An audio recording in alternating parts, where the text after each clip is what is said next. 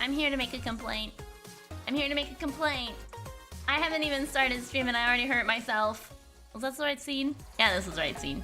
I went downstairs to make me a cup of tea so that my throat would be all nice and taken care of during Phoenix Wright today, because, you know, the same reason I didn't stream it last week. Went downstairs, went to the kitchen, I grabbed the cup out of the counter, but I wasn't really paying attention to what cup I was grabbing or where I was grabbing. No, I'm not sick. And the cup that I grabbed had a broken handle, and there's some porcelain, I think, pieces that were like stabbing off of the cup, and I grabbed it and it just sliced a good gash into my hand, and it hurts. It stings. I put a band-aid on it. It was bleeding a little bit. Ceramic, yeah. And, yeah, that's my complaint. I cut myself while I was getting tea. I did not end up using that cup, obviously, because I don't want to hurt myself more. So, what? I don't know! So I threw it away. I'm not sure. I think it's because it was a cup I got from a viewer, and so I think Aishika didn't feel like he could throw it away because of that reason, so he kept it. But it cut me. I mean, thankfully it's not like super deep, but it still like stings. It's still uncomfortable.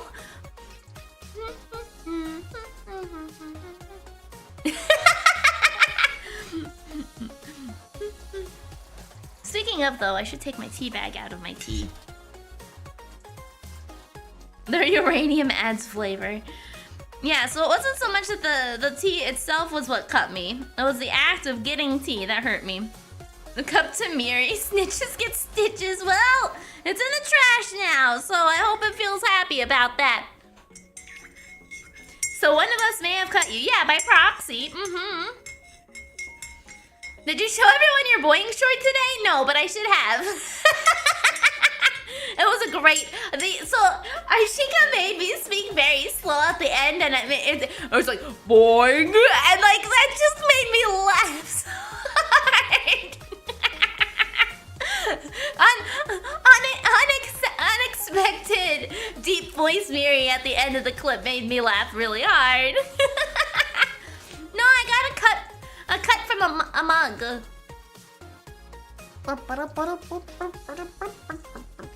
It was actually, if you want to count the person who got me the mug as the person who sliced my hand, it would have been Silencer.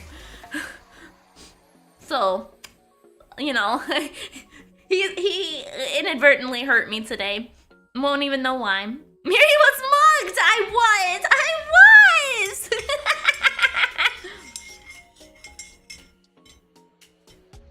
Cute? I was cute by proxy? Oh, I'm cute! Yeah, theater nerd, you're right! It's sad though, because it was a giraffe mug, and now I don't... Well, now it hurt me, and so now it's in the trash.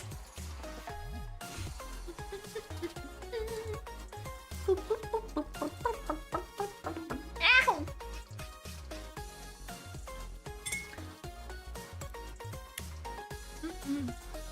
Shake my head. Can't even be safe at home nowadays. I mean, I'm never safe anywhere I go. I fall upstairs.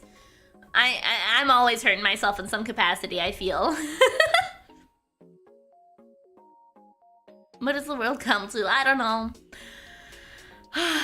Theater nerds.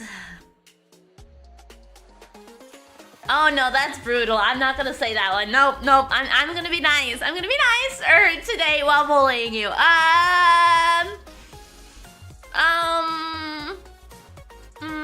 Theater nerds. Do I take the shot? No, I don't. It's so mean. That's so mean.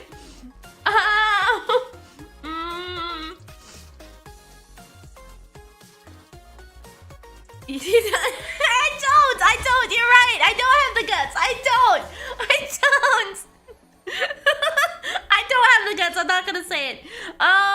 You stink. Yeah. I thought that was the point of bullying. Yeah, but the last time I was trying to like say something that was a bully, but it was disguised as a compliment, it hurt him really deep, and I don't want to do that again. Okay, so we're just going to do a surface level insult because I don't want to be mean. Get new roasts. No, the one that came to my mind was too brutal. I can't.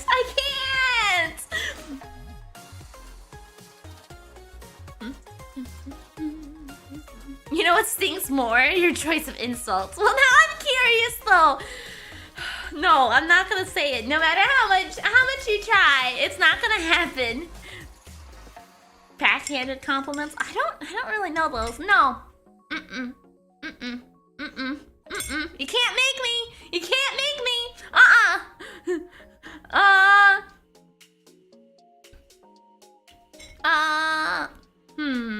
More order. You...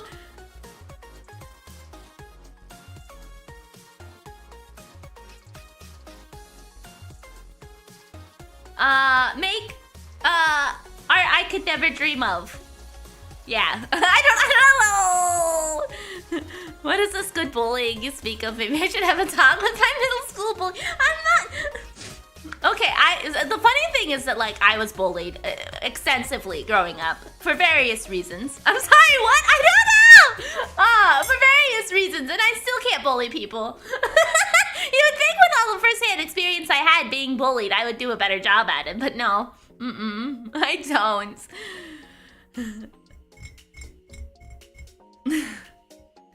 The work thing didn't hurt my feelings, just make me actively aware of something that I only passively knew. Fair. You just need to be bullied more, maybe. Miri once pushed me in a locker. I climbed in the lockers on my own, okay? That's what I did in high school, which probably also helped fuel the bullying, let's be real here. But I was like, I can fit inside of a locker, so I just And I just snuck myself in there.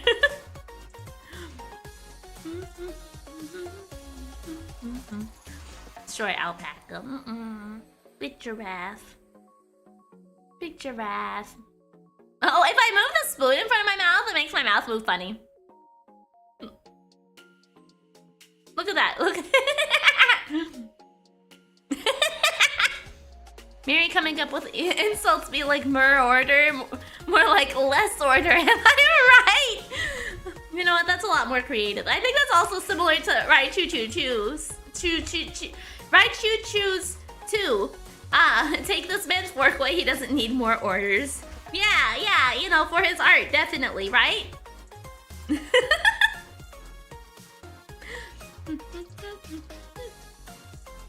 Okay. I have a spoon. It's a funny shaped spoon though. It's not like a regular spoon. It's more round. I don't know why we have one very round spoon.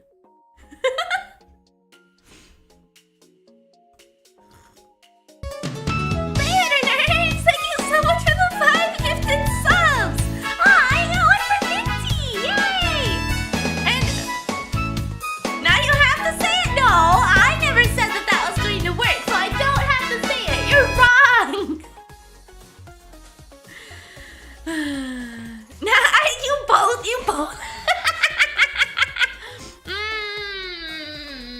No. Ungrateful. I know I am very appreciative, but it is actually very mean, and I don't want to be mean. I don't want to be mean.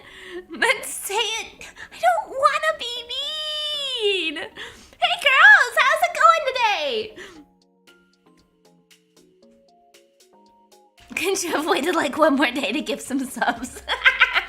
So that you would hopefully get one right. Be the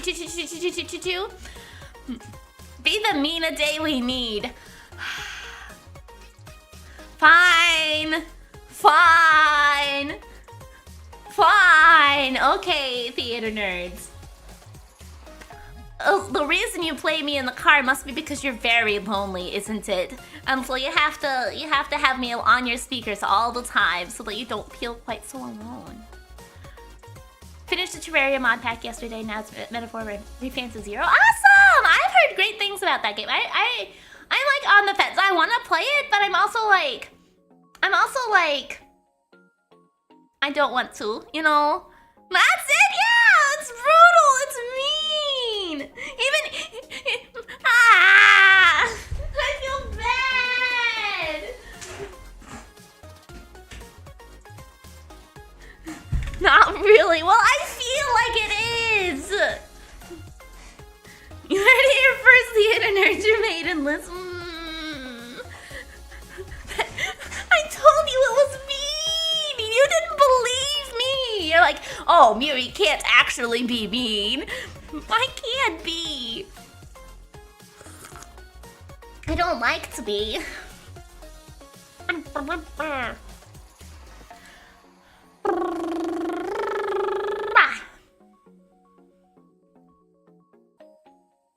Miridae-less. Oops. Boop, boop, boop, boop, boop, boop. No. I would say out of anybody in the chat that I would think would be an easy target, theater nerds, it's Lace.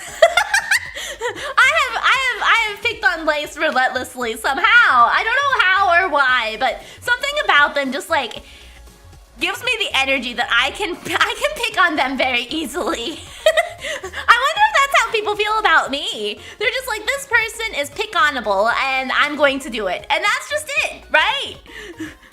I don't know. I guess some people just kind of have that vibe for whatever reason. Every time I've redeemed the bully, you do not miss. I feel like that's an overstatement. I think that's inaccurate. Lace rigged the game. Only they get the good insults. Hey, Spencer! I contain no flaws. That's why it's hard to pick on me. I mean, you heard what I said about you. When you redeemed it, it was not very good.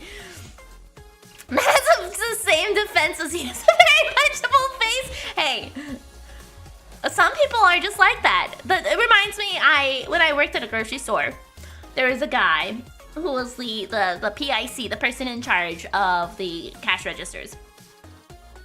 His name was one thing, but I always swore it was something else. Like, his name's tag said, his name, obviously, but every time I thought about him without speaking to him and seeing his name tag, I always thought it was something else. So every time I saw him, I had to remember, no, his name is not what I think it is. It's something else, you know? No.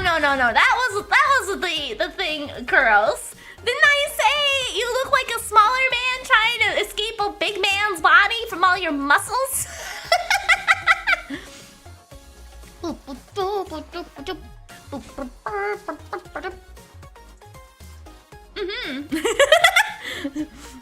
Okay, let's go ahead and move this. Okay, that's a good one. And then you immediately missed my response. That's very true. Yes. Because I am very bad at reading. Phoenix Wright. That's what we're doing today. I horribly misspelled Phoenix Wright. Whoopsie. All right.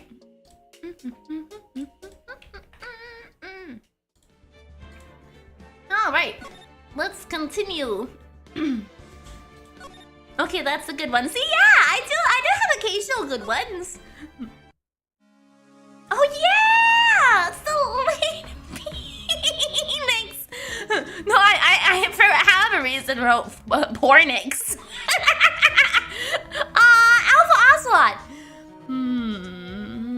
Alpha Ocelot. Alpha Ocelot. Happy Memorial Day to everyone who cares, right? You need to be more creative. I think I've said this one already, though. Come up with something more unique for a name. Hey, Clovers! Wolf. You know what? I'm gonna...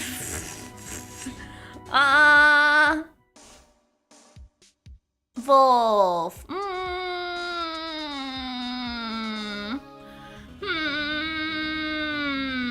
You...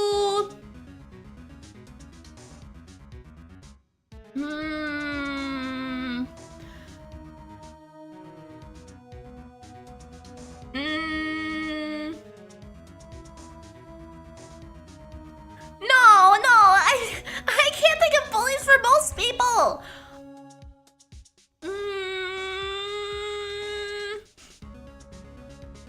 It becomes harder too because, like, over time, as more people redeem it, like, for copies, I'm not very original. Okay.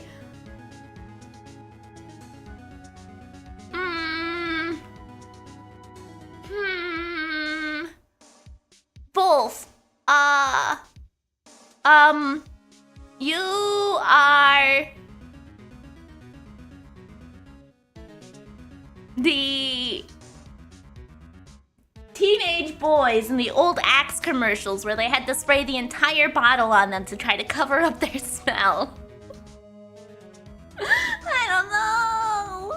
Okay, when I look at this character, my first thought is no, I cannot fix her. Yeah, I mean, I think that's fair. Have I talked to her at all? Okay, yeah, I did. I did talk to her. Head bandage. We couldn't do anything about that. I'm assuming we probably already examined everything in here.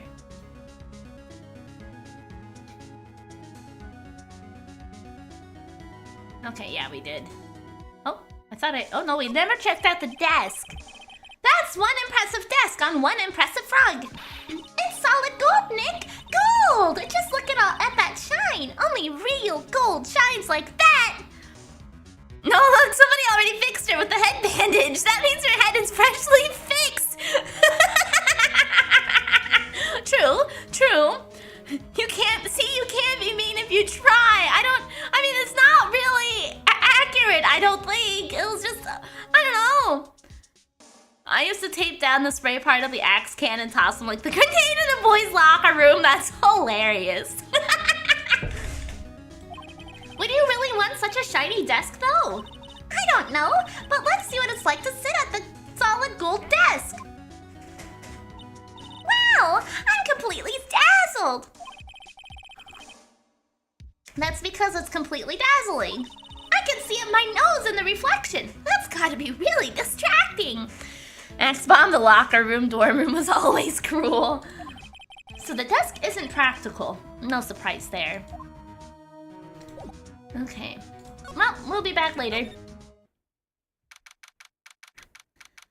Oh no, Wolf. January 7th, Vitamin Square. There he is! Old Seedy's back feeding the pigeons again. There, take this, and get out of my park! Like I thought, he's really mad.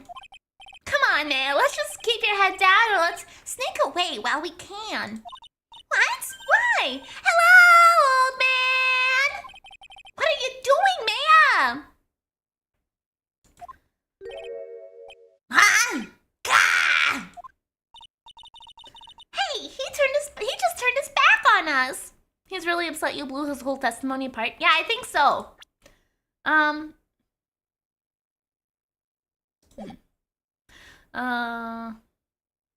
I found out my school had a watch list and I was on it.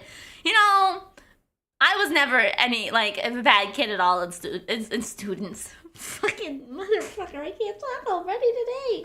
In school, the worst that I did was, I hit a kid on the head with a newspaper on the bus, and I got yelled at for that. And then I stopped being terrible.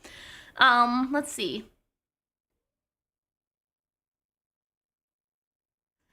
You remind me of that one scene in Rick and Morty where Morty is holding a death crystal in court and trying to say a sentence the same way you try slowly, letter for letter, say your insult. Hey! All you were doing was discrediting this man from being a witness. Yeah, it's because he was too busy checking out the ladies. I'm not surprised. I bet I really hurt his pride in the courtroom this morning. Hey, Mr. Kudo! Pigeon! Gah! Look, we really need to talk to you, all right? Out with the demons! In with good fortune! Ow! Ow! Ow! Seeds, shell splinters, painful. I always knew you were a demon, Maya. Hi! Hello! Oh boy. Today's trial. I'm sorry about what happened in court earlier today. God, everybody will be talking about me behind my back now. A dirty old man who is so busy looking at the serving girl's backside that he can't remember her face. A filthy, depraved animal. Not at all. Are you listening to me, boy? I don't care what you say. I saw what that waitress put in. She put some white powder into the young lad's Javachino. Well, something about this kind of makes me think that it's definitely not Maggie. Like, even if what he's describing is true, that does not quite look like Maggie's hair here. It's too dark. Because her hair is, like, light colored, right? Yeah, her hair is lighter colored. Miri, is his nose okay? I don't know. I don't want to touch it. I don't want to be near it. I just wanted to stay far away from me. We hear you. And another thing, the young layabout was wearing an earpiece. I also think your hair is shorter. Yes. Are you sleep friendly? I think you asked me that before, and I said kind of. Because I do yell sometimes, but I have heard some people say that they can fall asleep to me, so I'm not sure.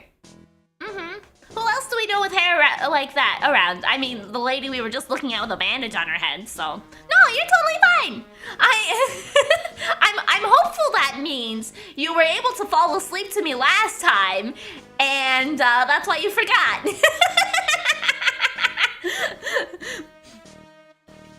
Would you? Absolutely not, Murder. No way. I would not touch that thing with a 10-foot pole.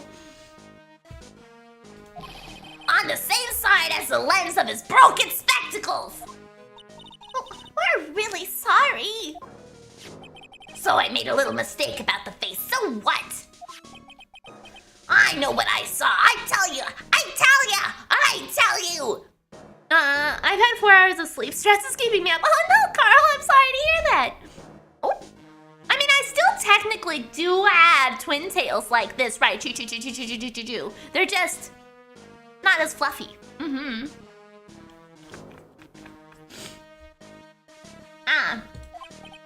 Okay, take it easy, please, Mr. Kudo. Don't tell me to take it easy, you spiky-haired brat. Take this! Embroiderer.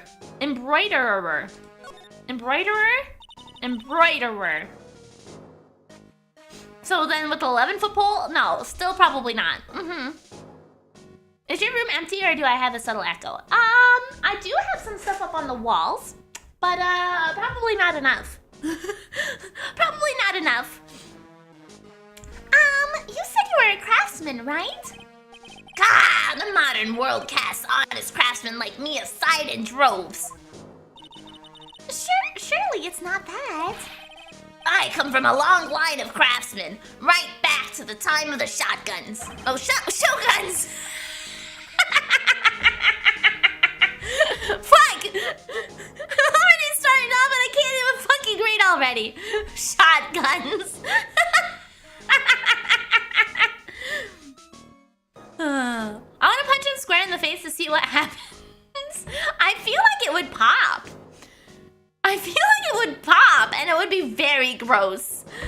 Time of the shotgun sounds cool, though. I mean, I think that's what happened during Buckshot Roulette. We were in the time of the shotguns. Yeah.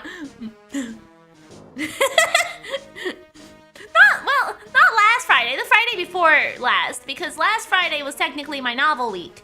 And then the Friday before that was, yeah. Do you hear me? I didn't become an embroiderer, I was born one. Actually, I'm kind of in the same situation myself. I wanted to stick my fingers up that dribbling old judge's nose and scream right down his ear hole. Objection! Oh, so did you want to become a lawyer when you were young? Can we set items in Buckshot's only beer? Yes, you can. You can change what items are there. Mm-hmm. Have a good life, Facundo! I don't think that's quite it, Maya. I think he's just in a bad mood, that's all. I've got a tsunami of frustration inside and it's ready to burst out! And if we let him start rambling now, we might never shut him up. What should I do? Cut in, suck it up. Let's interrupt, yeah. Actually, we've got places to go, things to check and stuff.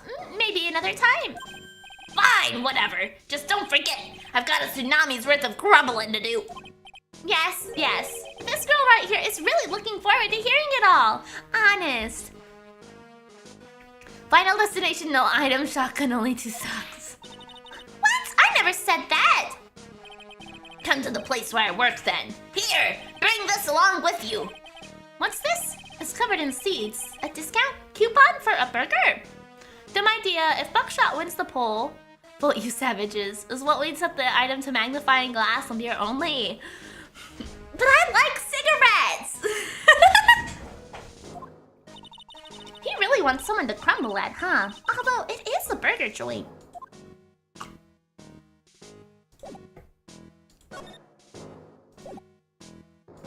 Did I actually get a coupon? Oh no. Well, the option is still there, so I guess we should probably listen to him. Is your nicotine addiction acting up again? No. I just, I like that when I got shot, I could at least get healed. That was it. Okay. God, the modern world casts honest craftsmen like me aside in droves. Surely it's not that. Right, I don't want to reread all of this again. Suck it up. Guess I better let him talk. So, there's not much call for craftsmen these days, then? Of course not, you idiot. All I'm good for nowadays is running errands. Errands? Everyone takes advantage of the elderly. Buy some bread, Gramps. Take the dog for a walk, Granddad. Feed the pigeons, old man. What am I, some sort of 2-bit community handyman? Buckshot roulette, but if you win, you also get lung cancer. Well, Buy some bread, now that I can understand. But what's the point of feeding some seedy pigeons? Why don't people say what they mean? Get lost, that's what they're trying to say. Oh yes, I'm just an inconvenience, you see. At home, at that restaurant, I just get in the way, don't I? I'm sure you don't. Wait a minute. What did he just say? At home and at that restaurant? Hold up. By restaurant, are you talking about Trebienne? Did you get asked to run an errand there, too? Yes, I did. The very day that young brat was poisoned. What? The errand? So on the day of the incident, what were you asked to do? Glad you asked, boy, because I'll tell you what I was asked to do. Buckshot Roulette Divorced Dad Edition, cigarettes and beer only. All of a sudden, that young lad slumped over on the table. The serving girl collapsed.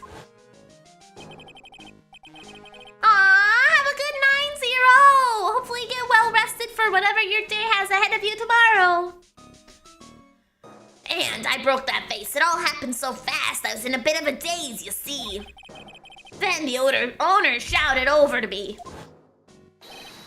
Excuse-moi, you caller, please. Call them yourself, I should have said back, but I didn't think of it at the time.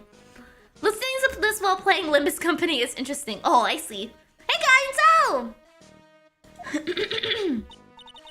So, did you end up calling the police? Like I said, I was in a bit of a daze. Did you call them on your cell phone? Ah, do I look like I have one of those newfangled thingamajigs? I went out to look for a payphone, of course. You went looking for one? I couldn't find one right away, you know. Wandered around for 5 minutes or so. 5 minutes?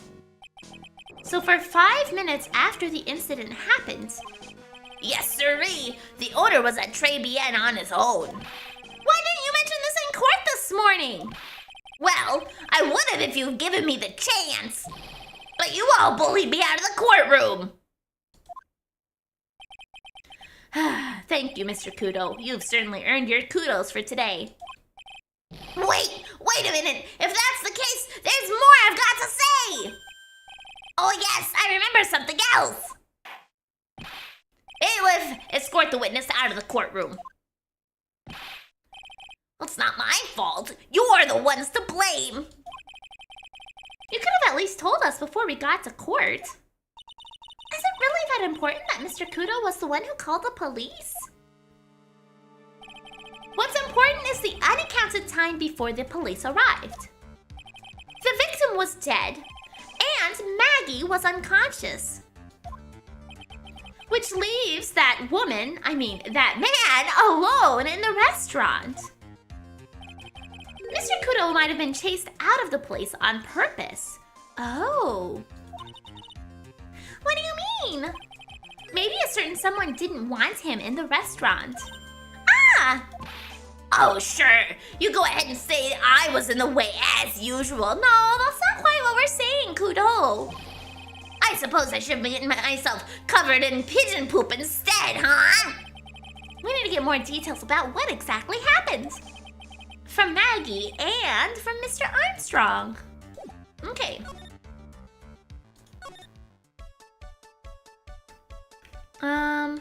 It looks like he's not here.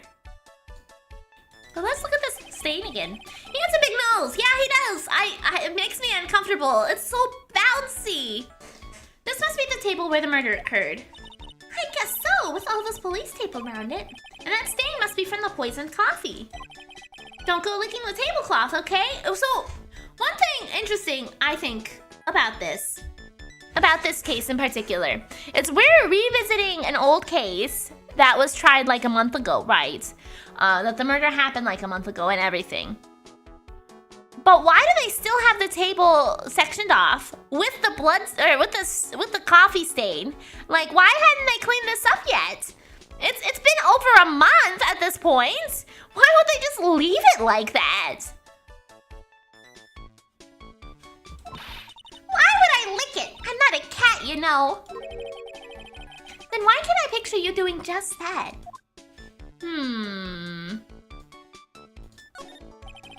This table's set nicely, just needs a customer. Hey Nick, do you think old CD was talking about a vase like this in court today? It does look like it's ready to fall over any second. It looks kind of fragile, too. I bet if Mr. Armstrong charged $10,000 for every vase the customer broke, he'd be able to pay off his loan really quickly. If you hit people with that kind of bill, man, they will hit you back. I imagine the crime scene is still less repulsive than the food. Probably. Okay. I assume he's gonna be in the kitchen. Yeah. January 7th, Trey and kitchen. Looks like Mr. Armstrong's out again. But the place is open for business. You can't have an open restaurant without a chef. Hey, it's not my fault, Nick. Don't take it out on me. Only a couple of minutes after the incident happened, Mr. Kudo left the scene, leaving Mr. Armstrong here alone. Missing when we need to talk to him the most. Maybe he's trying to avoid us on purpose. We already checked that stuff in here, it looks like, since court. I don't know that we need to look at the pot, but sure. That smells good. Something's bubbling away nicely in the pot. It must be the lobster and abalone fricassee with a balsamic vinaigrette. Isn't that what I ate yesterday for lunch? Yeah, I think it's been permanently burned into my brain now. As an example of what truly awful food tastes like. I bet it tastes really good if it was prepared well. Balsamic even. Okay, well, never mind that idea.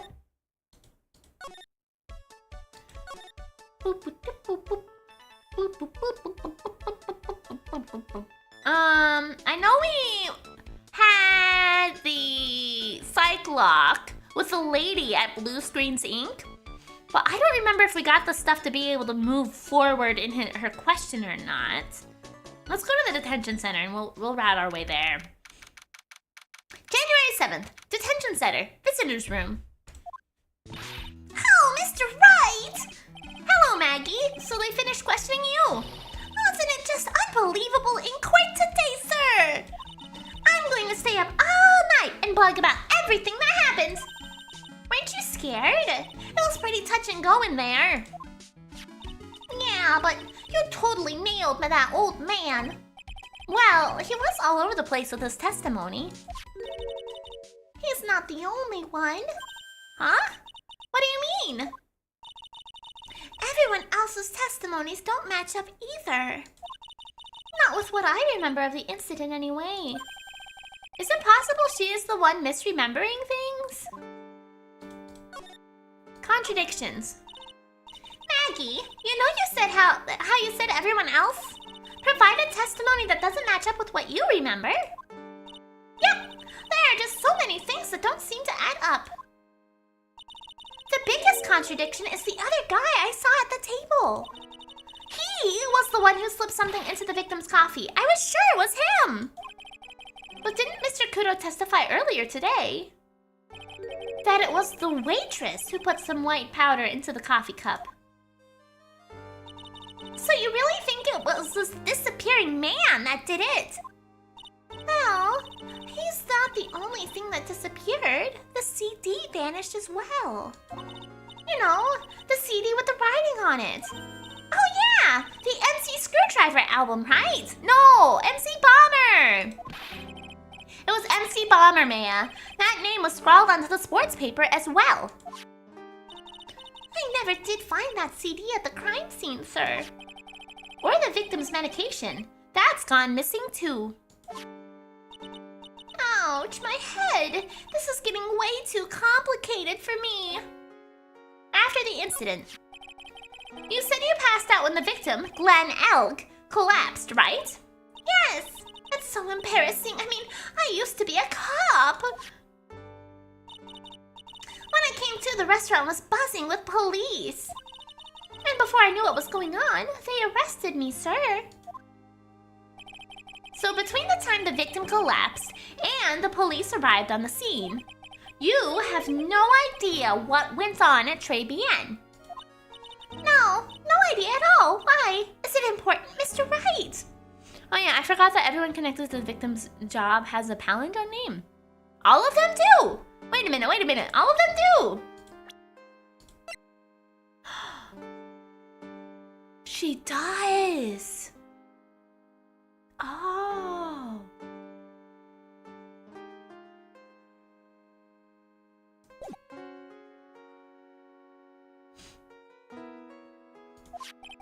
The other witness, the old man from the park, was pretty much chased out of the picture.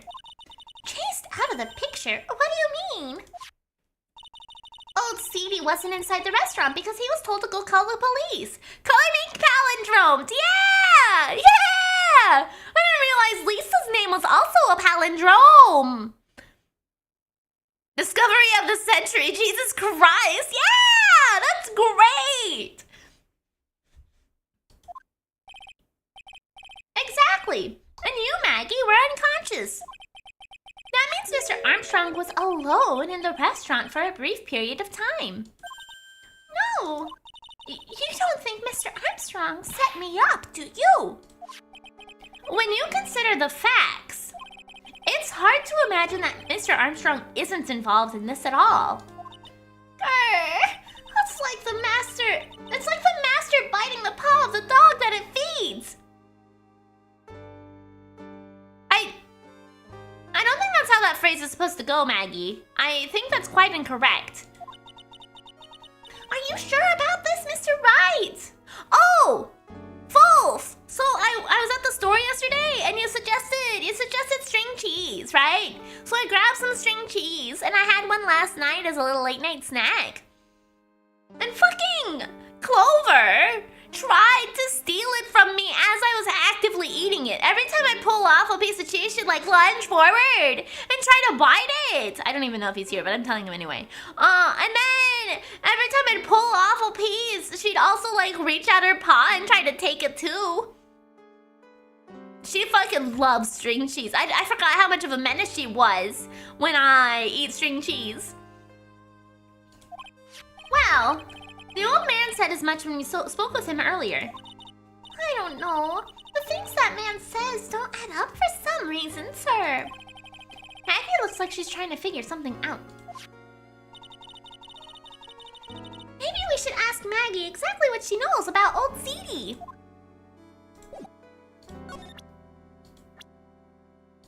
Clover's menace. Unless I'm asleep. That's fair. Yeah, I mean, I wouldn't expect you to wake up to tend to my needs if you were asleep. I would hope nobody prioritizes me over their sleep. Sleep is more important than an anime girl on the internet. I feel much better after the trial this morning. I've been in a bit of courtroom proceedings addict for years now. It feels like forever since I saw a witness as slippery as that old man. He's not really that bad of an old man, though. Still, I feel a bit uneasy. Huh? I thought you just said you felt much better. Maggie, if there's something on your mind, you've got to tell us. Especially if it has anything to do with Mr. Kudo or his testimony. Roger, I'll spill it all and see what you make of it. Victor's testimony. Yeah, but I would feel... I can't think of any situation where I would need to ask for something like that.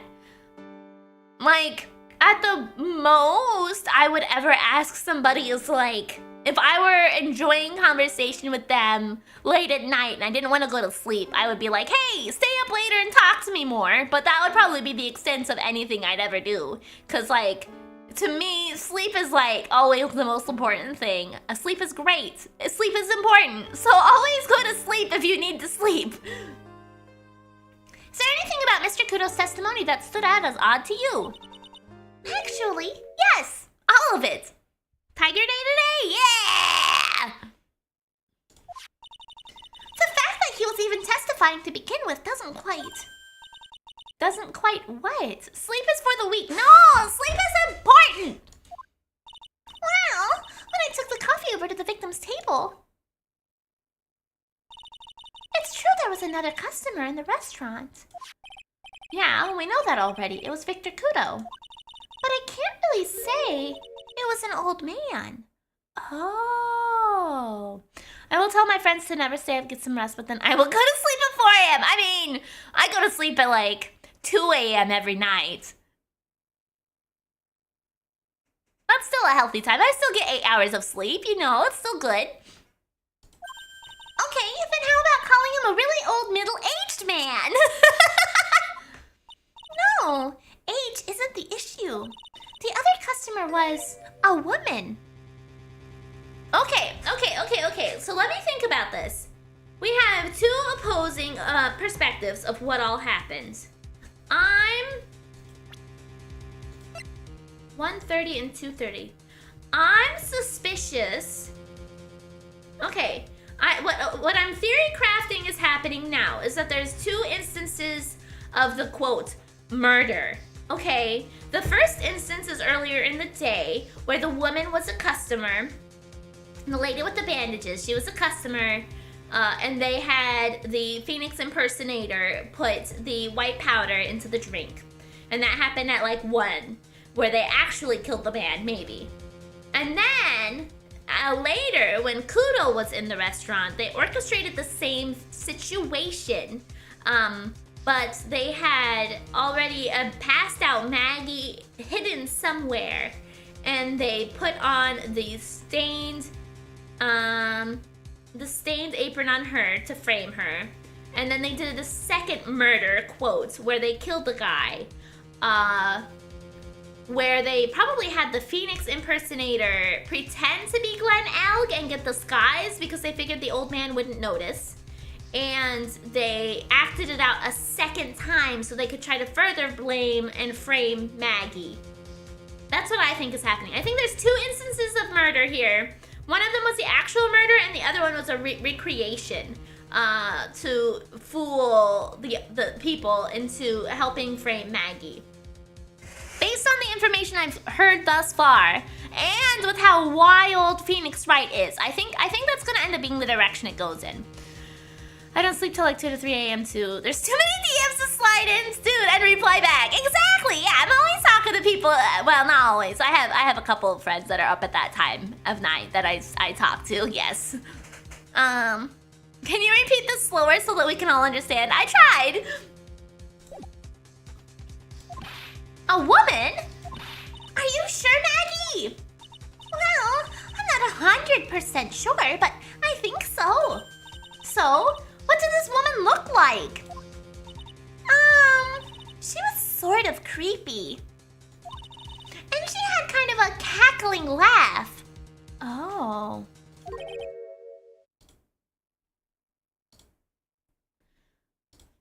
Creepy? Cackling? Why do I feel like I've come across a woman like that recently? No, you were totally fine. I just hadn't read it. I was a little slow to read it. You're okay. You don't need to apologize.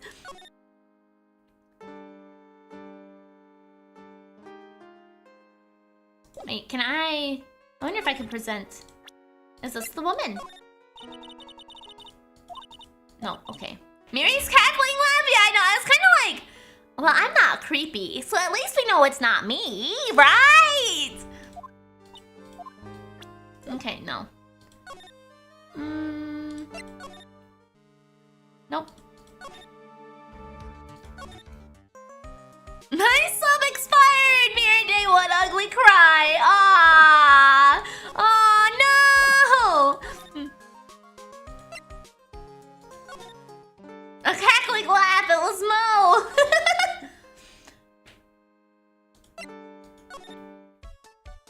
Okay, let's go back to blue screens. Hey, it's Lisa. This is the same hottie theme. Boop, boop. Alpha Ocelot, thank you so much for gifting my What's up? That's so nice of you.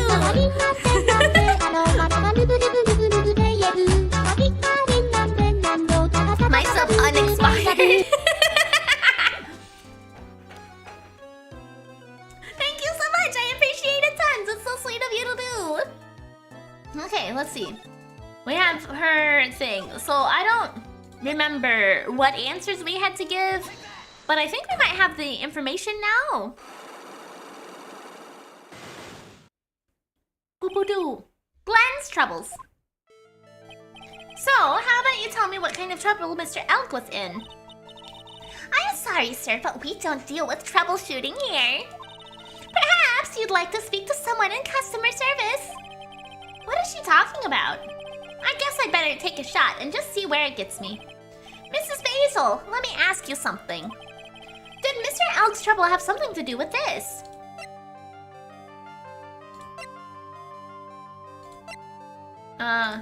The tickets. I need this sub to be completely and utterly insufferable for specific people. You know what? Speaking of those specific people, right, Choo, I haven't seen them. Basil's response sound you're insulting. Yes, her, yes, yeah. What is that? A bunch of horse racing tickets, all losing ones. With that many tickets, you could get $1 at the recycling center. You good people are very, very bad. Cashing in on others' misfortune is immoral. Is that a whiff of hypocrisy I smell? But what is the relevance of these tickets? The victim, Mr. Glenn Elg, he had a gambling habit, didn't he? I don't think that's a logical conclusion based on the facts. Everyone likes to go to the races from time to time. Yeah, but not everyone buys this many tickets. Anyway, I don't believe that proves anything on its own. You're right, but I'm not through yet. Mr. Elk's gambling wasn't restricted to horse racing, was it?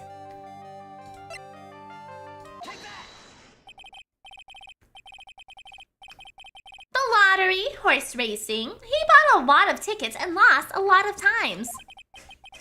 I like to watch the long neck horse race. I don't know that there are any long neck horse races. I mean, would I be categorized as wholesome though, Wolf? Because I don't know, I don't think I would really categorize myself as wholesome. I would say I'm questionable. I'm like in the gray area sometimes, you know. Ostrich races? Ostrich races? Really? That's got to have hurt his wallet pretty bad, don't you think? Maybe bad enough to be the cause of some pretty serious trouble, perhaps. No! Ow! Thank you, Sage. Man, you had some spin on that bear! That was some spin on that bear! You might have a vocabulary, but you don't have a bad bone in your body. So I'd say wholesome. That's fair, I guess. Chocobo races, yeah! Chocobo races! Perfect, Neri. Participate in the ostrich races emote? No! No! You are right. Glenn did have a gambling habit. You good people must not follow his example. Do you understand? Trust me, even if I wanted to, I don't exactly have the money to buy any. But if you win, there's no problem, is there? I feel like a lot of Mary's bones are bad though. Mary, what is the quality of your bones? Actually, I would say my bones are especially good quality. I have never broken a bone in my body. I have cracked one once. Other than that, my muscles are the problem. I sprain my ankles, I sprain a lot of things. That's the part of being hypermobile and extra flexible is that I just sprain stuff. I don't really break things. But your skin is horrible. Too easily cuttable. It is. Yeah, I got cut by a mug today. Yeah, I got bad muscles. And Glenn had a winning ticket, didn't he? For $500,000. Yeah, but it's hard to imagine he could have been in trouble then, isn't it? It's true that Mr. Elg won $500,000 in the end. But that was his first stroke of good luck. He was in deep trouble before that. Deep trouble? What What do you mean? Mr. Elg's real problem was with something or someone more terrifying and ferocious. Hey King, how's it going? Mary keeps chopping her legs off. No, my legs are quite attached. Mr. Elg met with someone on the day he was killed. I saw your Twitter post of your model just giving random face expressions. Yeah, I was having some lag, so I was trying to catch up. But it was like a expression slideshow. Oh. You remember how you're my cow in Fields of Mystery King? You remember that? Yeah? I bred you over the weekend. And you gave birth to Co. you gave birth to Co. She's a beautiful red cow. Mary, you did what? I bred my farm animals this weekend. We got a beautiful red cow.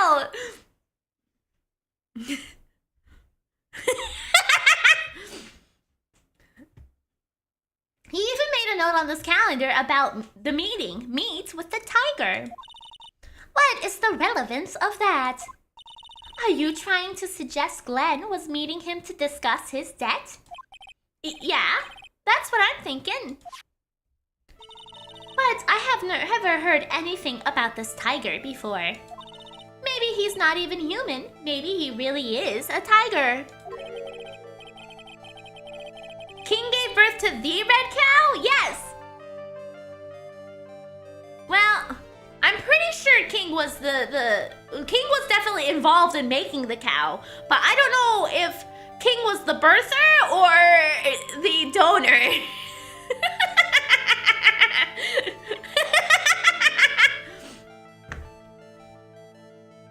I'm no programmer, but does she really expect me to buy such messed up logic?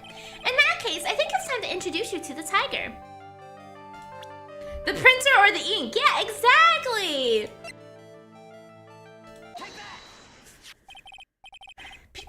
Tigre, also known as the Tiger, is the boss of a loan office called Tender Lender. I have no idea what this red cow is. In Fields of Mystery, you can get different colored farm animals. It's like Harvest Moon or Stardew Valley. And so I have been breeding my chat members to try to get fun colors, specifically red or pink.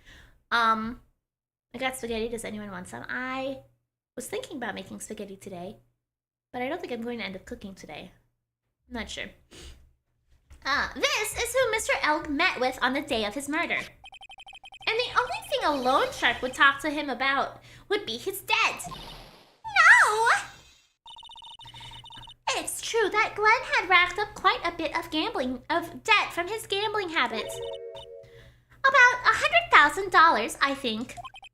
$100,000? Ouch! But I heard he won the lottery, so he should have been in the clear. Shame Maggie couldn't get a bit of that good luck. Okay. So the guy got lucky and won the lottery. But what if he hadn't won? What was his plan then?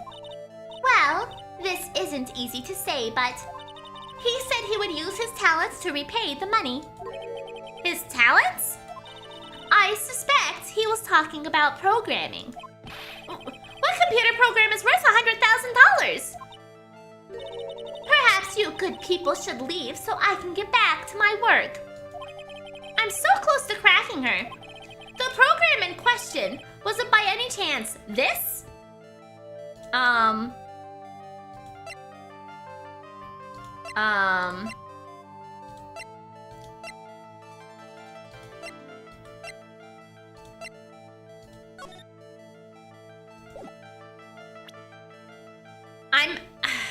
I'm thinking it's MC Bomber. Yeah, I am. Yeah, fuck it. Nope. This is a very delicate matter. Without the necessary data, there's really no way I can access the information. Fuck! Miri bred me with Facundo, and all I got was a hat. Hey, I gave you the hat before you had sex.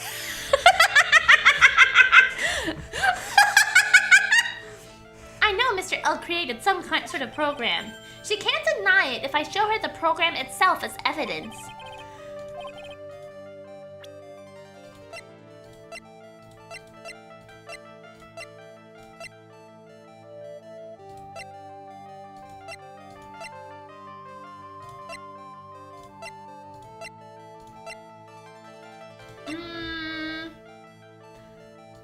I don't think I have it.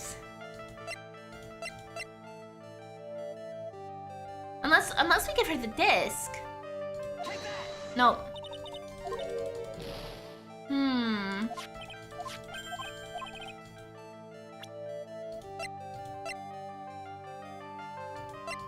I don't have it then. Gumshoe's lunchbox.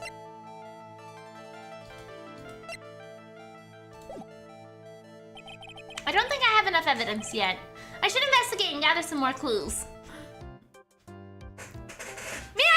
Thank you so much for subscribing to me with Prime! I greatly appreciate it. Thank you! That's so nice of you to do.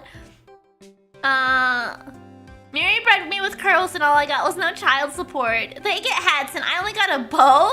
You starved me and don't even give me fancy stuff! I give you guys what you asked for, okay? You wanted the bow, I gave you your options. Okay, that was it. I did what I could, and that was all. Okay, we need to go back to Maggie. We need to give her Gumshoe sausages. I'm going to be right back, take a 5-minute break, avoid the hot water about the events that took place on the weekends, and I'll be right back.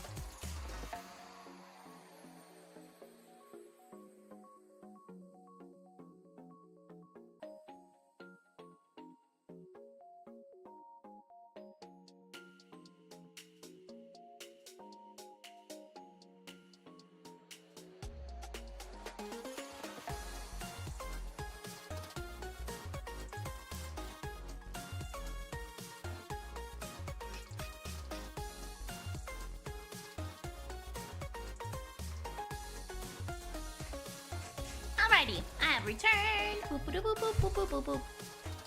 Okay. I'm gonna give Maggie Gumshoe sausages. Hello? Can I help you? Thank you. Glad to be back. I forgot that we need to give her the sausage. Clover? What? Oh, I see. You want my string cheese. Miri, can I have my rightful house back? We'll see how you behave through this week, okay?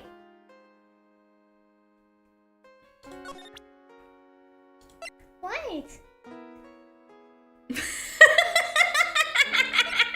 No, we're delivering sausages, okay? We're giving Maggie Gumshoe sausage per his request.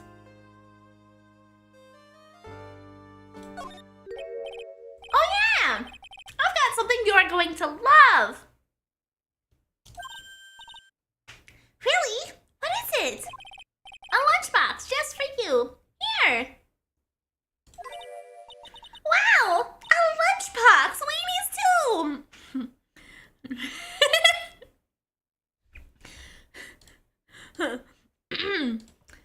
Give her a gumshoe sausage per his request. What the fuck did you give to Maggie? Give her your sausage, me. I have given her the sausages. No, you little shark. No. No. If you want cheese, you have to ask for it. Okay, you can't just take it. If you want cheese, you have to ask for it. You can't just take it. Oh, no. No. You can't just climb onto me and slowly go towards my string cheese. She's fucking a monster. Okay. Just Uber Eats with extra steps, you're right. No! If you want string cheese, you have to ask for it.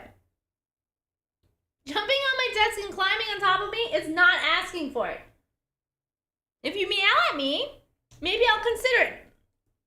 Hey.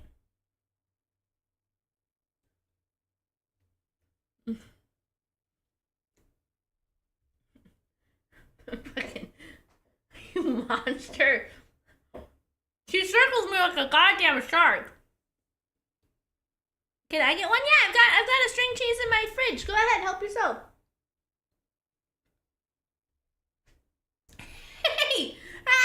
Hey!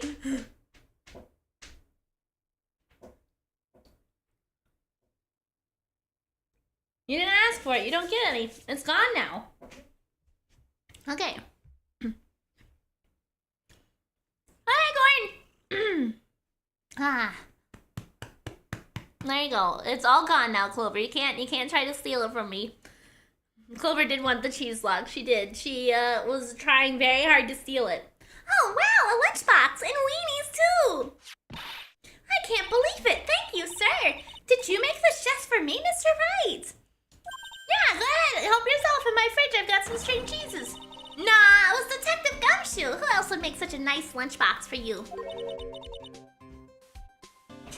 No, they can't. They're not supposed to have cheese, but she fucking loves it. Detective Gumshoe? He's really worried about you. Looks like he put a lot of effort into making this, too. I can't accept it. Detention center rules. No gifts allowed, sir. Hey, come on, Maggie. Don't be like that. The rules are rules. They'll lock you up if you break them. Somehow, when an ex-cop turned waitress says that, it seems a whole lot scarier. And anyway, I hate weenies. Oh, really? That's all yours, Maya. You can enjoy it with Mr. Wright. But... She's right. It's better than letting it go to waste. But... I guess so. Gumshoe's lunchbox eaten with Maya. Well, how was it? Yeah, that hit the spot. I love weenies. I'm sure you do, Phoenix. I'm sure you do. to you then, sir.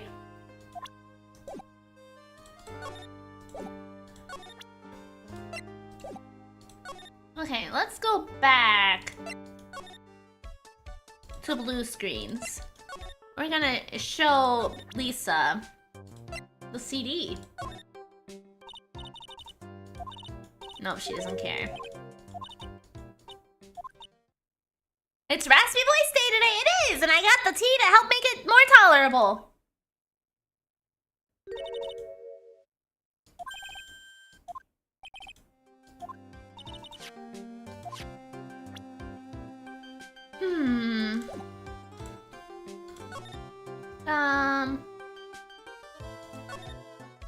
Did I try to show Maggie the disc?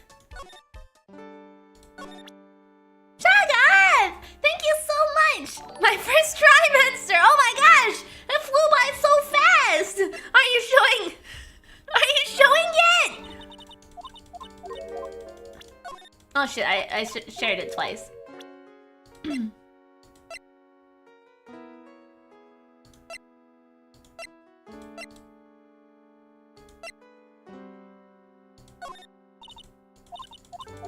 Okay, so she doesn't really... Fuck, I did it again!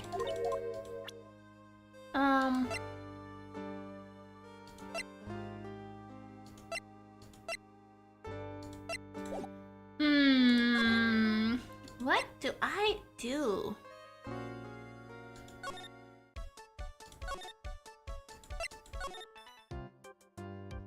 I need to... Tried to show her the CD. She didn't give a fuck.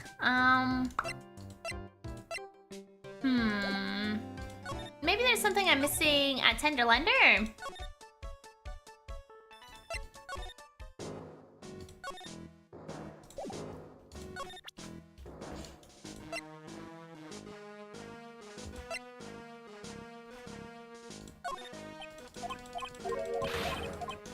Okay,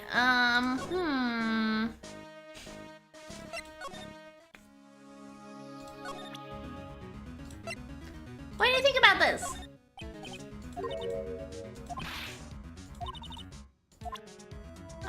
What do you think about this? Nope.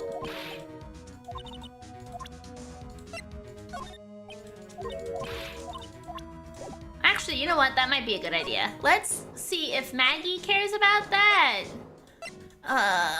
Fuck.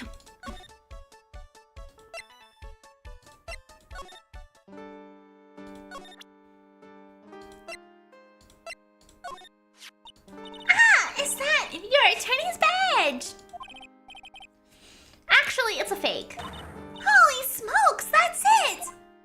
Huh? That's the badge your phony had, Mr. Wright! You got duped by this? But it's a completely different color. And what about the fact that it's made of paper? He said that the badge got a tan as well while he was in Hawaii on business! Oh my god. Oh my god! The badge got a tan!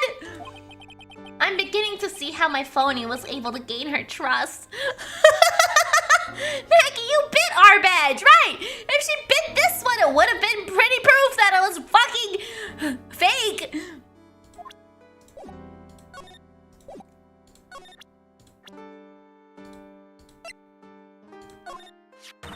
Holy smokes! That's him! Huh? That's your phony, Mr. Wright! Just look at that ridiculous suntan! For the record, I'm not sunburned like an over-dried tomato, so I don't see how... He told me he'd been on a business trip to Hawaii, and that's where he got his tan. I'm not hearing this.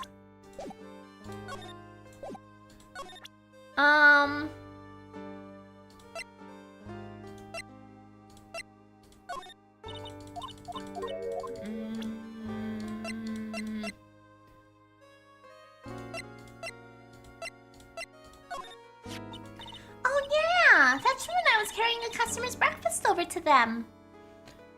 If you bathe this blade in Sprite, it will become black over time. Really? The ketchup splotch, you mean? My whole face was fire engine red thanks to that stuff. But you spilled the ketchup on your apron, didn't you? I don't see how. The ketchup-covered omelet went flying and hit the customer in the face.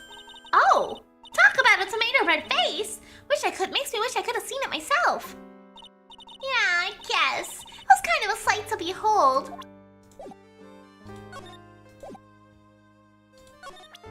You're small, but no smaller than normal. No! I'm always huge, okay? It just looks like I'm smaller on the screen, but I'm really giant, okay?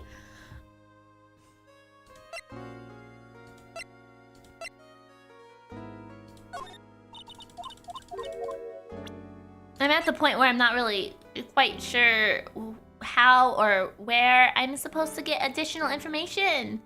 So I'm just kind of like, hey, what do you think about this? What do you think about this? Potassium cyanide? I've never heard of that poison before in my life, sir. Okay, maybe I have. But I've never seen it before. That's the truth. Mary's pelican size. No. I'm the biggest giraffe ever. There's more than one way to darken the blade with other chemical reactions.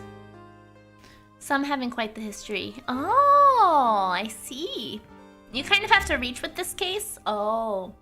I wouldn't even know where the nearest potassium cyanide dealer is in the first place.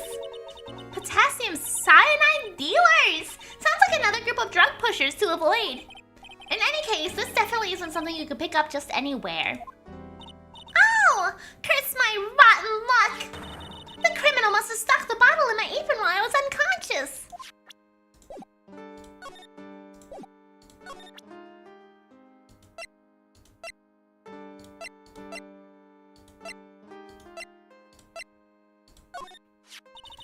That's the cup I took over to the table, sir. Bird is guilty 100%. No, I don't think she is.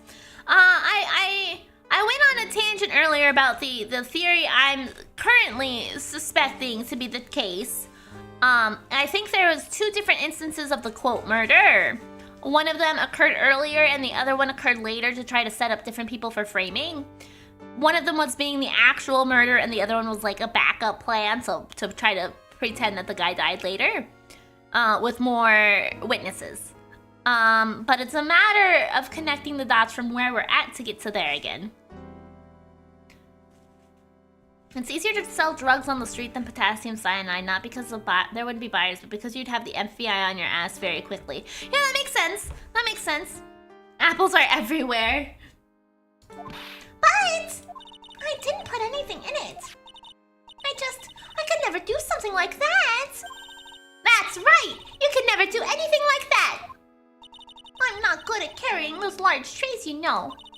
Trying to balance a tray with one hand to put something in the coffee with the other. That'd just be asking for trouble. I'd drop something for sure! That's right! Is she expecting me to claim she's too clumsy to have committed the crime?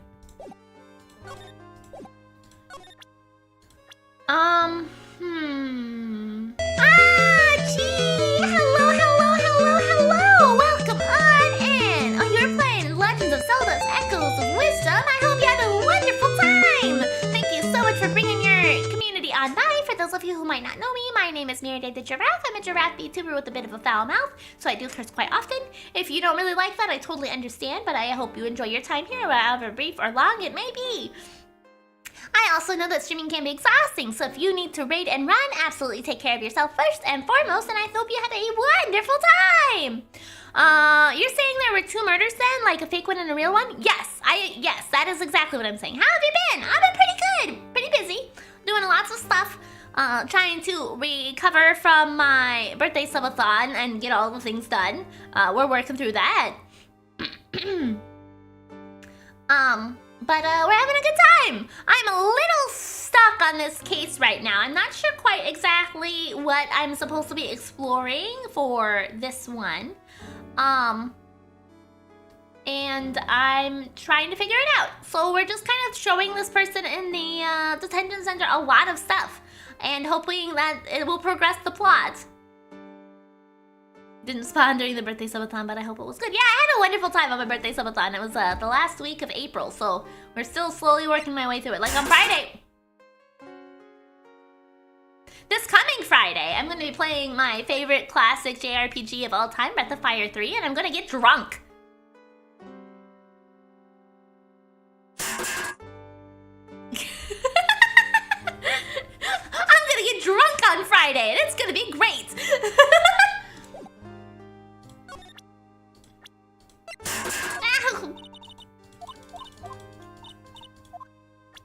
Ah, shit, I showed her again.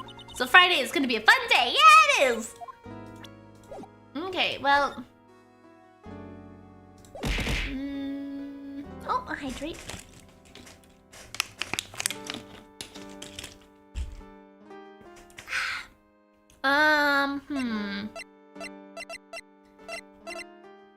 Maybe you have something to do with Violetta still. Maybe. Maybe I should show her the CD.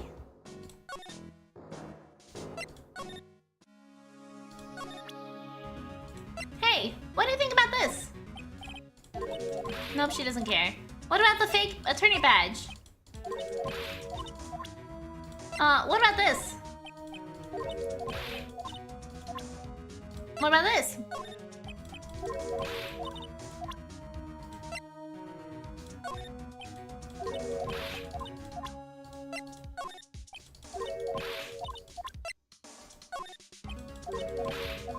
She's just not giving me anything to go off of. Come on, talk to me. Ah. I would love more coffee, but I think if you gave me coffee, you'd poison it, so probably not.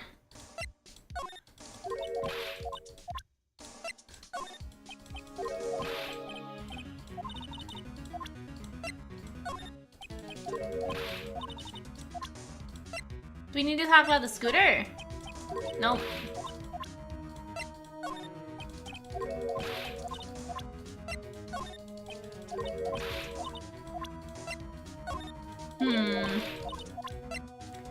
Come on, talk to me! I wonder what would happen if a giraffe did drink coffee. I'm not sure. I don't think it'd be healthy for a giraffe to drink coffee. But being part human, you know, makes me allowed to drink coffee. What about my attorney's badge? No. Did I show you everything? I did. I can't do her cyclock.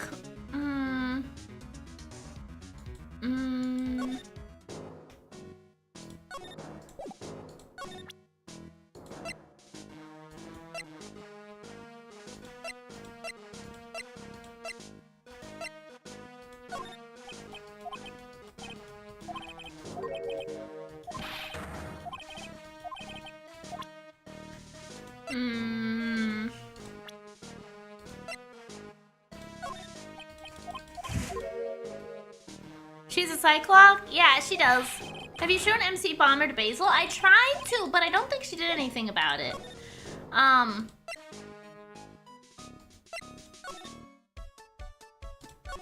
It depends how much coffee they drink. Yeah, I feel like for most animals, it's probably the case. I feel like I tried to break it last time, and I couldn't, so I don't think I do have the evidence for it. Or at least I don't understand what I might need to show her, maybe.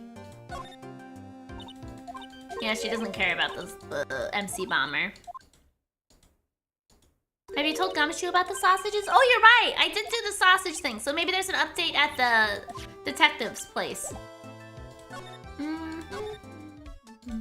Oops, wrong one.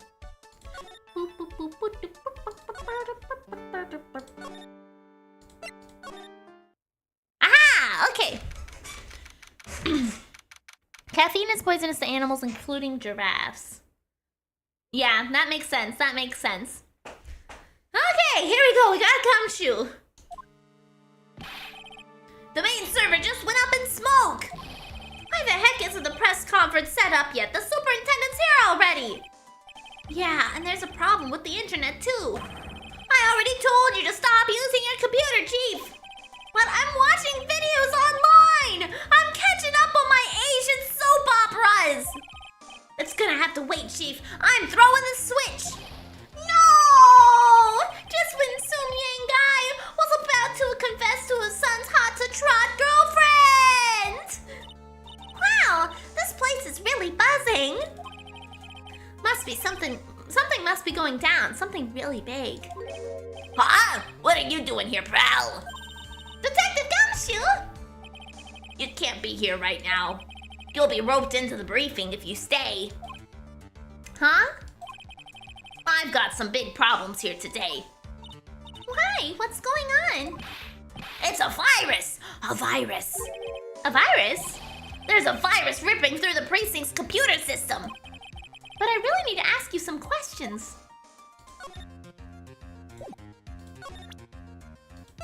Was it this? Ah! This is it! This stupid name! I remember now! I thought so. Here it comes. Don't just nod to yourself and keep me in the dark, Nick. What's going on? It's okay, man. You don't have to cry about it. The name scribbled on that sports paper and written on that CD. That's the name of the virus. MC Bomber! Ah! What? Yeah, the virus that just infected every computer in the station, pal. It's MC Bomber! Can you give us more details, please? Excellent. Tender lender. Okay, I'm only gonna say this once, so listen up. Yes? No matter how poor you get, never borrow money from a place like this, you hear? Okay. If you got money trouble, just go on a diet of instant noodles and hang in there. So would this be confirmation of what that CD actually is? Yeah, it's a virus, apparently. We're going to have them tell us when we get to that dialogue option to hear more about it, though. But yes, it does seem like it is a program of some capacity, which is, I imagine, will update the thing so I can actually go through Lisa's psych lock. We're not thinking about borrowing money, Detective. We just want information. Oh, is that all? Well, let's see. Tender lender is considered to be an even fishier than the average illegal loan shark. And it seems it ran into trouble just recently. Gumshoe with a college student life advice? Yeah, I mean, he basically exists on pennies, so he would know. He would know. And those guys have been pretty heavy-handed, calling in all their debts. Debts, not deaths. Really? Don't go poking your nose around in their business, pal. You'll really regret it if you upset that lady. All right, I get the picture. Hey, wait a minute. Upset that lady? What did he just say? That lady? Who's this lady he's talking about, Nick?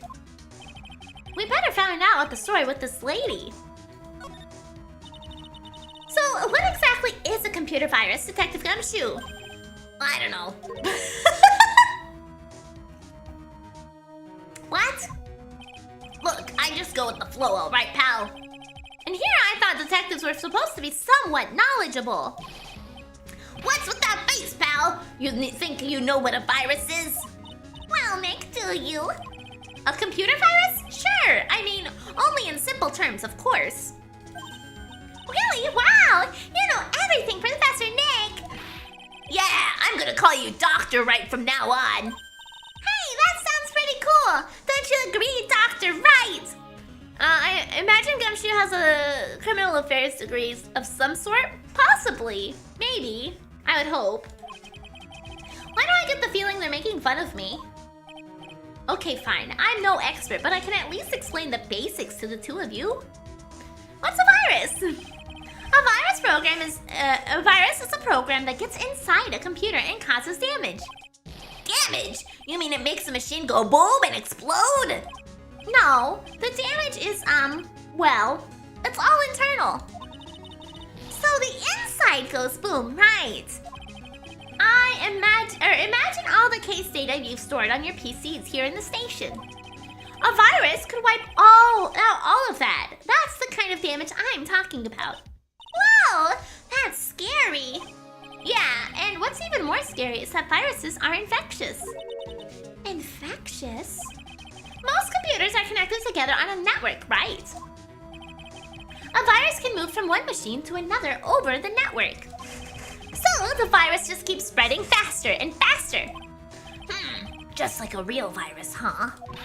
But Nick, why would anyone want to make a program like that? Yeah, it takes ages to type in all that data. Why would you want to destroy it, pal? No, people don't infect their own machines. They send the virus to someone else's. What? That's horrible. Oh, I get it. It's like you sneezing on Mr. Godot so he catches a cold. Right, then he wouldn't be able to turn up in court because he'd be too sick. You really shouldn't do stuff like that, Nick. It's wrong. Who? What? Where? When and why did the conversation jump to talking about me? Anyway, that's what a computer virus is. A bad program that causes damage. And all the different viruses have names, right? I kind of feel like I've heard the name of the virus we caught somewhere before. The name of the virus, huh? I feel like I've heard of it too before. Well, good news is we already got that dialogue option unlocked! I'm exhausted of Wright being shit on. I know, poor guy. We already knew about the MC virus from a while back. A group of criminals issues a series of demands to the head of honchos of law enforcement. They threatened to release the virus if their demands weren't met. Who are they?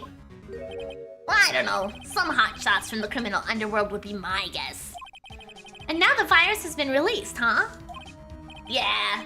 It's in every computer in the public offices in the city. Hey, Toy! How are you doing today? Are you on your computer? Everyone's going nuts. They're hopping around like they're dancing at a carnival. All this stuff with criminals and viruses, it almost feels like we're in a sci-fi movie. We know a lot about Gumshoe's life. He finished school, then did a bunch of odd jobs, and eventually joined the police academy. He never went to college. Oh. Toy, he is Miri. Yes, true, yes. Apparently, the programmer who made the virus was a real genius or something. Doing all right, still on phone. Oh, I see. The focus right now is on tracing the routes of this virus on the black market. You mean someone put this virus up for sale? Yeah, and because this one's so powerful, they're estimating its price tag was in the millions of dollars, pal. In the millions? A virus can be worth that much? MC Bomber contains a computer virus programmed. Programmed? Okay. I know I lost a lot of health, from trying Basil's thing. Do I have... No, I don't have the leftover sausage container. Okay. But, we should be able to take care of her now, at least. Don't put that virus in your PC, Miri. I mean, technically, because of the fact that I'm playing this game, wouldn't it already be on my PC? Who found your body? Oh yeah, Toy! I don't think you were around, but I got you and Wright Choo pregnant again, so you guys had another baby!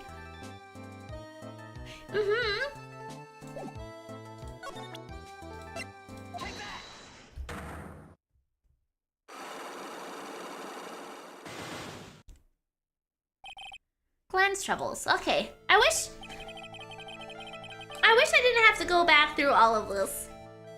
But I'm gonna have to because it doesn't save my progress, which is too bad. Does his troubles have something to do with this? Gambling. Is it born? I'm pretty sure it was born. I don't remember though. Miri getting everyone Pregente left and right. I did. We finally got the red cow, so I'm delighted.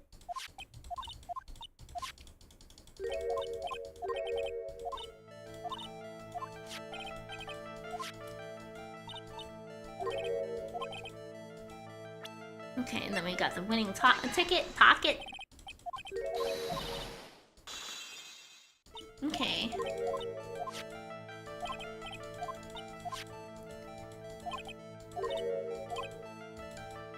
What's something ferocious? The tiger.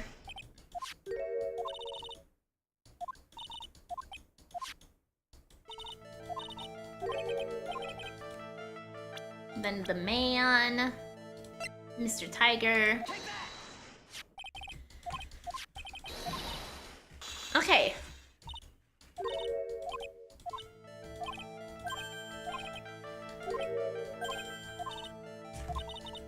He said he would use his talents. I suspect he was talking about programming. And then it's evidence. And it's this. Aha! There we go! We got it! Okay. Hopefully this is the final lock so that we can get this one done.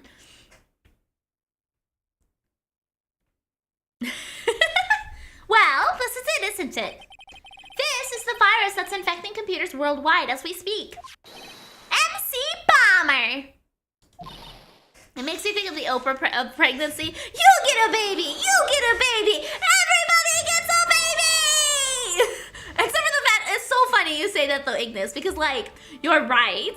You're right. In the case of Fields of Mystery, yes. However, in reality, I hate kids. I don't want babies. I don't want to have babies. I don't want babies in my immediate vicinity. I don't no babies ever, okay? But Fields of Mystery is a special case. I'm an operating system. I simply have no mouth, but I must breed. I mean scream. A little bit before my surgery. But my surgery happened before I was streaming.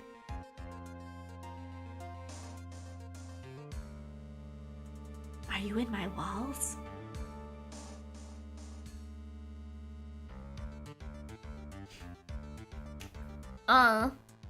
The stream broke on my side the moment you said you get a baby. Glenn's troubles. Oh, is it a different one? Because the topic came up with the surgery. I don't know, but I got my tubes removed in 2022, I believe. 2022. Before I started streaming, because I started streaming in December of 2022 and it happened in June. I haven't had really like extensive surgeries, but I guess if we were talking about a procedure I've had, it was probably when I numbed my hips last year. I would guess, maybe. I don't know. I feel like I talk about me being sterilized frequently. Kids are important. Gotta keep the bloodline going. It's not like you need to have or care. No. I would not be a good parent. So that's why I was like, absolutely not. No. I was very careful to not accidentally say it like that again. I was very careful to not say it like that again. Gets repeatedly sterilized. Yes, that's one way to absolutely make sure I can't have any children. Just keep doing the procedure over and over again. Glenn's head had more Glenn's head had more processing power than any computer. But it had been getting infected with a gambling virus.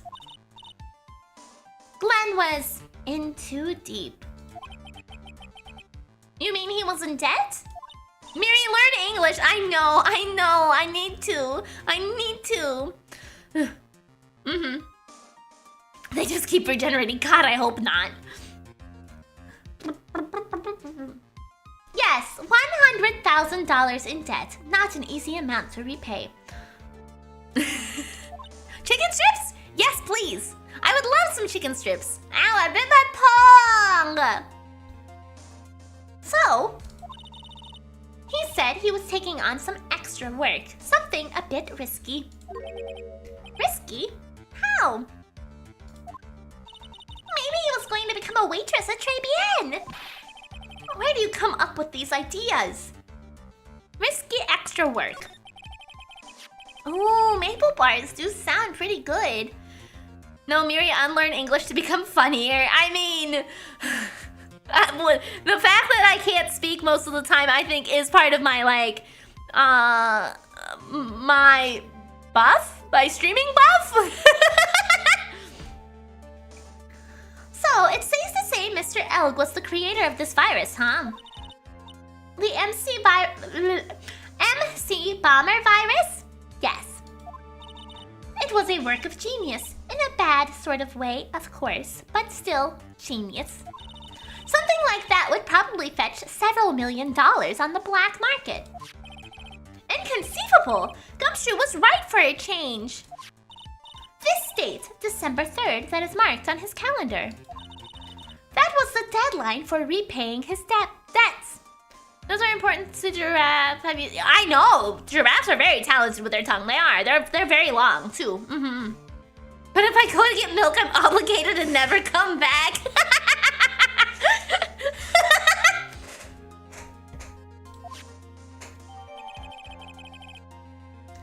MC Bomber updated in the court record. I guess I won't be needing these horse racing tickets anymore. Glenn Elk's losing horse racing tickets thrown back on the floor. Use the trash can, Nick! Okay.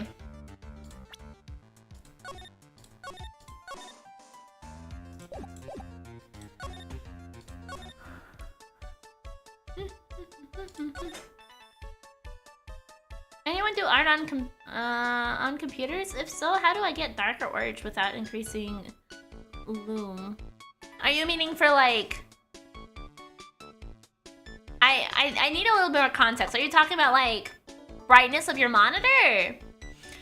Special DoorDash. That's true. And you know what? That was the first version of DoorDash. Milk delivery, man. You're right. You're right.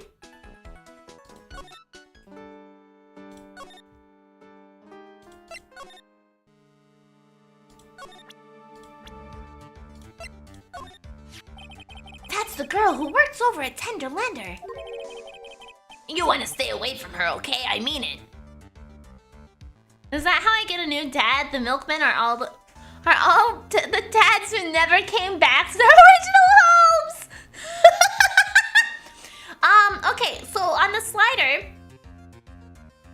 how am I gonna explain this easily without actually visually thinking? Okay, so you double click the box for the color in an MS Paint, right? And then you get the little color slider.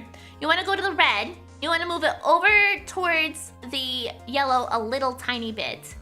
And then move down. And then move the bar on the right side down to darker to find the hue you're looking for. But yeah, it's basically like a brown. Mm-hmm. She does look kind of unforgiving, doesn't she? Hi, Ellie girl.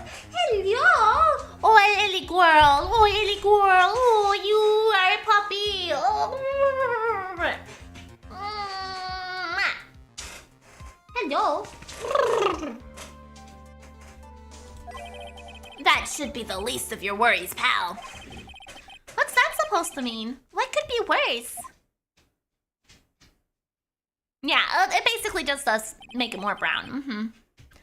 Her name's Viola Cadaverini. She's the only granddaughter of Rudo Cadaverini. Bruto Cadaverini? Do you know who that is, Nick? Never heard of him. Bruto Cadaverini. Fuck it, this last name is hell. Oh, Jesus Christ. Cadaverini is the boss of the Cadaverini family. Like a cadaver. Yeah, it's just a lot of vowels. It's just a lot of vowels. The Cadaverinis? That's one scary sounding name. We can't touch them. They're way too powerful for the police. But you're thinking of taking them on, aren't you? No, I don't remember ever saying I was going to. Cadaverini. Oh. I better get some more info out of Gumshoe about this family. Ouch. The Cadaverinis. I'm not sure if I really want to get involved in this, but who are the cadaverinis? Who are they? A bunch of scary people, that's who. You're a cop and you're scared. What's that about? Trust me, it doesn't matter if you're a kid or a cop. These guys are scary. They've got some serious clout in the criminal underworld. We can't touch them. They've got too much moolah. You know, I always kind of thought that clout was like more of a recent term. I don't think they retranslated this when they re-released it, did they? Moolah, as in? They pretty much control all the cash in the city's black market. The black market, huh? And that includes tender lender, I take it? Sure, no one stands up to Bruto Cadaverini. I mean no one. Interesting. So Viola's the granddaughter of some mafia boss then? Yeah, and everyone knows how much Bruto loves his little girl. She means everything to him. So, how did she end up at tender lender? Maybe it just resurfaced again like the word yap. Maybe. I don't know, pal. But I heard she and the boss of tender lender are pretty tight. Oh!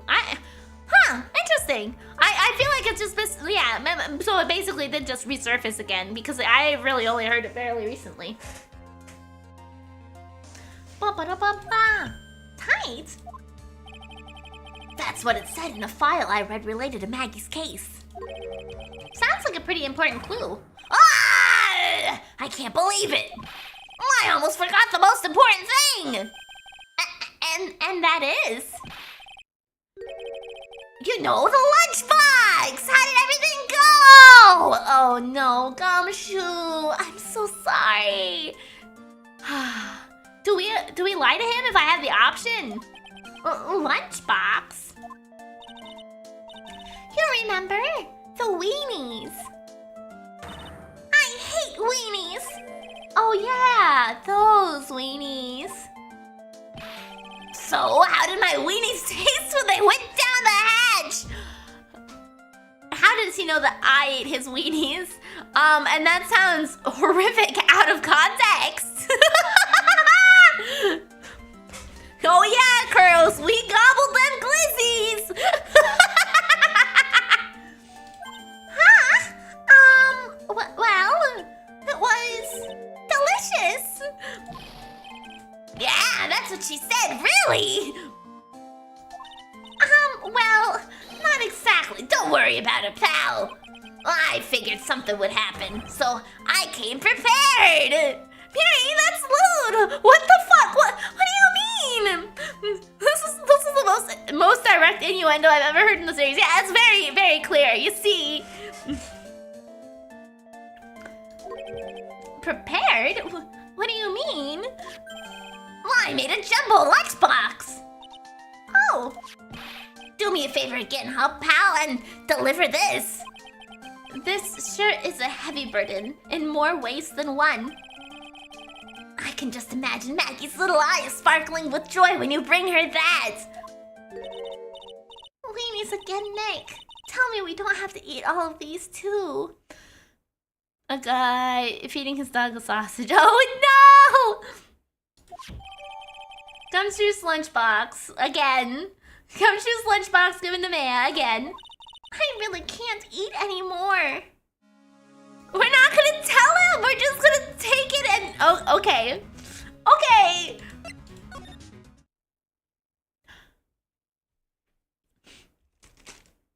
Chill out. Stop trying so hard with your Gumshoe, right? I know he needs to like hold his horses. Try hard. Thank you, Kuros. Try hard.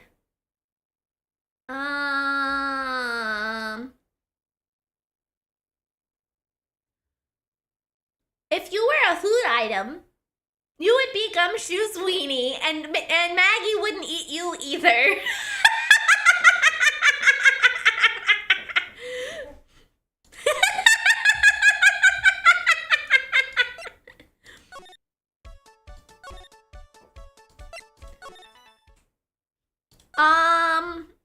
Doi.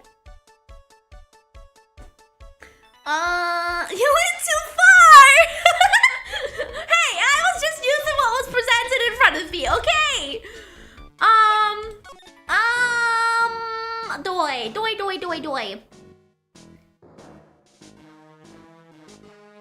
That's so close. Oh, actually, it could work.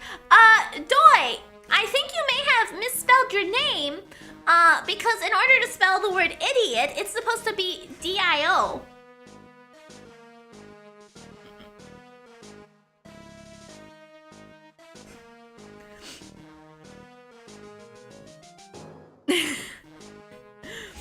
Being called Gumshoe's Wiener would change my life.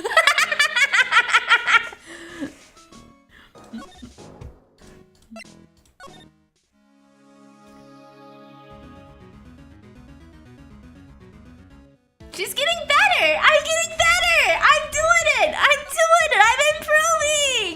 I'm doing it! Rep, do something! Somebody stop her! She's on a roll! Look at me! I've done at least 4 good insults today!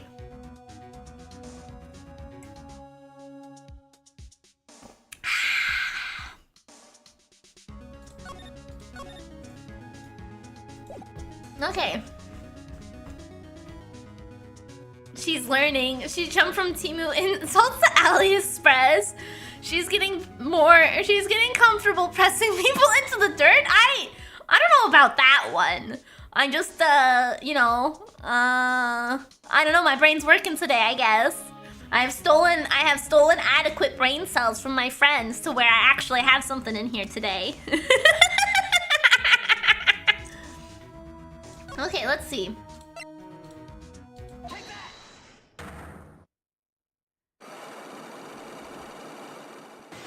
Oh, I don't know if I have enough for this. The head bandage. You said that bandage around your head was from an operation. You also said you suffered a fatal injury to the head, correct? Yes. The operation was very difficult, apparently. She shoved my face into a box of rocks and told me to enjoy it. Hey! Next was Swirlies. She's pushed us down the stairs in a trash can once. You're a giraffe with height issues. You have no room to talk. No, I don't. I'm the tallest one. It's all of you guys who are persistent and consistently saying I'm short when I have told you time and time and time again I am 10 feet tall. I am very tall and giant, and you all are like, oh, she's so short. She crashed out! No! Now, by fatal injury, you mean you were hurt very badly somehow, right? Hee. Did the injury in question have something to do with this?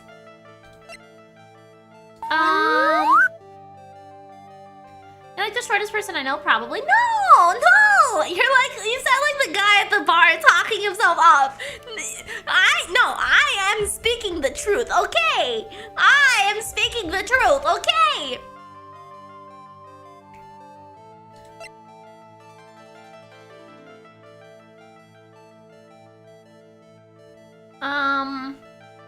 I feel like it would be the repair bill.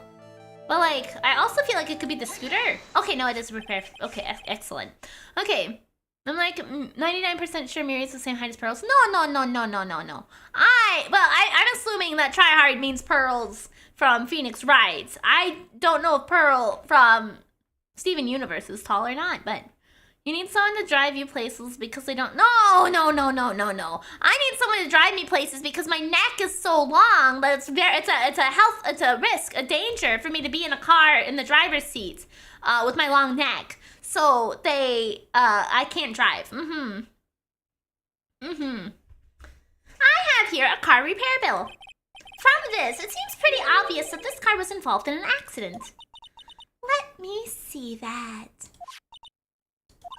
This bill is made out to the Cadaverinis. Yes, it is. I don't think I ever introduced myself. Tell me, what do the Cadaverinis have to do with me? Miri, lying is a big no. I am speaking the truth. Okay. Sticking it out of the driver's side window, just stick a flag on her horn. Miri can only drive convertibles. Yeah. You know, it's really difficult to get in a car as a giraffe. I'm a Miri is a tall bully supporter for the first time in my life. Hell yeah! I overpower everybody, which is why my insults are so good, because I'm so tall and terrifying.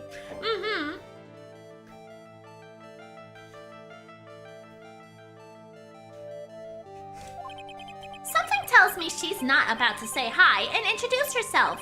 All right then. Your relationship with the Cadaverinis was very strong, and this is why.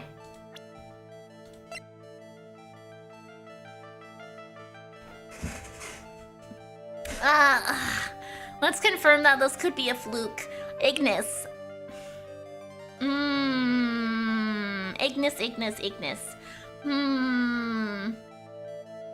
You know, with your name being Ignis the Red, perhaps, are you actually Furio Tigre? Because he's definitely red.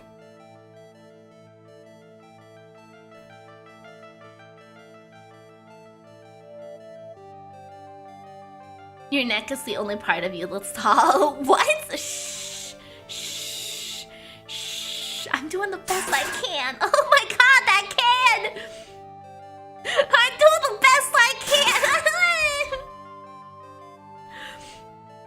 Back to weak stuff. I was doing so good.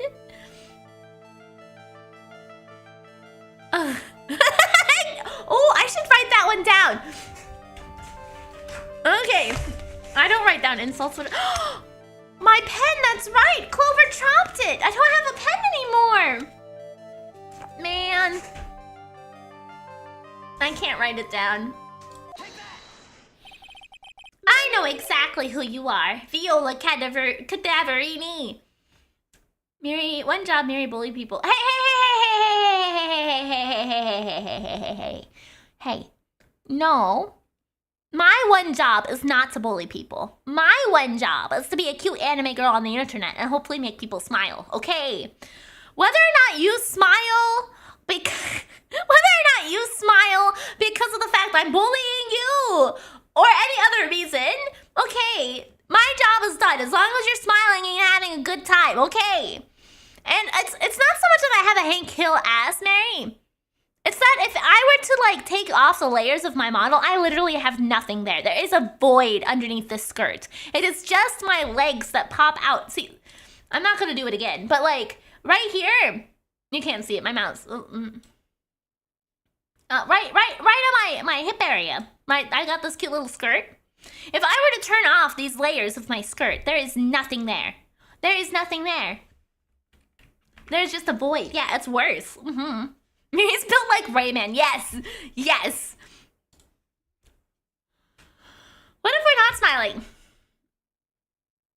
Whether or not you want to admit it, right, Choo? I'm pretty confident you still smile while you hang out with me. On stream, I am. Whether you want to admit it or not, I don't care. Yeah, and I never, like, for me in particular, I have no reason to really have hips. Because, like, I'm not going to do any not safe for work things or anything. So, like, why would I have actual body parts underneath my clothes? Oh no, you could, when we were playing Buckshot Roulette, I could hear it in his voice. I spent 2 weeks rigging my last model. Oh gosh. Yeah, I looked into, like, trying to learn how to do rigging, and I was like, I can't. This is too complicated for me.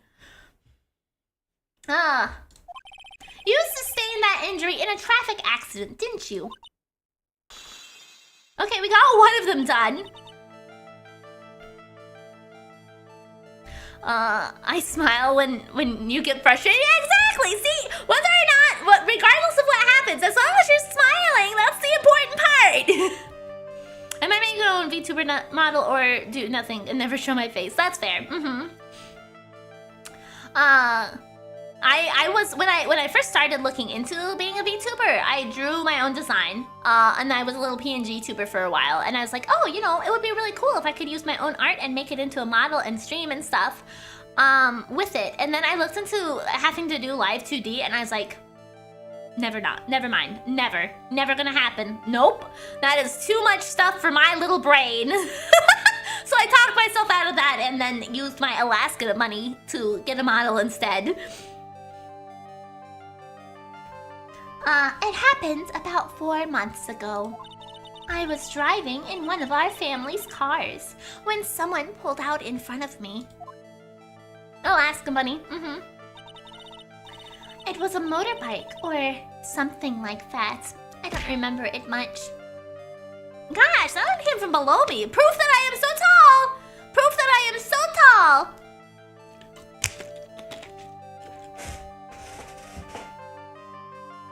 Well, so the thing about when I say Alaska money is every year, if you're a resident of the state of Alaska, as a resident and a person who lives here, you sign away your rights to oil profits.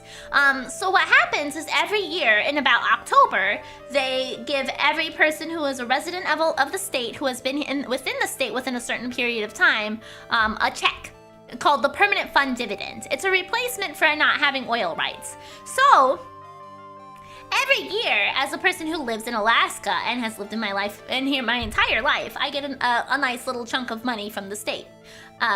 Go eat some ribs. I'm waiting for some chicken strips to be delivered. So I I used that when I first started streaming to be able to help me manage better. Yeah.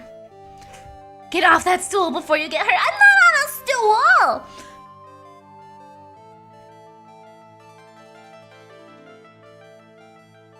I would know because you love me. If you didn't, we wouldn't have had a second kid. I threw it from below because I'm too tired to get up off the floor fair. Okay. Anyway, I swerved to try to avoid it, but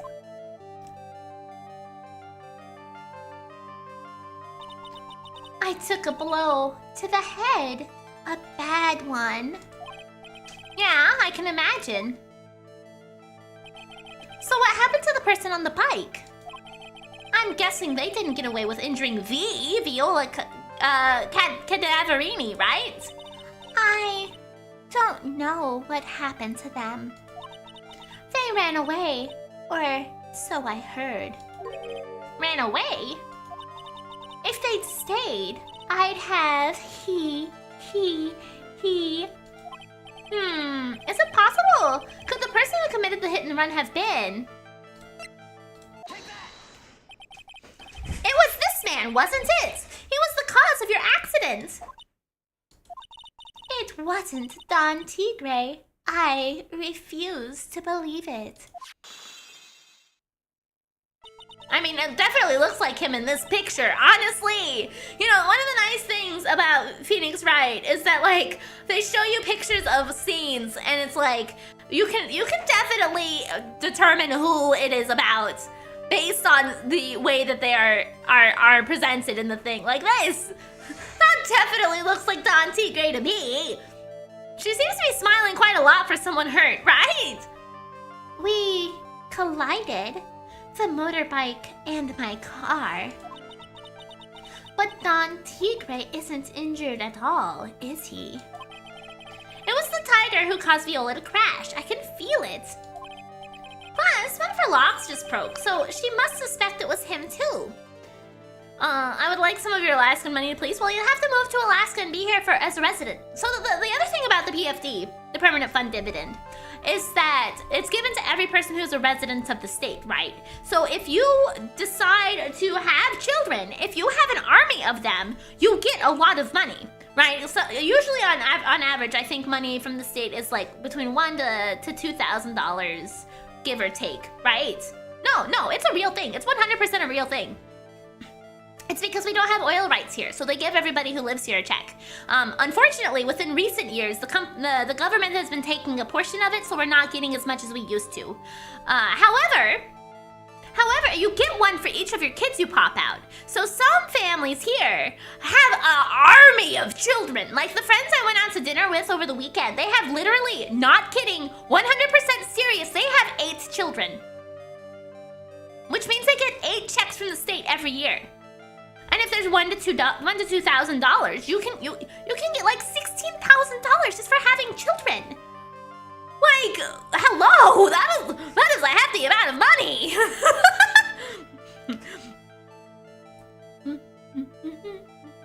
Yeah.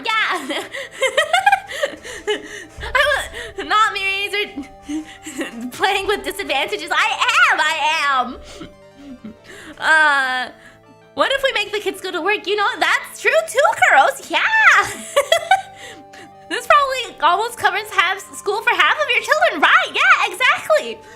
If you save their PFDs every year, you could probably pay for a pretty good college by the time they get to the adulthood. I needed to read that twice.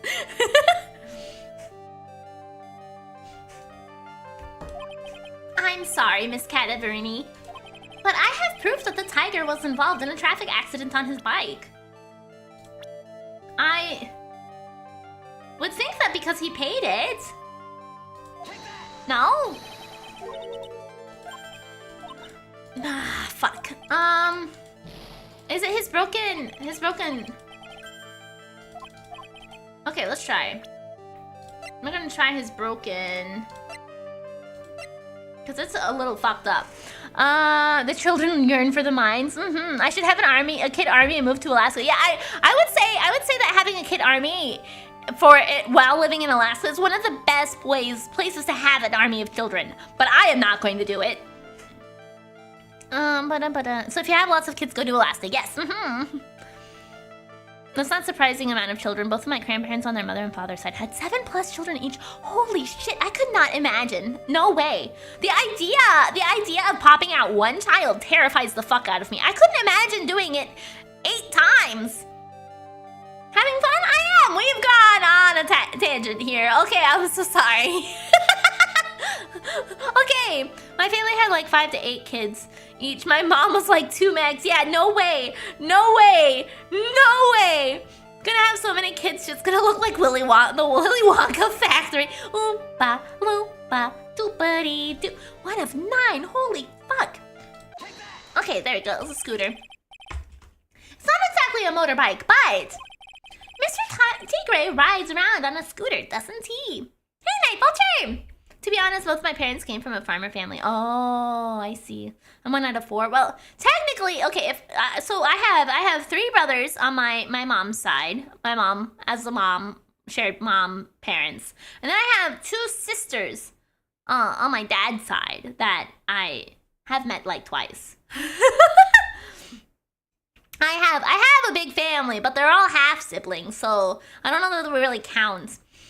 Miri will be the rallying point behind my entire parenting plan. In other words, I'm gonna hire people to take care of the kids because I ain't doing it. Didn't have TV or internet and got really bored. Yeah. I mean, I guess that's a way to look at it too. That's fair. And you'll notice that the front wheel guard is badly damaged. Miss Cadaverini, you know the truth, don't you?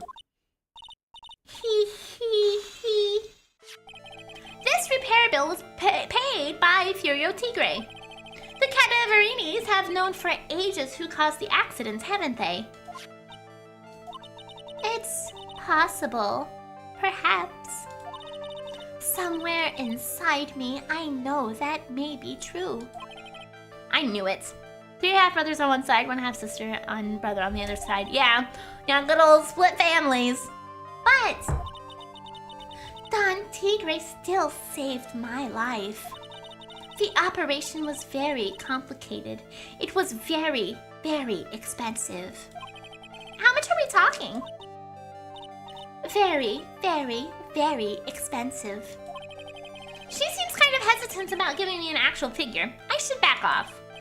Well, anyway, it was the tiger who paid for it, right? After I recovered, Don Tigre told me. He said he paid for the operation because he cared about me. I believe him. Really? But do you honestly believe that to be true? Do you want to know what I think? I think the reason he paid for the operation wasn't because of you, but someone else. Pops! Perhaps I shouldn't be saying this, but your grandfather, Bruto Cadaverini, controls a lot of dubious cash, right? And you are his beloved pride and joy. Sure, I don't know exactly how much the operation costs, but if you weren't the granddaughter of Mr. Cadaverini, do you think Mr. Tigre would have paid the money? $1 million. Ah, we got her! We did it! Unlock successful. Okay, before we get into the bulk of what happened for her, head injury, the head bandage, we are going to take a 5-minute break, get up, stretch, and move around a little bit. See if I can find me... Well, actually, I'm going to be getting food here soon, but I still need to take a break regardless. So, I will be right back. Gonna run some ads like I usually do, etc., etc. Boop, boop, boop, boop.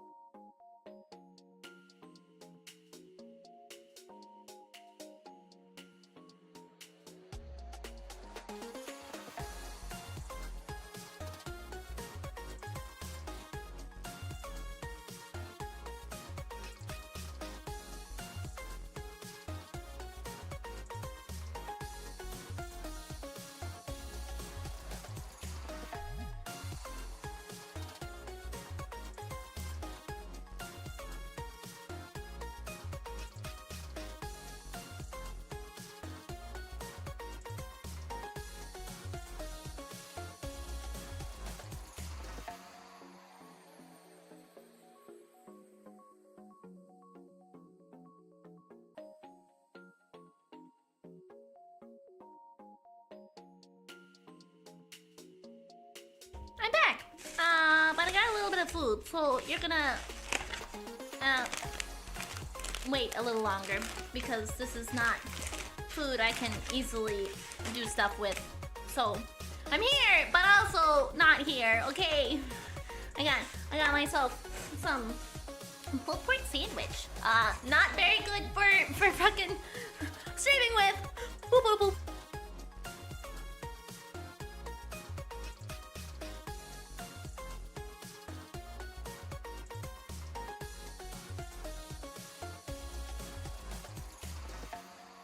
My meat is falling everywhere. There's so much meat everywhere. How am I supposed to eat this, like, not messily with the meat going everywhere?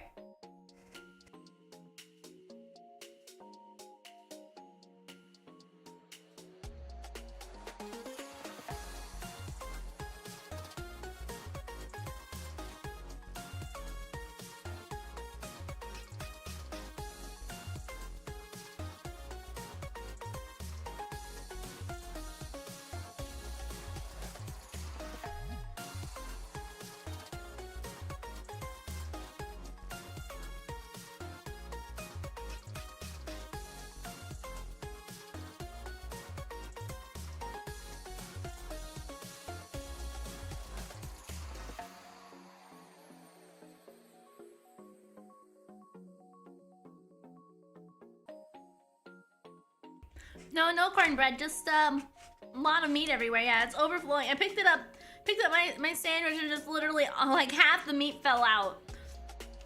No, a pulled pork sandwich, not a clover sandwich.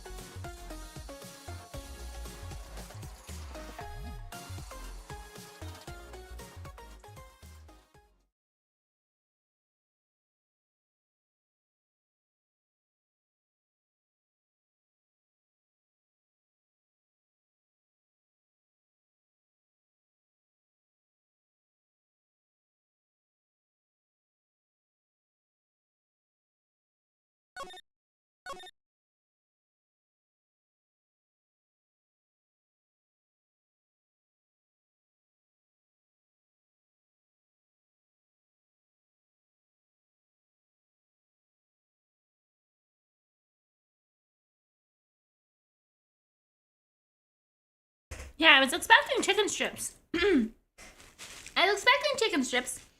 But apparently the person getting me food changed their mind while they went out to get food, and so I got this instead. I mean, arguably, this is a better option, but now I have 2 bags of chips to eat with it because I don't like any of the sides they offer. But still.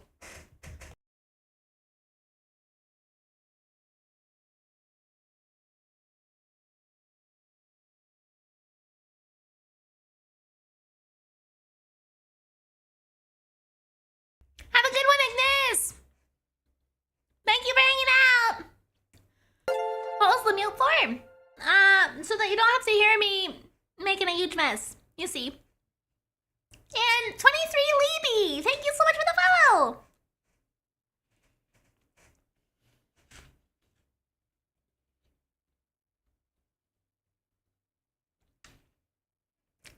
I'm eating. Just taking big bites of my food.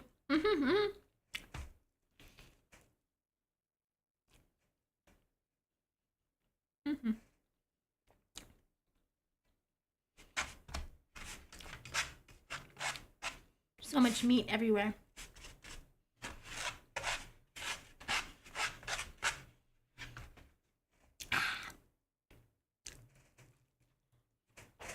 Well,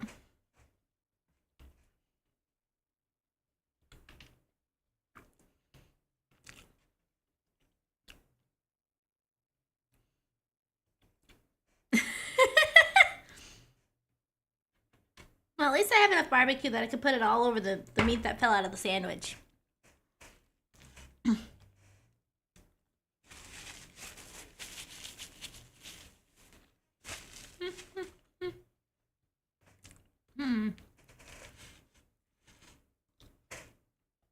Alrighty.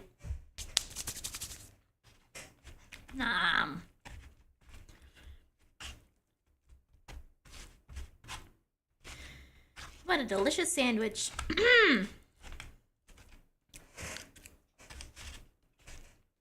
Alrighty.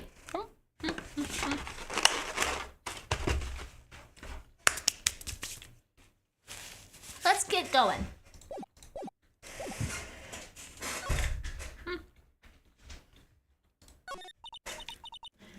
Got food? Yeah! I just ate a pulled pork sandwich that with barbecue and stuff on it. It was delicious. You wouldn't want to listen to Miri going down messy style on some meat, would you, chat? Oh my god!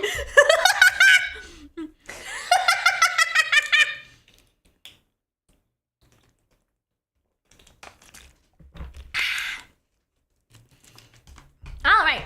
4 months ago, I was in a traffic accident. That's why I needed the operation. Hey, you stop trying to get to my pulled pork, okay? When I woke up, they told me it was nothing serious. A simple procedure. This question is a trap. Yeah, I definitely do think it was framed like a trap, Wolf. Thank you, it was very good. I have 2 bags of chips now. I can eat when I feel like it.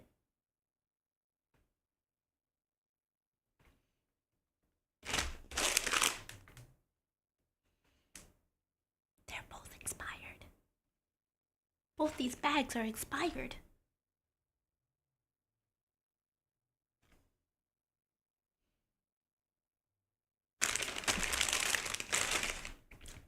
Oh, really? Well, I guess if she recovered in 4 months, it couldn't have been too big. You're eating expired chips? No, I haven't opened the bags yet. I just looked at them, and they expired May 20th. So, like, 6 days ago. There you go, Clover. A little piece of meat just for you. Here. It was on the bag of chips. You want it? Oh, yeah, you do. Oh, yeah, you do. You want that meat. There you go. Okay. No, she devoured that. Holy shit. They said the operation costs $1 million. $1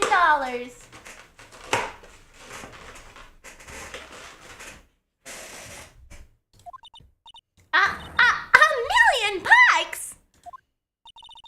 My grandfather ordered Don Tigre to pay $1 million in compensation. Compensation, huh? It's underwear lingo for paying money to settle the score. How do I have so much meat on me? Jesus Christ, it really did just fall all out of that sandwich. Okay. Jesus Christ, Clover.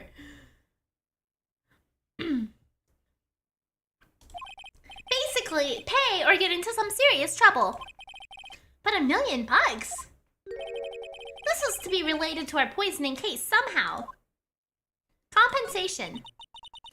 I wanted to believe him. I wanted to trust what Don Tigre said.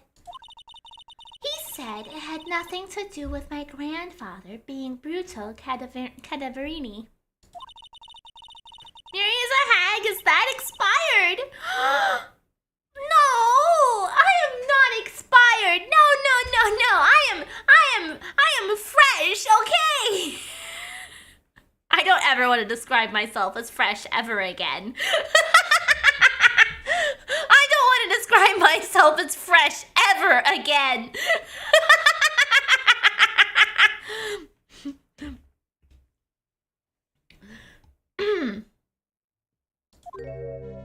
Oh, she's crying! Oh, a fresh hag, no! But I knew that wasn't really true. Wow, I'm so sorry. What he did to get the money was evil.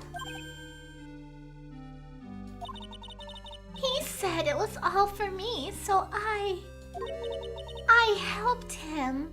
Oh? You helped him? In In what way? Here, take these.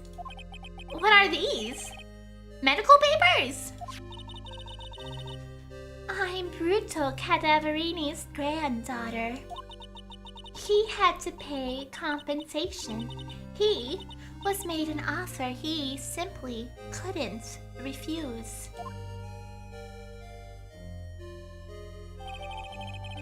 Viola's medical papers, a $1 million bill for cranial surgery. Payment was due last year.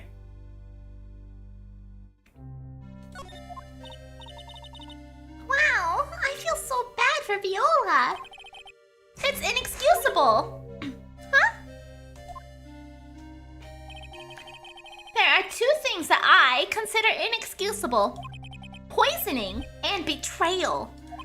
Only a coward would hurt people using either of these tactics. Oh. Oh. Interesting.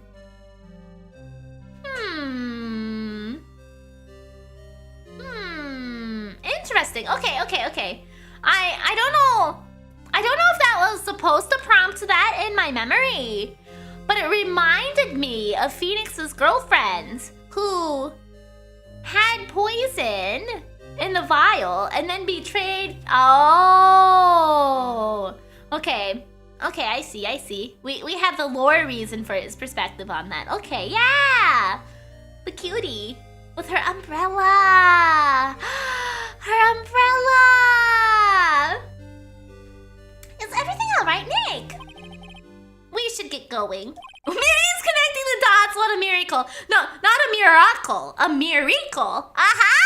Aha!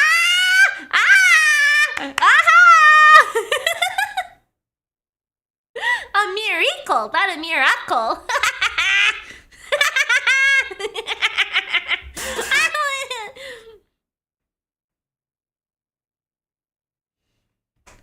Right after we finish our espresso. Yeah. I won't need to convince Viola of anything else, so I guess I could get rid of this. Repair bill thrown into the trash. To be fair, I try to snatch those words as I hit enter.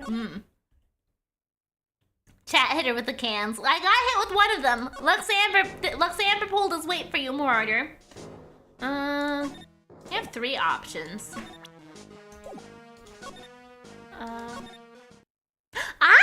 We're finally gonna find Armstrong! Très bien!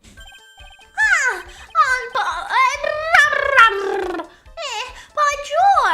I have been waiting for you to return! Mr. Armstrong? It's a miracle that Miriam has been in denial. No, I am not small! I am big! The biggest, okay?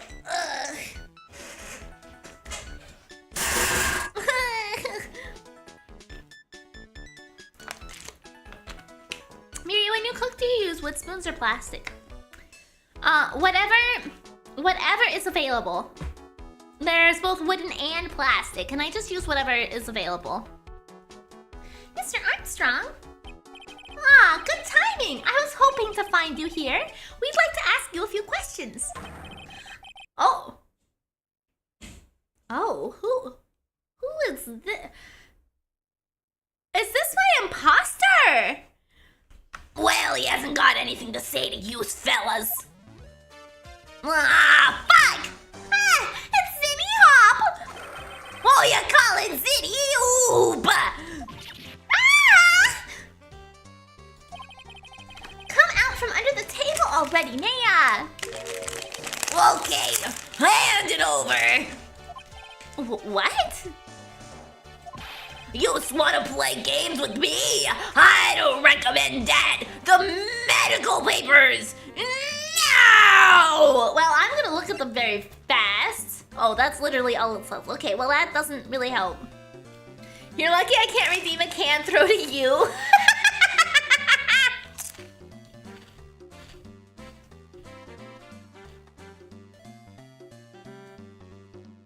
I prefer wood. You can leave it on top of the pot. That's true. Oh, I think he wants Viola cadaver eating his papers back. You mean this? Oh. Miss Cadaverini trusted you. That's why she said that she helped you.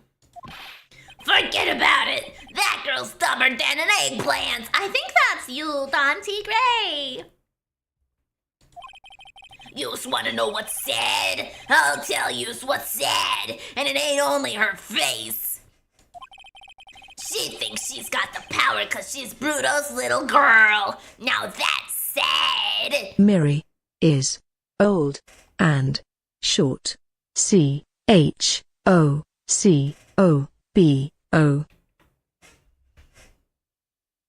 I'm not gonna sing the song because you said those mean words.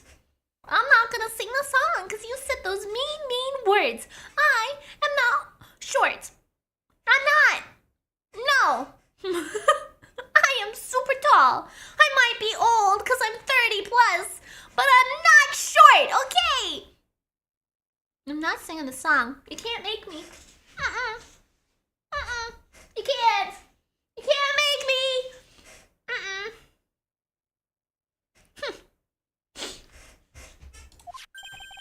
I can't let you have these papers. Well, at least we're both old, Miri. I know, I'm old, okay? That's fine. I'll take it. I accepted my ascent to haghood with my fucking birthday, but I am not short. You're the tiny old granny that everyone loves because you make bomb-ass cookies or something? No. No.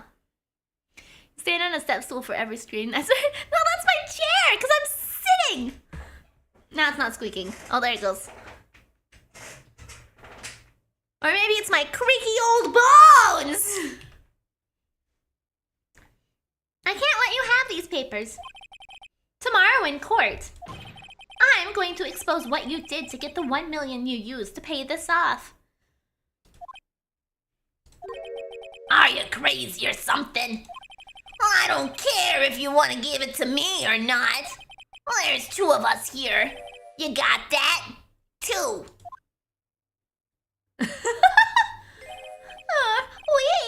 Oui. Mr. Armstrong. Forgive me, Désolé. I cannot argue with him.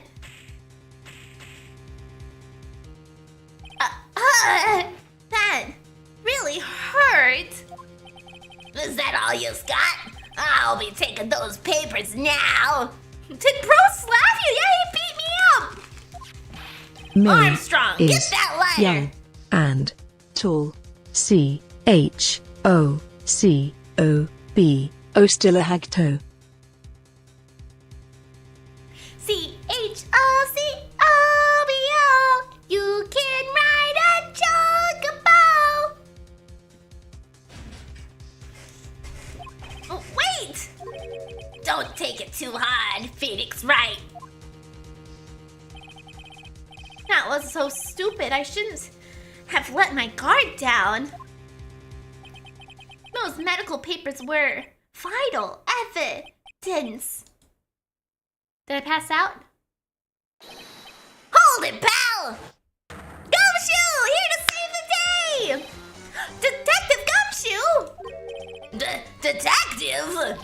You think you're gonna stop me, Copper? Beat it! Whoa! Come on, Gumshoe. Keep it together. You guys, get out of here. Leave this guy to me. What? Go, pal, and take this. If you get hurt, who's gonna look after Maggie, huh? Miri All is right, thanks, short. Gumshoe. CHOCOBO. Wait, Nick! Don't leave me behind!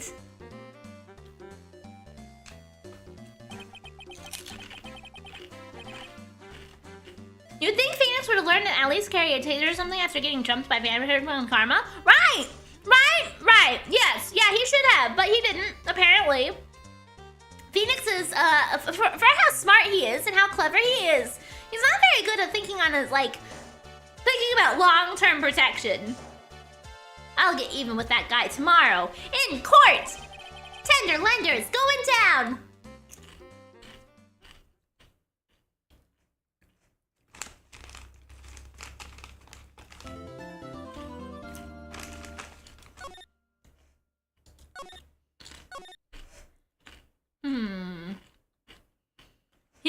yet dumb of ass. Yeah, exactly.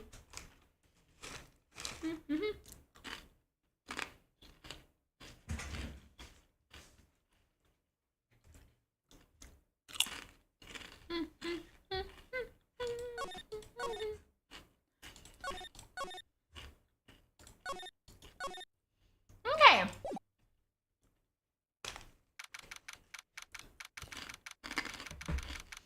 January 8th, 9:46 a.m. District Court, Defendant Lobby, number 1. Honestly smarter than what he lets on in later games. I mean, I think that's just kind of how Phoenix is in general, though. No. Good morning, Mr. Wright! Good morning, Maggie! So, what do you think is gonna happen today, sir? Yesterday's session didn't go so well, and we ended on a giant mystery. That's true. And we still haven't solved a single part of it yet. Are you okay, Nick? Huh? Oh, Why yeah, of course. is the cooldown for this as short as Miri? I don't even remember what I set the cooldown for that for. I like to think it's at least 30 seconds, which means I'm 30 feet tall, right?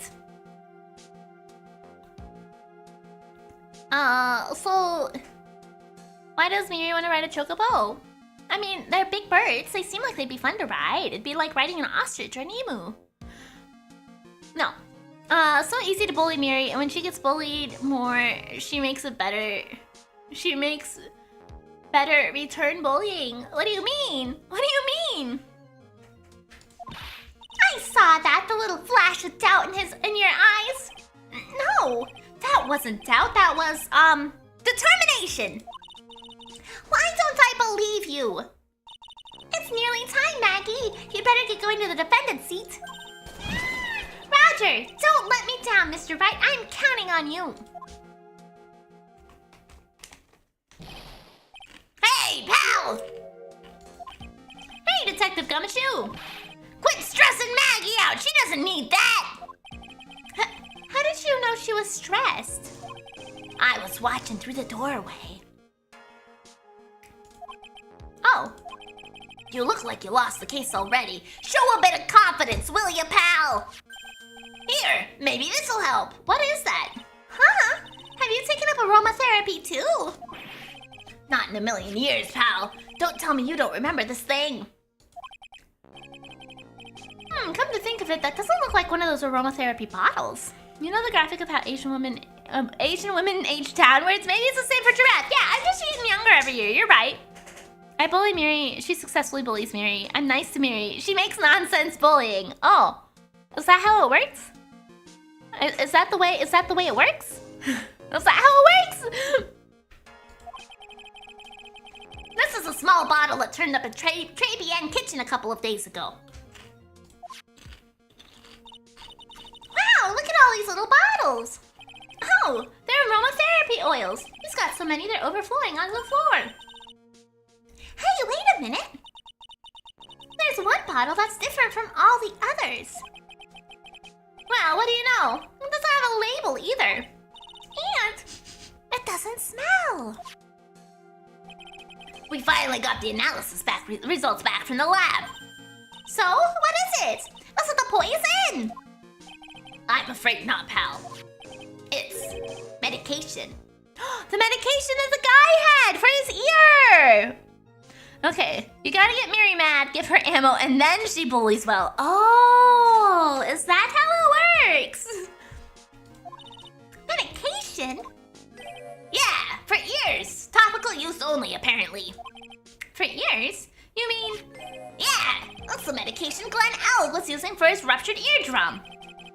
What was Glenn Elg's medicine doing in the kitchen? Small bottle refiled into the court record. What about the unidentified fingerprints? Anything on that? Someone screwed up, so they only had time to analyze the contents of the bottle. Of course. Of course. Of course we're not gonna get all the information we want, right? Another hour and they might have gotten something on the prints, but...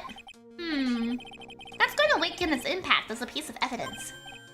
Okay, pal, this is it. Make sure your defense is impregnable today. Got it? Not like the people on Saturday! Impregnable? No, everybody who's on my Saturday stream got pregnant! Ha!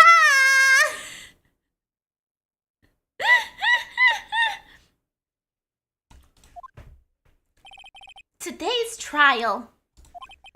I'm going to expose that guy for what he's done, or my name isn't Phoenix Wright! Yeah? I'm not pregnant, I'm the male bunny. Well, you participated, okay. January 8th, 10 a.m. District Court, courtroom number 4. Wants another can? No. No.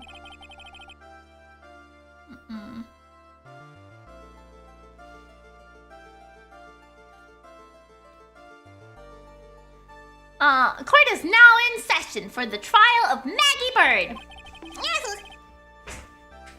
The defense is ready, Your Honor. Ready and waiting as always. Oh wait, no, that's not the right place for the good. Ready and waiting as always, Your Honor. Very good. Then we'll get underwear at once. Underwear at once?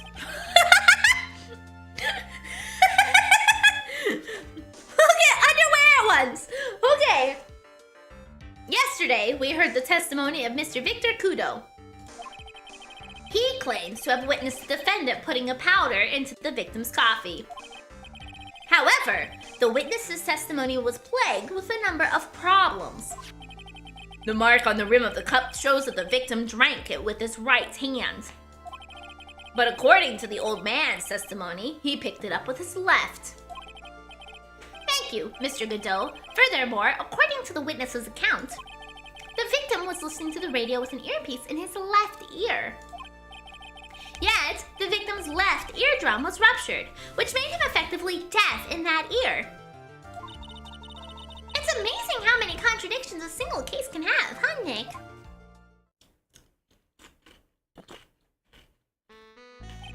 Ha! Allow me to enlighten you, Your Honor.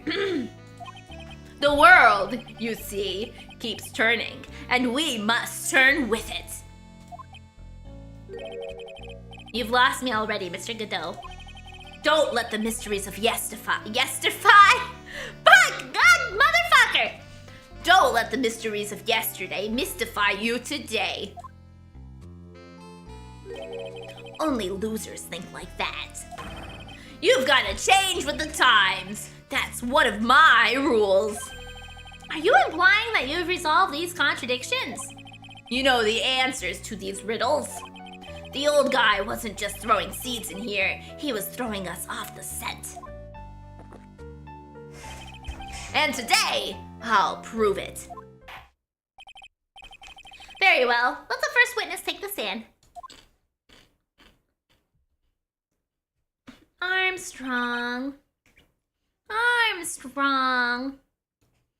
And you are? Oh, bonjour, everyone! I am Jean Armstrong, the owner and head chef of La Trabian Restaurant and Cafe. Miri, don't yassify words. I don't do it intentionally! Forgive me for asking, witness, but are you a woman? Oh la la, monsieur! As you can see, I am la pert and perky gentlemignon.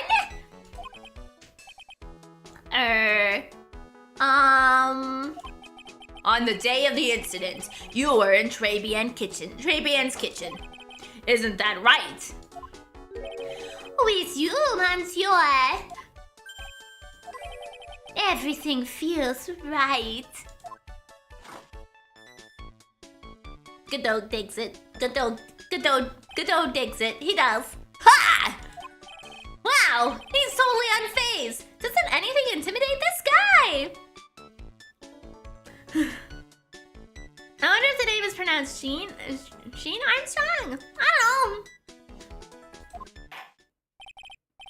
Very well. Your testimony, please, witness. Please tell the court what happened that day at Trabian. Oui, volunteers. At Trebien. Oh boy. Okay, let's see what his story is like. When it all happened, there were just 2 customers in my restaurant. I remember I was experimenting with some new decors that day. Like adding a large mirror between la tables, for example. Oui, perhaps that is what la old man was looking at.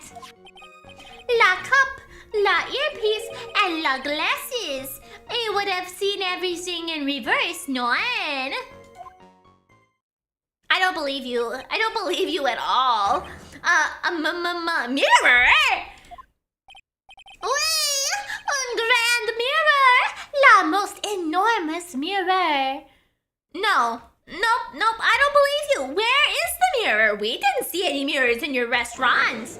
No, absolutely not. Absolutely not. And suddenly the mystery disappears. Last thing, I want to stare into my sad face drinking coffee. I mean, that's fair, yeah. Heyo, Dennis! Says Moore, checking out Armstrong's butt, huh?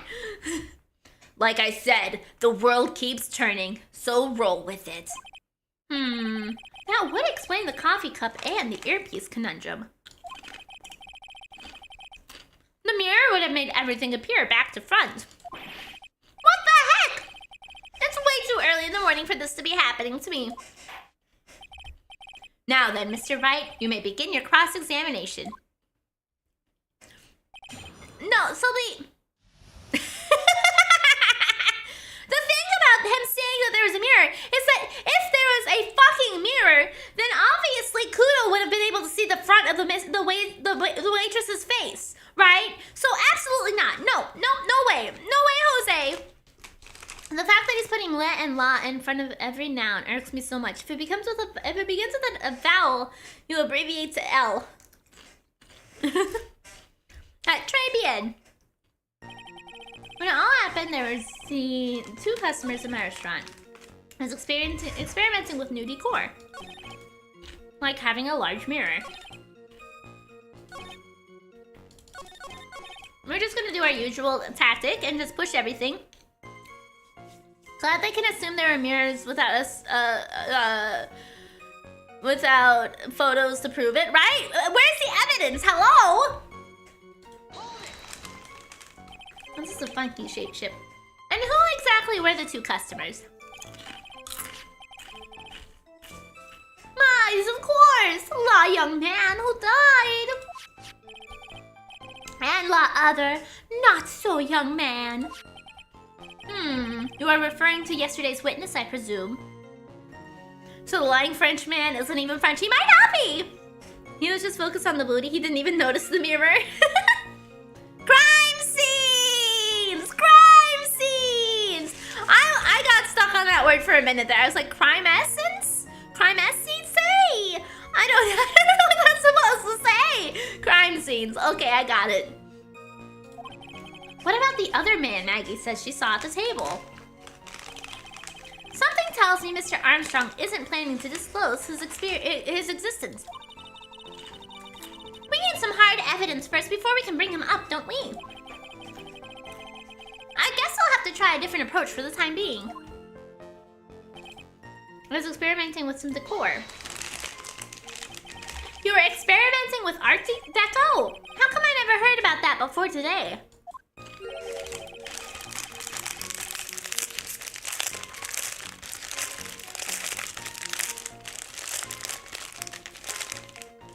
Law, young man, you law man, motherfucker, law is feminine. Why are you using it? Welcome back, Facundo! You are not familiar with the language of interior design, monsieur. Please stay on topic. Now, why didn't you tell the court about this before? But I did, just a few moments ago. Ahem. Excuse me, Mr. Armstrong. This deco you mentioned, are you referring to some sort of decorature? No, Art Deco. It's a style of design, Your Honor. He's talking about interior design. Walls, ceilings, carpets, that kind of thing. Ah, yes, of course. That deco. Yeah, you arrived at just the right time, Facundo. We just started the trial today.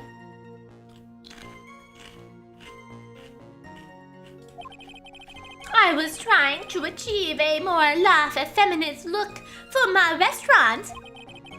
I was planning the most bold remodeling of la decor.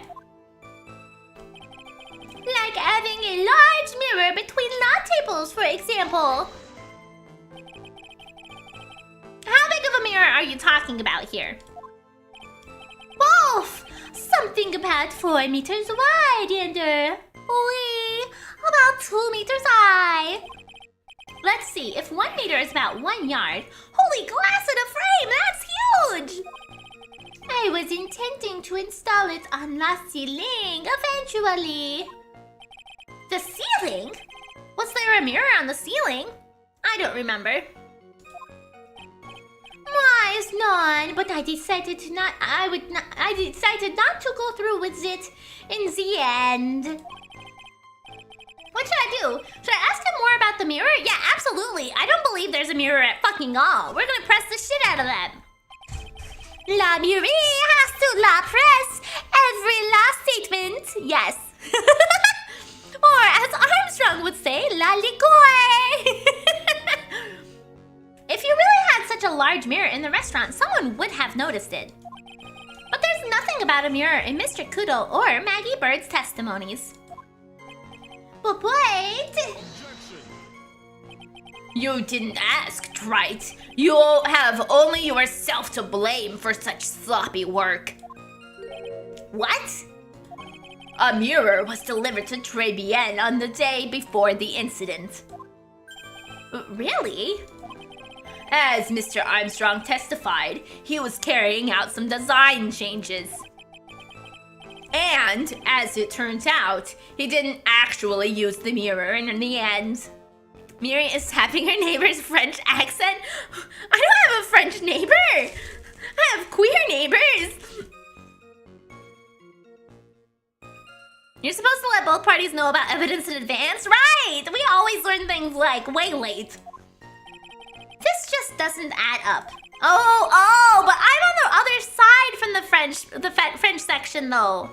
Cause like, okay, here's Alaska right up here. I'm making the Alaska shape with my hand. Here's Alaska up here, and then we got all of Canada, right? And the French Quarter is like on the East Coast.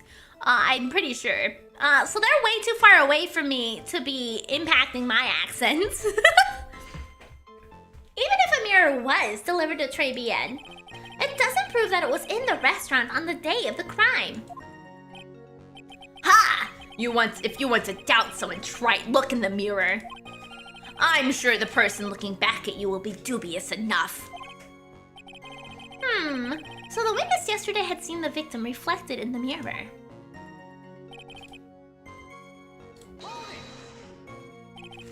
Normally, I'd expect people to know the difference between a reflection and a real object. They're close to me, their days are numbered. Canada's mostly English first, with only the East Coast province of Quebec. Yeah, that's what I thought. I have one friend who lives in the Quebec portion of Canada, and she was telling me about that. So I learned about the French in there. Let's see. Worst place to be born, Quebec. At that point, re-roll your birth. Oh no, she's awesome. I really like her. I haven't talked to her in a while, actually. I should reach out for her. Reach out to her. Good though, boys. I'm happy for today. Good. We must send Miri to France to indoctrinate her. I don't know that I want to. Objection. Normally, how does normality come into this? That's lame, trite, even for you. Huh? Are you trying to say that if something isn't normal, it isn't possible? Is that it? Wow, Godot, are Are you projecting? Are you a little sensitive about being normal, sir? Where does that leave the porky-headed lawyer and the top-knot chick over there? And the ungodly cool guy with a mask over here? Well, Wright. Ag! Not the hair! I do not have a top knot! Mr. Cadeau is correct. A lack of normality is no basis for discounting an argument.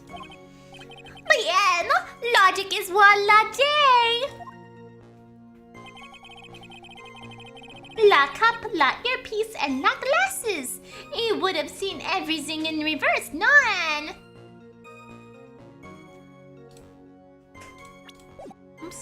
Oh, my stomach's grumbling. Oh, my stomach's grumbling. I just ate. Why are you grumbling? Why are you grumbling, stomach? Actually, this brings up an interesting point. The victim wore an HMD over the left eye. Left eardrum was ruptured. Okay.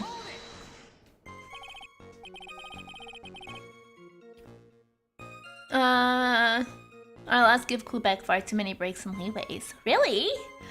I was gathering info about flights to Canada, but all of them are to Toronto. Yeah, I feel like traveling to Canada would probably be pretty expensive. Everything? You would have seen everything in reverse?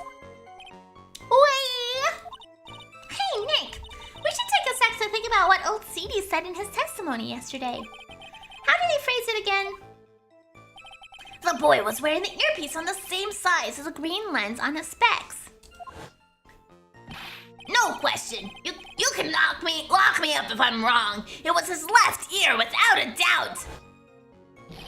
And then he used the same hand to pick up the cup. His left hand.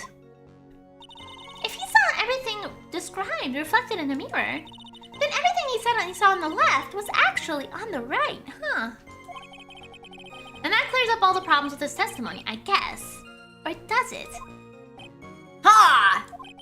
It's kind of hard to believe everything's the fault of a mirror, but do you think old CD saw everything through the reflection? If he did, it would explain all the contradictions in his testimony. But that just makes the situation worse for Maggie. There's gotta be something in that old man's testimony. We've just gotta dig deeper.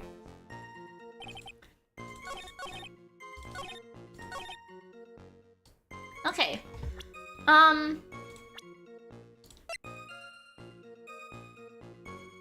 Yeah, no, because if it would have been, then everything would have been on the right. But he definitely has it over his left eye. So this is going to be our point here. The coffee cup, the earpiece, and the HMD. Let's think back over Mr. Kudo's testimony for a second, shall we? The boy was wearing the earpiece on the same side as the green lens of his specs. No question, you can lock me up if I'm wrong. It was his left ear, without a doubt. So, to summarize, we were told both the HMD and the earpiece were on the victim's left side. I need to take a 5-minute break. I'm sorry. My body's not cooperating for me. I will be right back.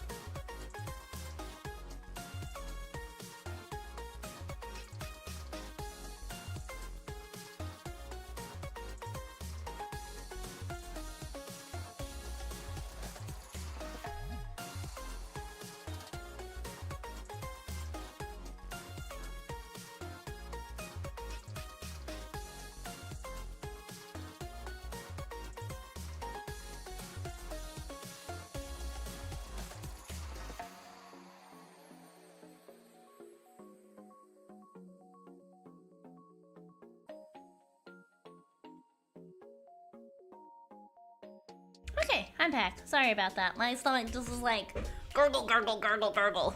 And I needed to make sure everything was still okay. We're good. We're all good. My stomach. Oh! Ah! Facundo! Ah! Thank you so much for another month! I appreciate it! I hope you have a wonderful rest of your day! Today's the day where you can send a cool message and she remembers. Yeah! Thank you so much! You okay? Yeah, I'm good. My stomach was just being stomachy. But sometimes what happens is my, like, I think I either eat too fast, eat too ass. I don't eat ass. I eat too fast, and like my stomach starts making these noises where it's like, It sounds like my intestines are hollow and they're like really loud, and I just didn't want anybody to have to hear that. That's all. So we're okay. I just didn't want to make you guys listen to weird bodily noises. Anyway, we're okay. Nothing catastrophic or anything crazy. My body just makes funny noises, is all. We were told both the HMD and the earpiece were on the victim's left side. Now, if Mr. Kudo saw all that as a reflection in the mirror, that means both the HMD and the earpiece were actually on the victim's right side. Exactamente! You see, monsieur, now that you think about it, it's not so hard, no? Unfortunately, that's where we run into a monumental contradiction with the facts. If Mr. Kudo really did see everything in a mirror, why is it that the HMD is now on the wrong side of his head?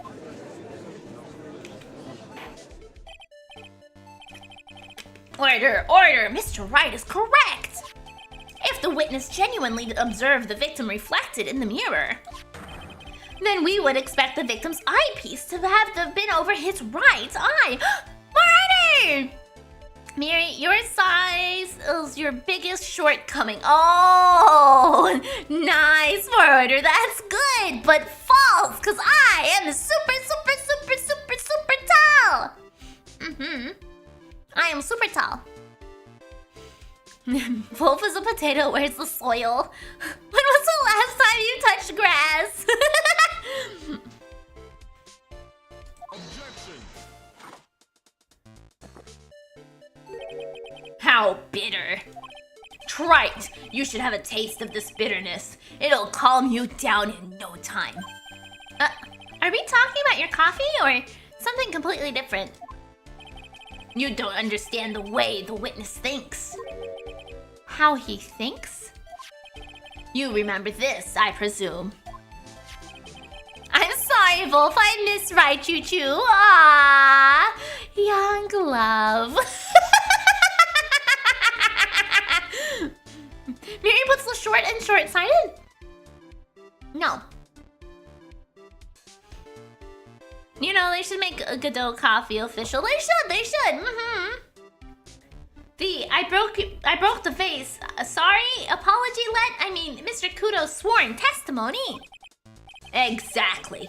The old man has one very grievous habit, other than throwing seeds. Miri is super short. Also, hag. No. That's gourmet grass with a fancy rocket. It's mine. Miri, you gave me my favorite joke ever. Is your favorite joke? Is your favorite joke right choo choo choo choo or something else?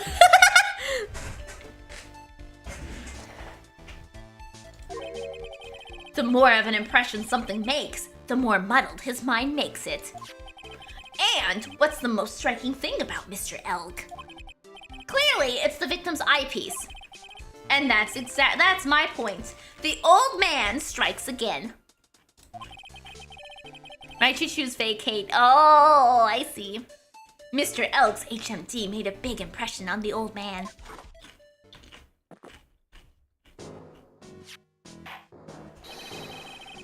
I saw the earpiece and those newfangled spectacles he was wearing. Miri is stuck at 3 feet 4 inches. No! I'm not a joke. I'm very serious and important. You are. You are very serious and important, right? Choo choo choo choo choo. You're right. Did you guys hear something, Miri? I think you gotta get a ladder. No! I'm the tall one. You all need the ladders. Oh, yes. They were both on his left ear. Do you hear? His left ear. Ha! Well, trite. That's the worst, but the best impression of Kudo ever. Wow, Wow, I really thought he was old Sadie for a minute there. That was good. Enough! I must agree that yesterday's witness was irresponsibly rash in much of his testimony. Bad luck, Nick. Looks like the boil of a contradiction you found is just a rash. A mirror can't be beaten by a handful of seeds, nor can it lie. So what exactly was the old man looking at? Fill us in, Mr. Armstrong. Go on, tell the court. We're all ears. Oui, I can explain. Please, if you will look at la plans of la restaurant. The mirror. Alors, is everyone sitting comfortably? La mirror, it was in the middle of la restaurant, dividing in two halves. There is only one scene from which you could have seen an image of la victime. That was la seat at the table next to la victims. That was where la old man was sitting. After la terrible incident occurred, I moved la mirror so it was not in the way. But naturally, I did not touch anything else. I see no problems with the explanation we have just heard. No. I think that's incorrect. What a shitty mirror blocking the way for the waitresses? Right! From the table next to the victim, Mr. Kudo could have seen the victim in the mirror. What a naughty little coquette I am, confusing all the men like this. Don't worry about it. We can keep up, except for the guy breaking out in a cold sweat over there. I hate that guy. You said you didn't touch anything apart from the mirror? Are you quite sure about that? Volunteers, of course! Very well, Mr. Wright. Your cross-examination, if you please. The mirror. Well, Wolf, we know that you're not a bot because you've been in voice chat.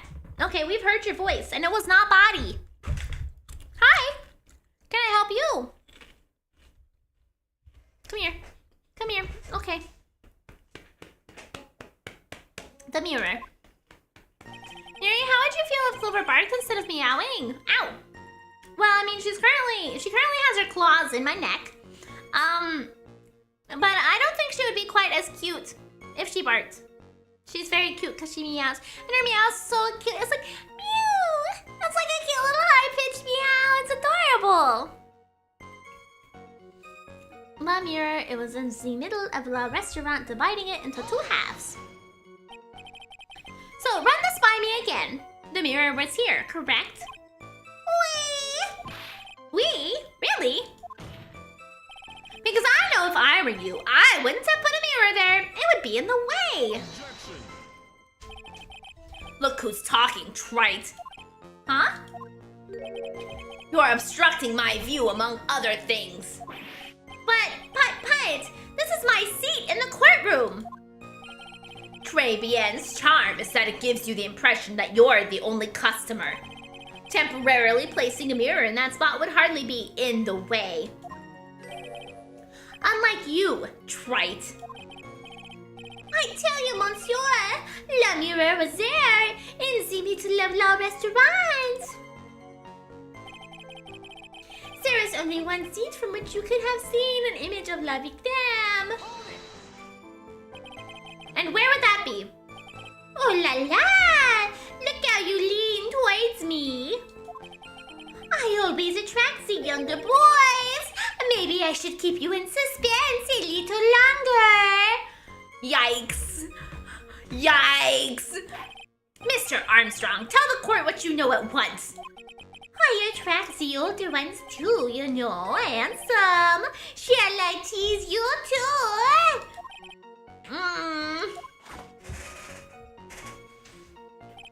I'm already seeing a very hot someone, so I'm afraid you'll be waiting for a long time. He's dating someone! Who's he seeing? A very hot someone? Who is it? I bet she has mocha cream skin and cappuccino perfume. Bien, I will tell you. There was only one seat from which you could have seen. That was the seat next to the table, next to the victims. He's dating his coffee machine? Yeah, probably. So, why can you only see the victim from that particular seat? Whoops. Mais, monsieur, it is obvious, no? If you look at the plans, you will understand. La victime would have been reflected in la mirror like so. If you were sitting in la table next to him, you would see everything on. So that's the old lady was sitting in that day. When the poisoning happened. The old man was sitting at the table next to the victim. Why does that seem kind of odd?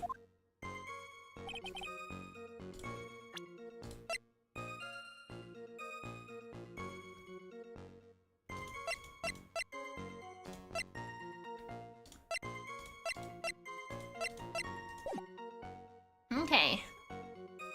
I moved the mirror so it wasn't in the way. Did you move the mirror while Mr. Kudo was off calling the police?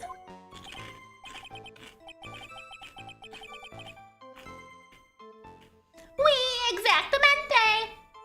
Exactamente, rather. There's no E at the end. I carried it out of la restaurant then. You moved a huge mirror like that all by yourself. What can I say? I know how to pick things up, handsome. Tampering with the crime scene. Yeah, he is. He has. He did.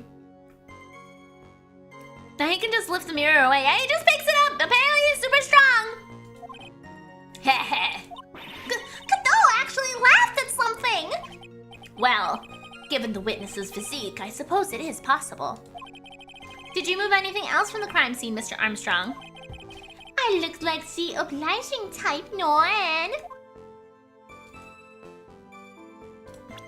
I believe he did touch something else. I'm going to guess it's the eardrops. You can learn from Armstrong picking up on things faster. No. I mean, he's good at picking things up too, you know? He's trying to pick up Phoenix, in fact. Are you sure about that? Oh, there's no big chips left in my little chip bag. My little expired chip bag.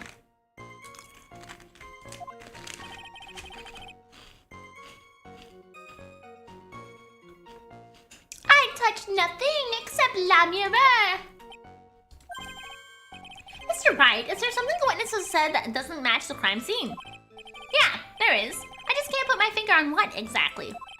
Ha! Suffering from a case of heartburn, trite. What flavored chips? These are just regular old Lay's classic chips. Oh, I have just the thing for that. An oil with golden myrrh and frankincense. Frankensteins. Oh, wow.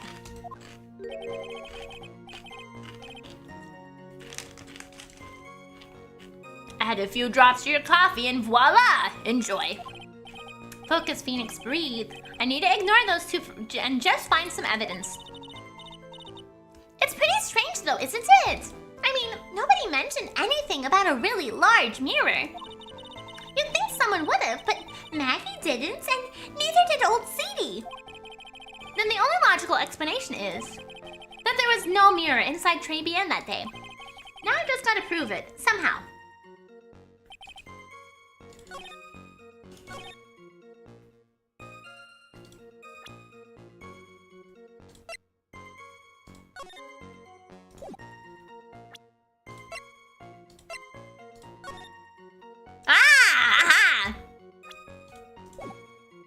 This victim was next to the table. Okay. The question is, okay, so this is obviously proof because we have the crime scene photo. We know that Kudo knocked over the vase at his table. But this vase is still upright, so it's not this table he was sitting at. However, do we present this, or do we present his statement about knocking over the plants? I think we give the photo. Okay, excellent. This piece of evidence contradicts with the testimony we have heard, Your Honor. The crime photo?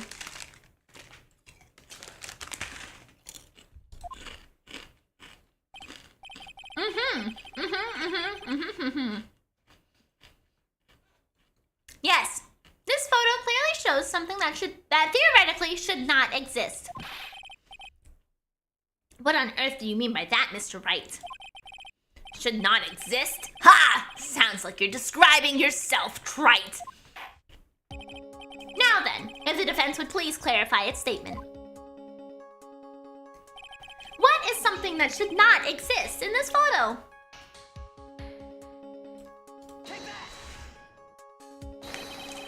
I think it's pretty obvious what should not be in this picture. The vase?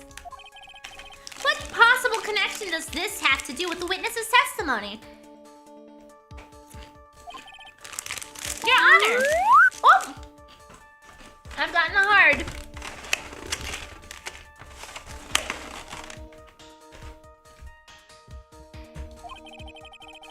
Hey! Not a whole lot, Crowley! I'm telling you that there should have been no vase on this table.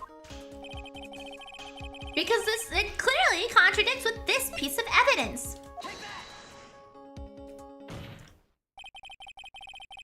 There is only one thing that was clearly demonstrated by yesterday's testimony.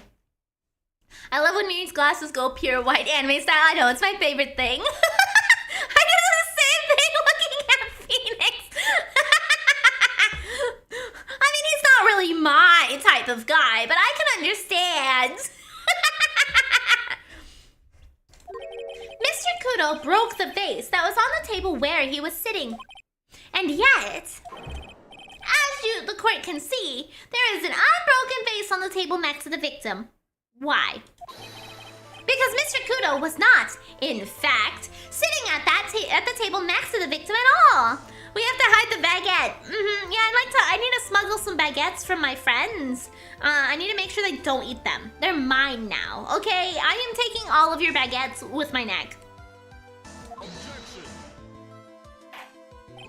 Don't be an idiot, Trite. That's impossible. That seat's the only one Kudo could have seen from the victim's reflection from. Exactly.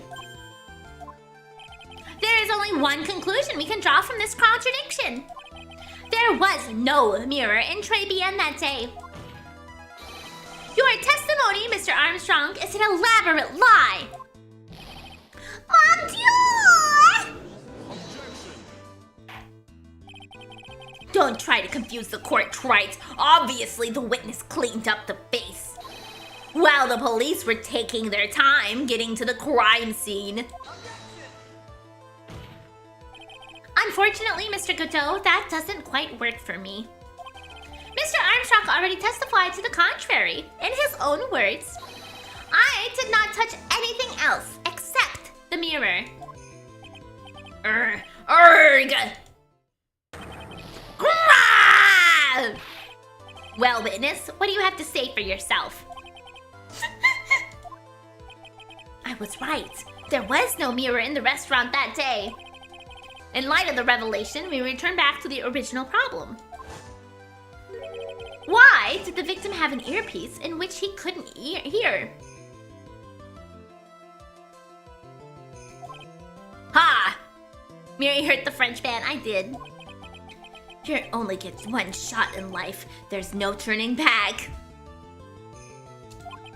If you want to claim that the mirror wasn't there, Trite, then this problem is all yours.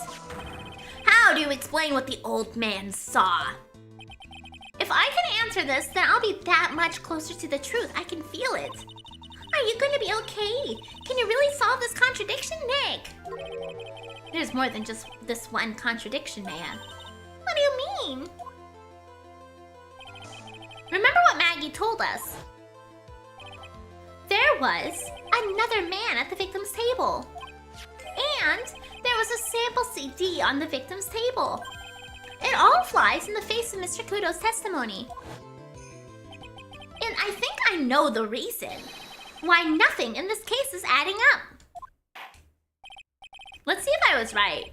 I suspect I am. I suspect it's two different cases. Well, not really two different cases, but like the actual murder and then the fake murder. We just have to see if I'm right or not, I guess. I really do think that's the route that this case has gone. Well, Mr. Wright, let's hear your answer. Yes, Your Honor.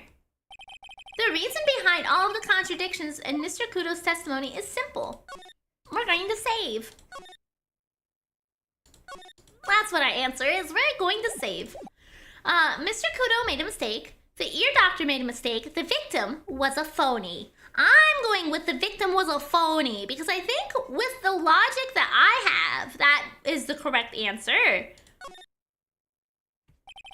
This case is riddled with contradictions. Yet, there is one very simple answer that clears them all up. And what is that? The incident where Mr. Kudo witnessed and the incident the victim experienced were two completely different events. What? Yes, the victim that Mr. Kudo saw wasn't Glenn Elg at all. It was an imposter, a phony pretending to be Mr. Elg. Obviously, unlike the victim, there was nothing wrong with the imposter's left eardrum. That's how he ended up wearing the earpiece in his left ear by mistake.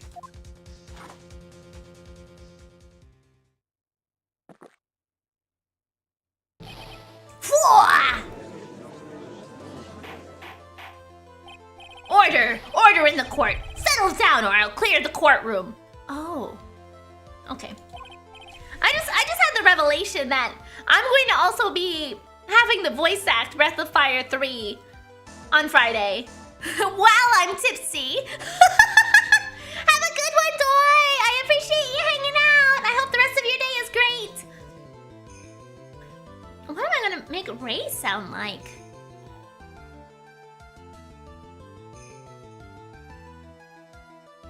Yeah! Quiet, Gramps. Why don't you clear out of here, huh? What did you say? Trite. Are you saying what Mr. Kudo saw was a setup? Yes. Someone pretended to be Glenn Elg and acted out the whole coffee poisoning. All for the express purpose of creating a witness out of one Mr. Victor Kudo. I think you should have people in voice chat volunteer to voice others. No, I had, for my birthday subathon, there was a goal that I would do a community night drunk. We didn't end up hitting that goal. So no voice chat me drunk. You only get stream me drunk. I volunteer. Luxembourg, oh no!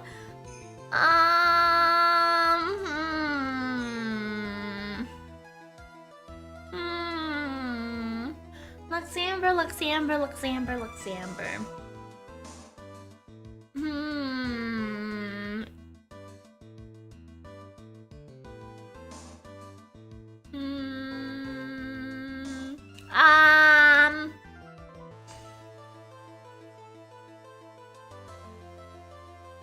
You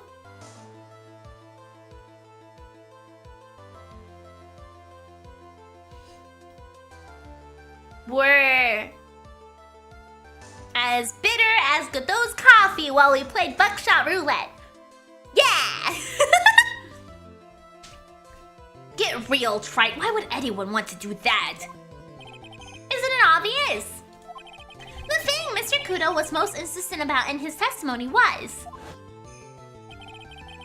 the serving girl brought him a Javachino, but she put something in it. That's the serving girl right there in the defendant's chair. I remember her well.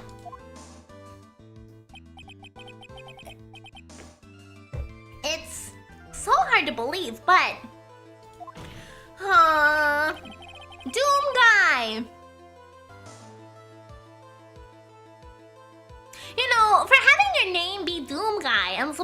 like this big imposing guy from the Doom series.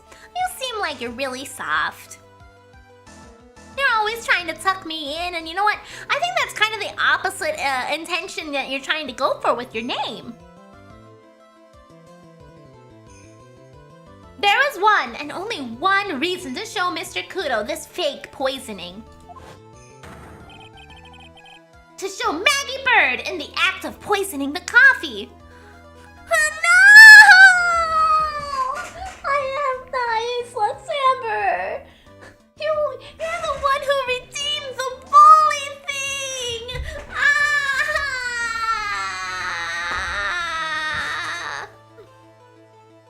I actually learned about the lore about Doom Guy, and why he started to kick all the demons' asses was just because he had a pet rabbit and it died.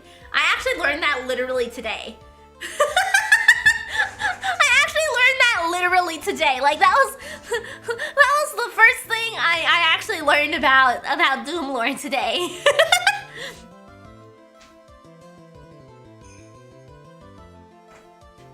Is redeeming bully a form of bullying, Miri? Yes. Oh. Yes, it is, Kuros. I think that's really why people voted for it for the next redeem, is they knew I would have a hell of a time. Motherfucker.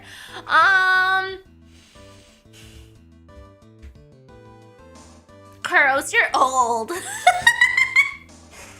You're old, Kuros. You told me stories about your employment, and that would only be the stories of somebody who's old.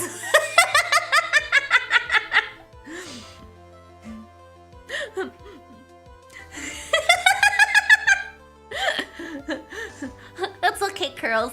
You, me, and Mary can all three be old together, okay? I'm your peer!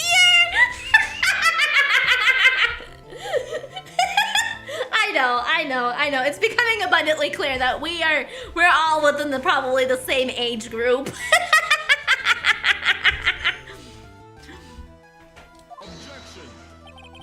Are you insinuating that the waitress in the old man's story was a fake as well?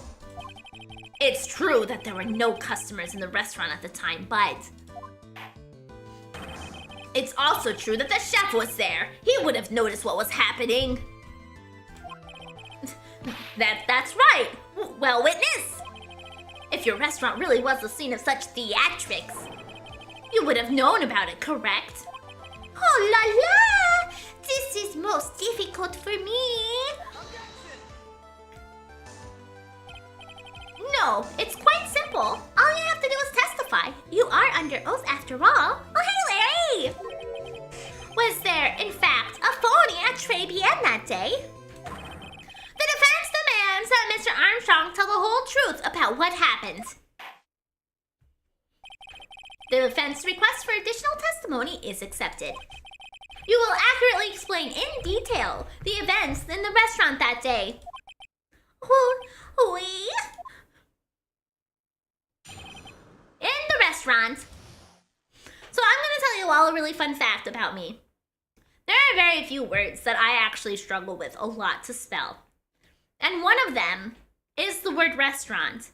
I can't spell even so close for my phone to get my autocorrect correct for what restaurant is supposed to be spelled like. I can never get it. I was trying to spell it to somebody in text the other day, and I instead of trying to fight with my phone and try to get something close enough that it would autocorrect and correct to restaurants, I just changed it instead to say eating place. Instead of saying restaurant,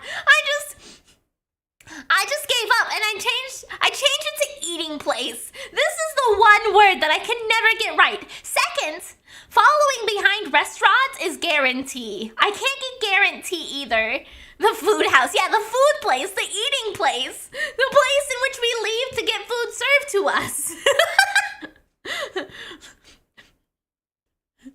Eatery, yeah. Well, just the one word that I can never get there. I don't know why. The waffle home of the burger variety.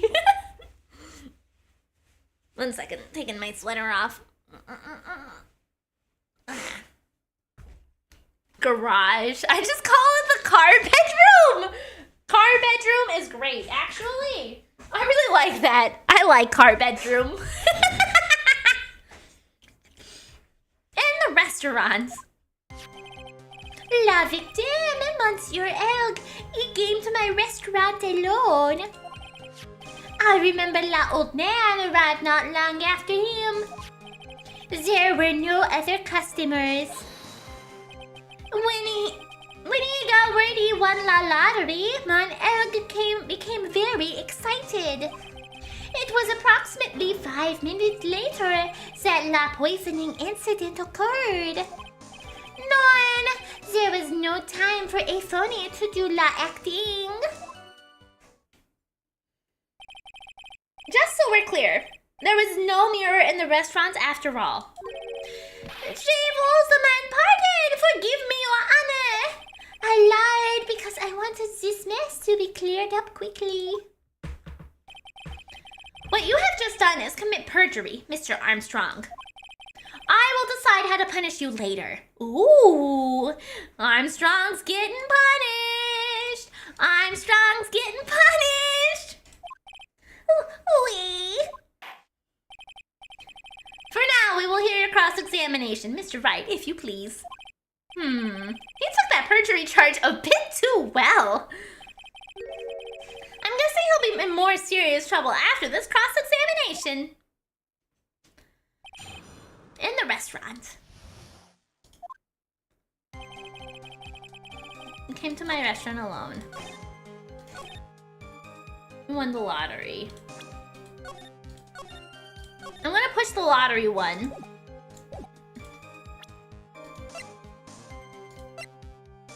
Let's see. Winning lottery ticket found during a body search of Maggie. What time? We have a thing about what time that goes off, right? Where is that?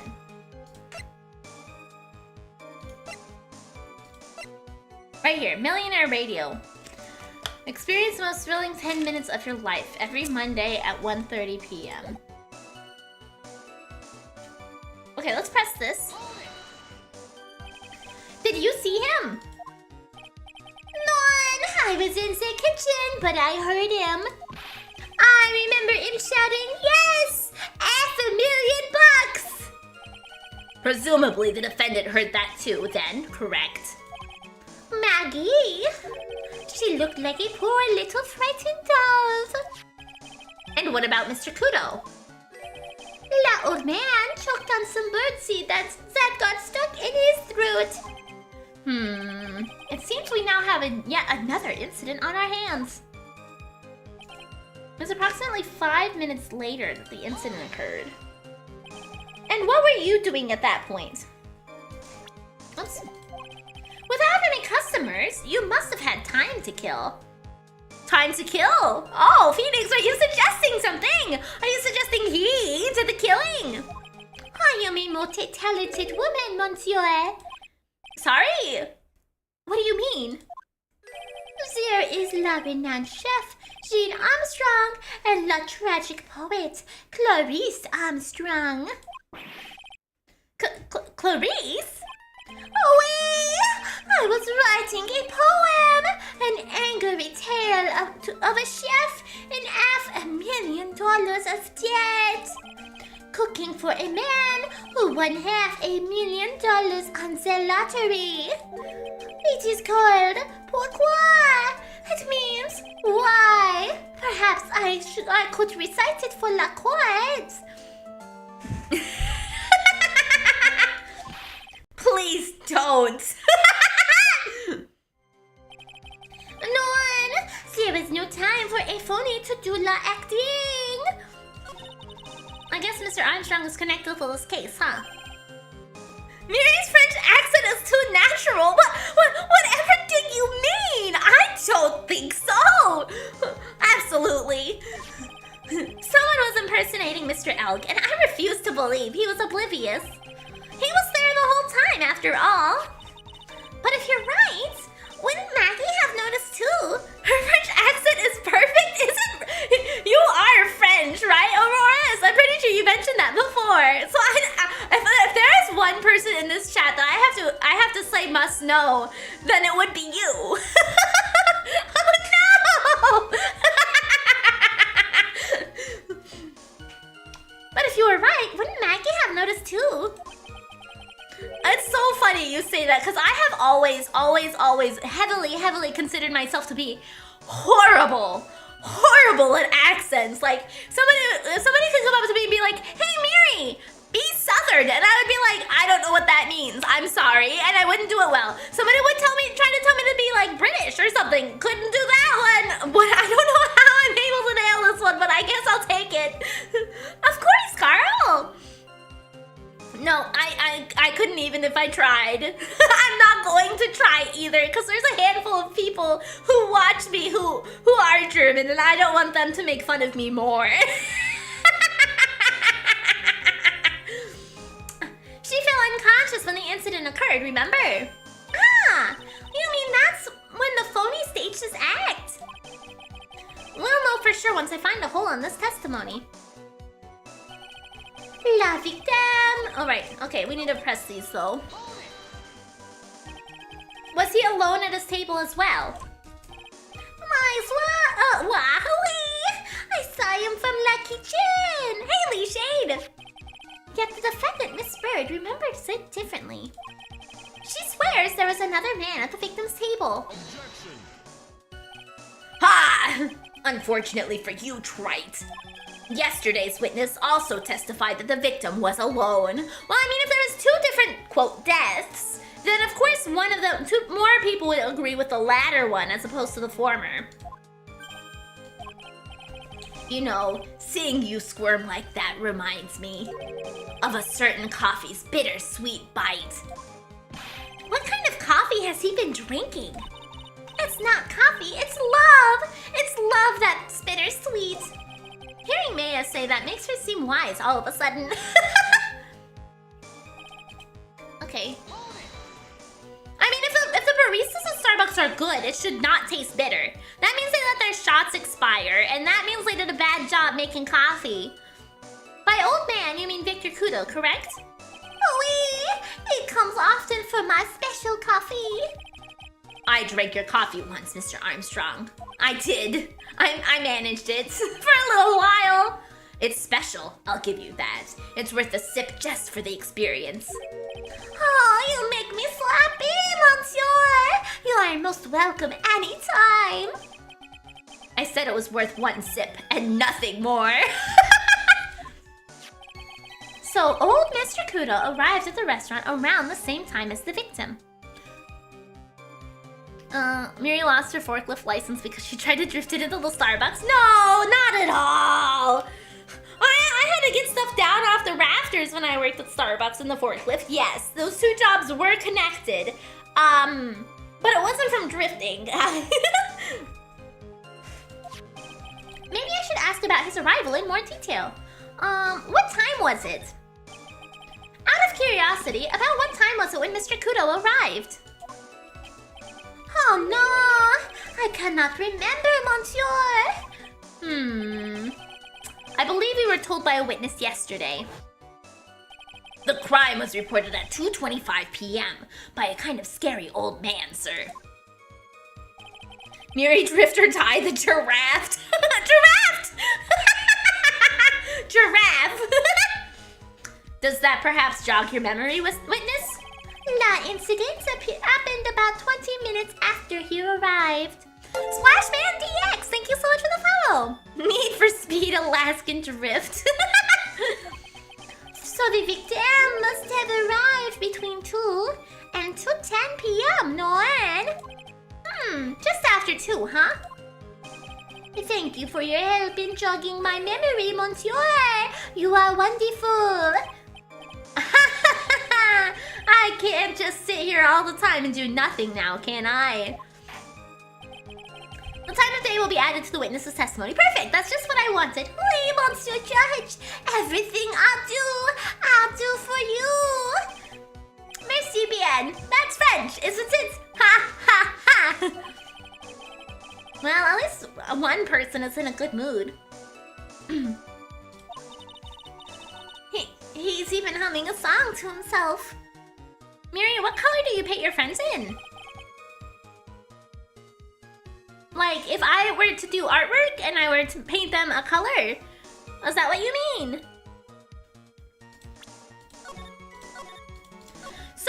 Okay, let's think about this. Obviously, the issue is that if it happened at 2 p.m., then it was a reenactment because this happens at 1:30.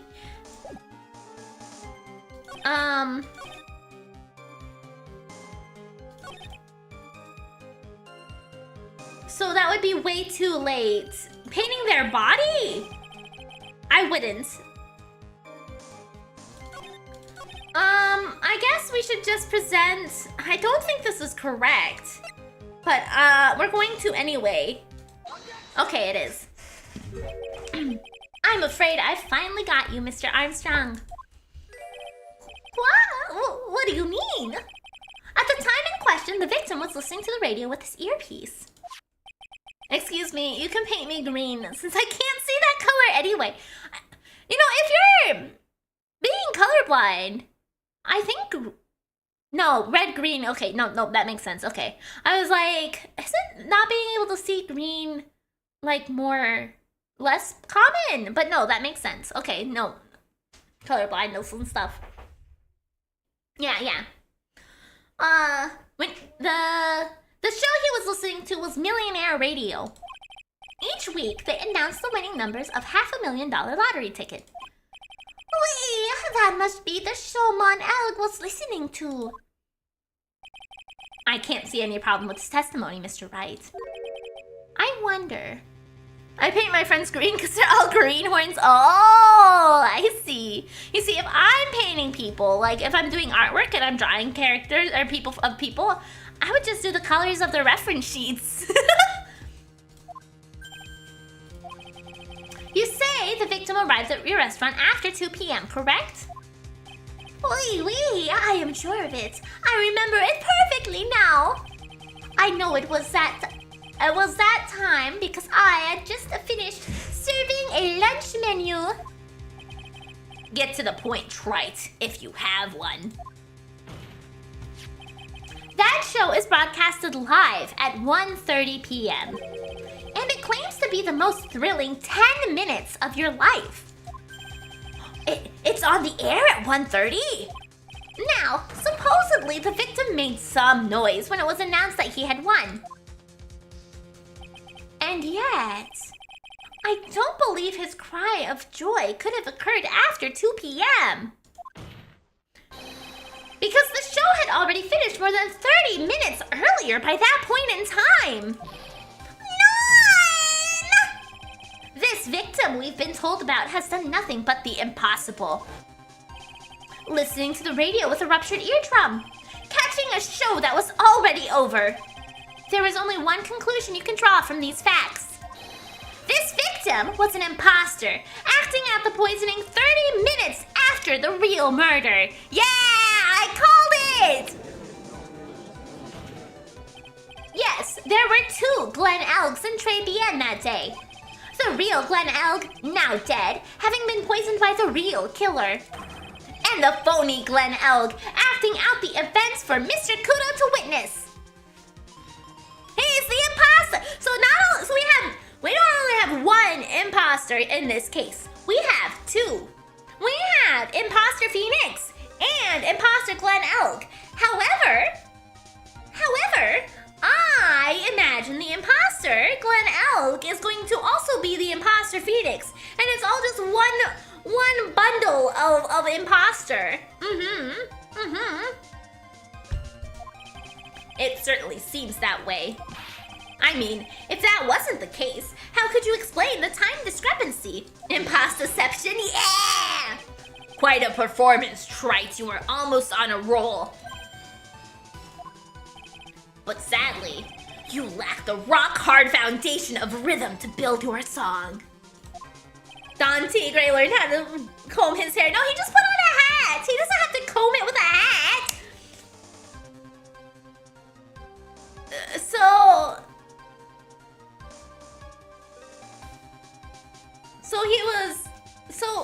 is Zinhiab the Grayer. What is this, Music Theory 101? Let's recap. According to your imaginative theory, it's now just after 2 p.m. The phony elk is performing a play for the benefit of Mr. Kudo. How do you explain, then, where the real Glen Elk is? I don't believe I have to spell this out for the court. However... You're right. At the time, the real Glen Elk was already dead. That's certainly the obvious conclusion. Thank you, Wright. That's exactly what I was hoping you would say. What? Now, I presume you can prove this theory of yours. Can you explain where the missing corpse went to? The missing corpse? According to the old man's testimony, there was only one other customer there. If that customer was the phony Glen Elk, then where did the killer hide the body of the real victim? Ah! The prosecution has a valid point, Mr. Wright. If your theory is to stand up to an examination by the court, you must provide us with proof by answering the prosecution's question. Sounds like a great idea to save to me. Yeah, let's do a little save point here. Where did the killer hide the body?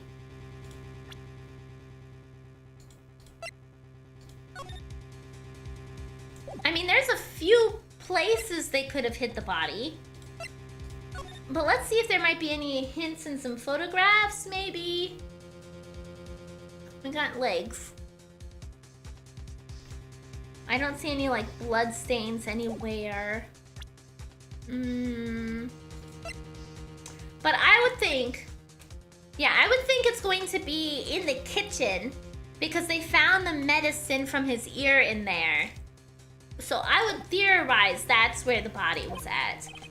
Yes, Your Honor. No conjecture, Wright. Let's hear some facts for once. In the basement, believe me, there's like 3 more bodies next to me. No. I mean, I wouldn't say anything about any basements you're in because I don't know what's in those basements. It's not my basement. I wouldn't know anything about that. But I don't think being next to 3 bodies is very sanitary. No, Armstrong was hiding the corpse inside his body. Show the court a piece of evidence that proves where the body was hidden. Evidence? What's with the intense pressure here all of a sudden? I thought I had him with that contradiction. But he's turned it all around and backed me into a corner instead. Well, Mr. Wright, the court will now hear the defense's theory and evidence. Ah! Oh my god, that was a good throw! That was a good throw!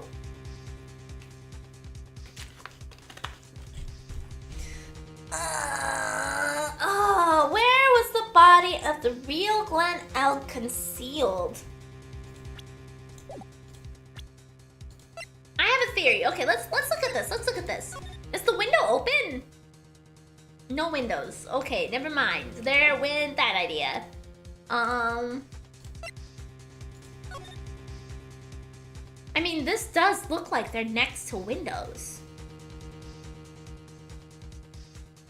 Yeah, I'm leaning either towards the kitchen or out the window. I'm leaning either in the kitchen or out the window. Because, like, you could just right out the window, right? Nobody would know that.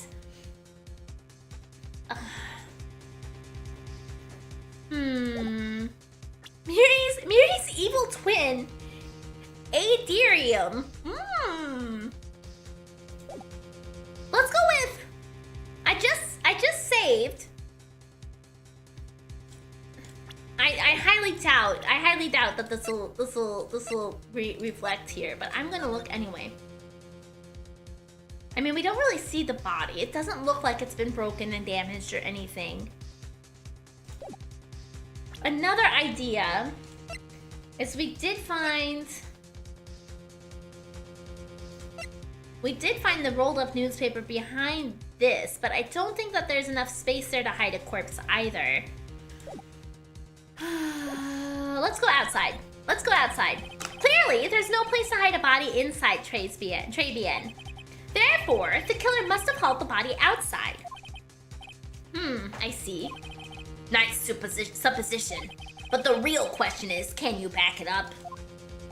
Where's the evidence that proves the body was taken out of the restaurant? Oh.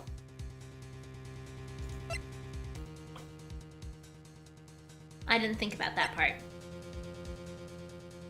Okay, so in that case, I'm going to lean more towards it being in the restaurant, and we're going to go with the kitchen. Take Gumshoe's lunchbox. Too bad. I don't think you'll ever grasp the real heart of rock and roll. What are you talking about? The evidence is I'm making it up as I go along! Yeah!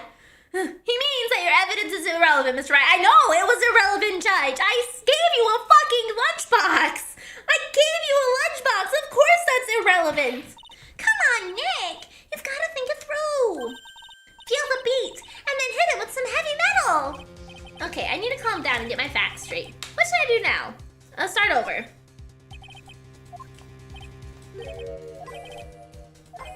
Hey, stop shit-talking me, everybody. What's with the Spanish all of a sudden? Inside. It would have been too dangerous to take the body outside. Obviously, the body must have been hidden somewhere else inside Trebian. Trying to rob the judge of the lunchbox? Yes. I mean, maybe he would like some of Gumshoe's sausages. Okay, maybe he would like some of Gumshoe's sausage since Maggie didn't want any sausage. You know, maybe he would like a hot dog. A wiener, you might say. Interesting. But where could a body have been hidden inside the restaurant? Perhaps you would care to shore the court on these plans, Mr. Wright. Wait, are we talking about food here? Yeah, I didn't have the right evidence, so I gave him a lunchbox with wieners in it. The exact location of where the body was concealed inside of Trebian is the kitchen. The body was in here. I see. Nice supposition.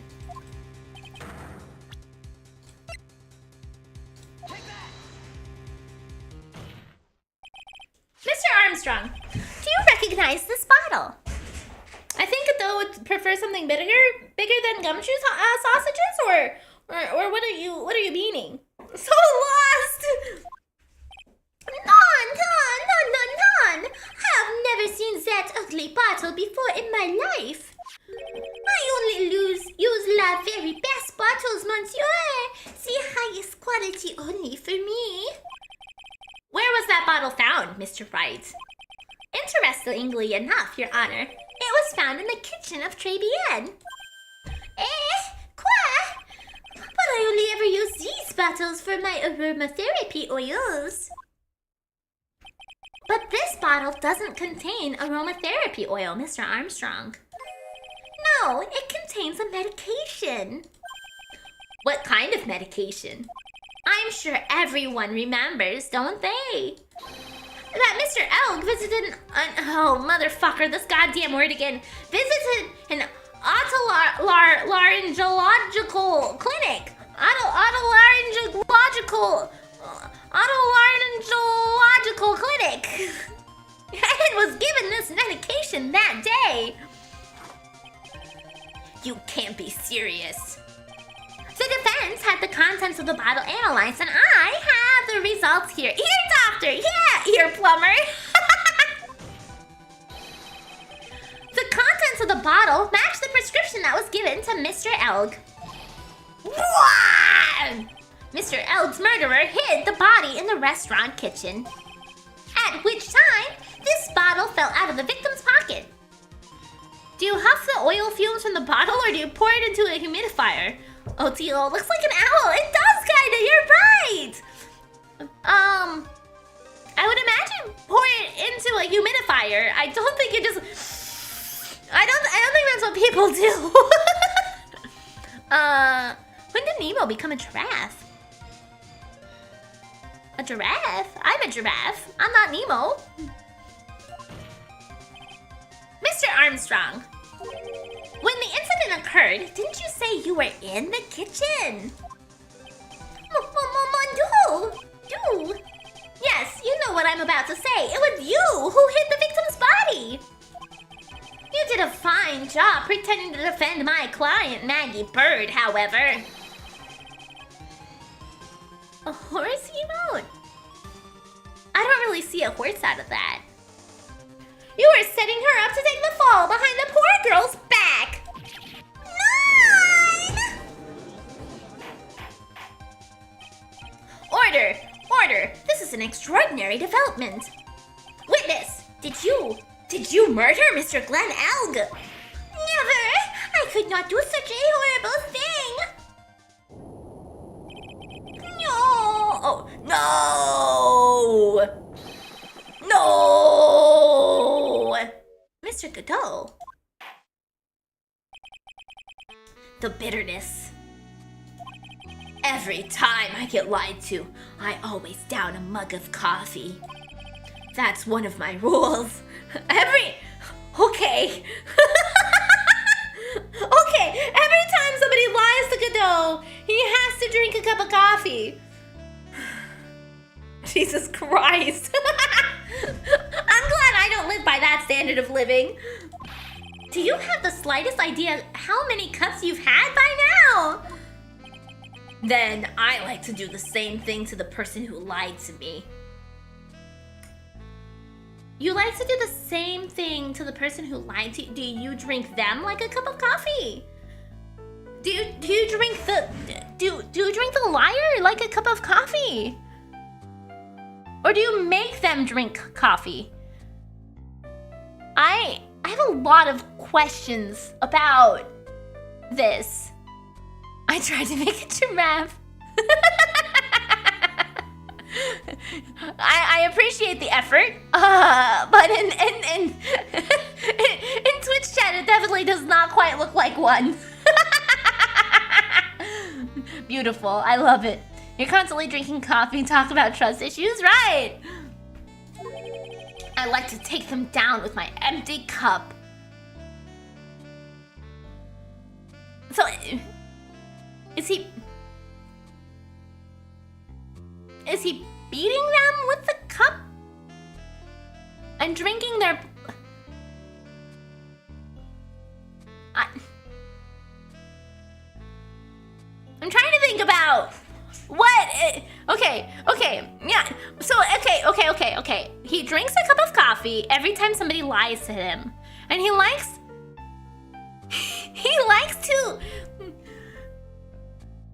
to take them the same way. So he beats them with a cup and then drinks their blood? That's what I'm getting out of that. He throws the mug at the person. Oh, okay. Listen up, chef. How about a brand new flavor in your ear? My H-deficient friends. Shameful demand pardon, please. You must hear me out. It is a trap. Listen to me, por favor. Yo hablo español, Mr. Armstrong, and por favor is Spanish.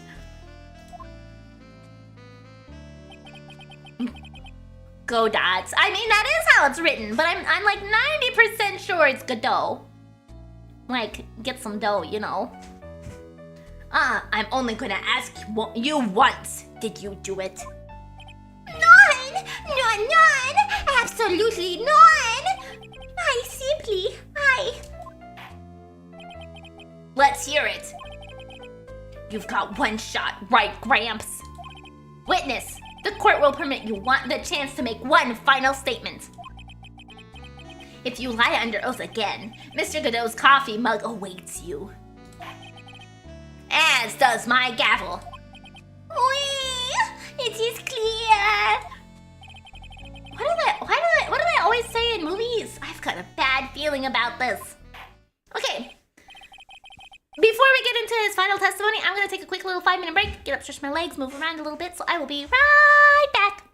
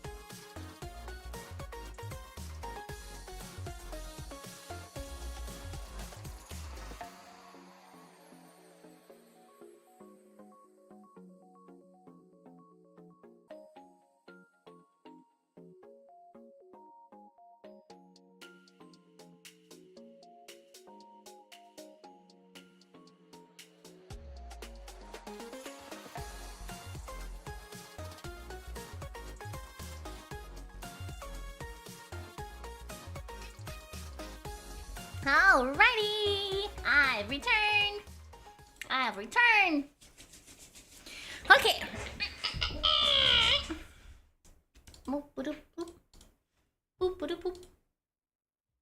Okay, oops. Whoopsie. Okay. Very well. Begin your final testimony, Mr. Armstrong. Thank you. Glad to be back. The confession. Dun dun dun! It is true. I hid la body in la kitchen. I hate to assume, and this might be wrong of me to say, but this chef definitely likes dudes. Oh yeah, I mean he's made it pretty abundantly clear throughout the dialogue we've had with him that is a true statement. He said that older men like him, younger men like him. He loves Phoenix. He thinks Phoenix is very pretty. Yes, yeah, he definitely does. A man forced me to do it. I had no choice. I had to go along with him because there is a reason why I could not refuse. But I did not kill him. I swear it. You must believe me. You were forced? By who? I cannot say, or I will be erased. Let's try a different question then. Now, every time I see a Frenchman, I expect this accent from them. Hopefully not with my voice, because I don't think that's gonna happen. When Mr. Elk died, was he really the only person at the table? There was. He's finally admitting it! There was another man. He did it! I knew it! Maggie was telling the truth. Well, of course she was. She wouldn't lie to us. You may cross-examine the witness now, Mr. Wright. There's just one more thing I need to do. I gotta break this guy and get him to tell us the name of the real killer. The confession. It's true, I hid the body in the kitchen. A man forced me to do it. I had no choice. I had to go along with it because there is a reason I could not refuse. But I did not kill him. Okay. I'm gonna press this. And save. Ah, thank you! Okay. I'm gonna press this one. I think this is the one that's closest to our... what we're looking for, I think. And what would that reason be, Mr. Armstrong? You know, monsieur. Yes? Surely you cannot expect a young maiden to talk about such an embarrassment.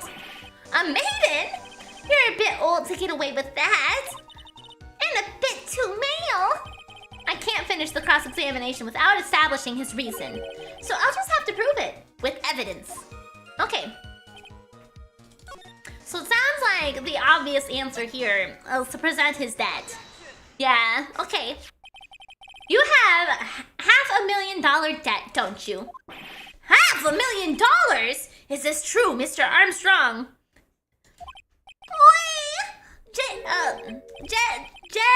Just was the soleil. I was weak and I borrowed the money.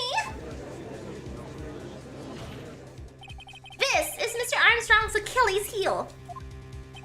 And that's why you couldn't refuse anything asked of you by this man.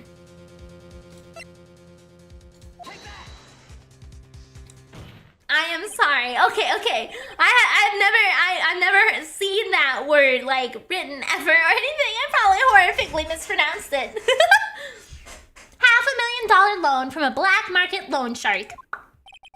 And you had no way of paying it back, did you? That's why you were forced to do anything this man told you. Oui, it is as you say. Mr. Armstrong! La Tigre, he told me he was going to use my restaurant for a business rendezvous. On la day in question, he was meeting la victime to demand that he repay his loan. I don't know why it happened like that. I just did what he told me to do. I had no choice. I carried la body and la inconscient Maggie out of la dining area and into the kitchen. After that, I just tried to forget what I had seen. I think we can now safely say that the man who forced your hand was Mr. Tigre. Poor Maggie, she never gets better luck. I know, the poor thing. The poor thing. I do have one further question for you, Mr. Armstrong. The poison and the lottery ticket that were found in the defendant's apron pocket. Was that your doing as well?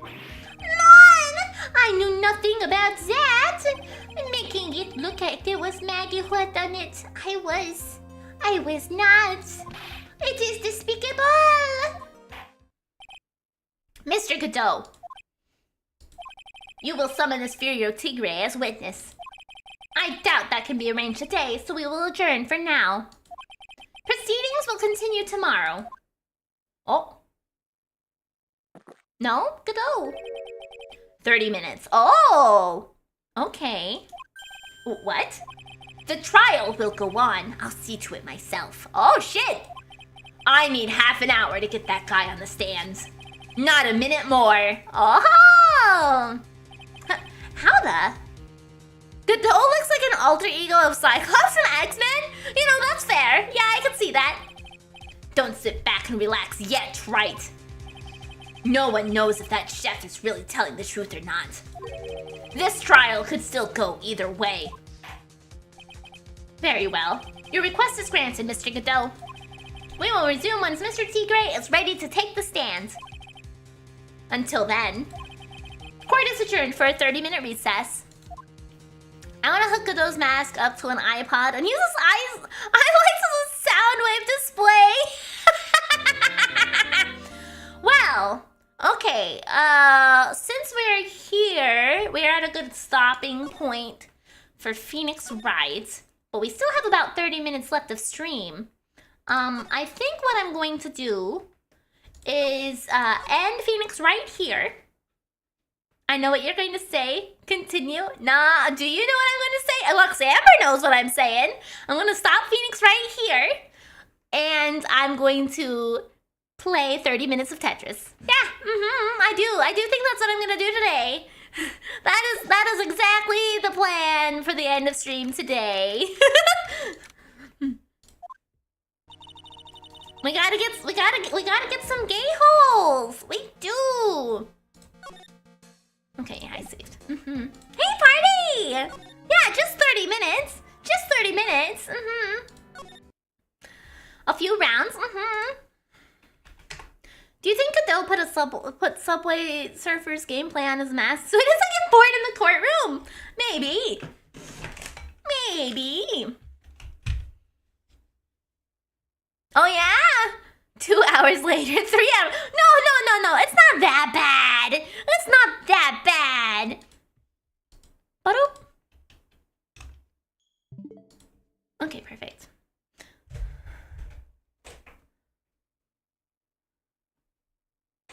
No, my brain cell. Perfect. Okay, let's get this swapped over here. We're doing some Tetris 99. Yeah.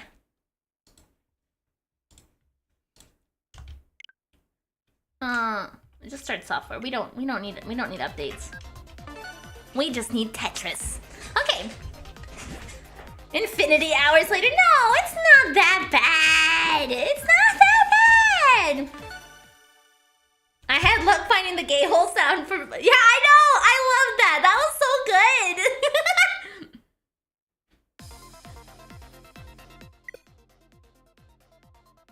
Later! I'm in... Come on, really? You're gonna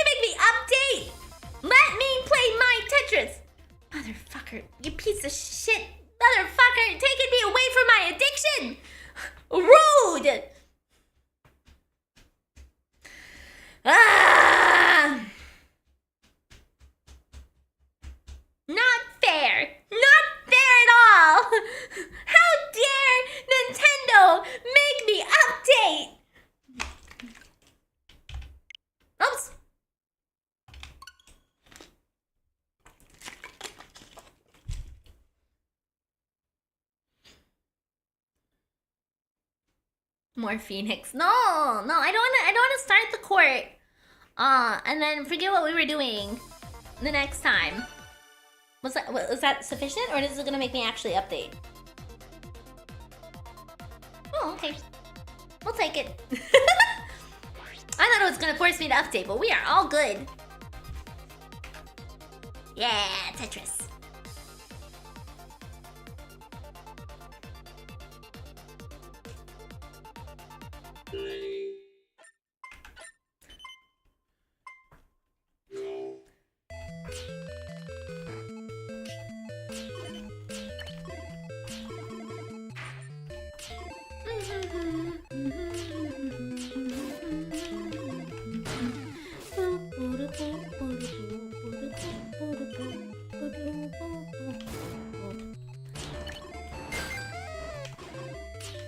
It's very unfair for them to make you update while we're stuck in the basement. Yeah, you know, they just need to play nicer, is all.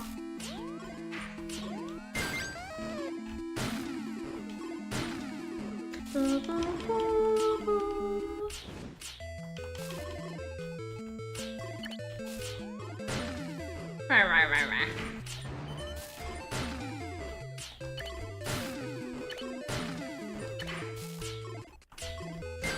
Okay.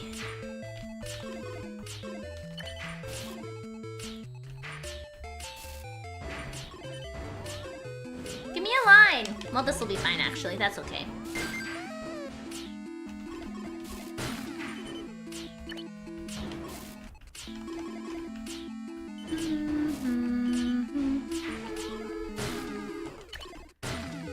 All right.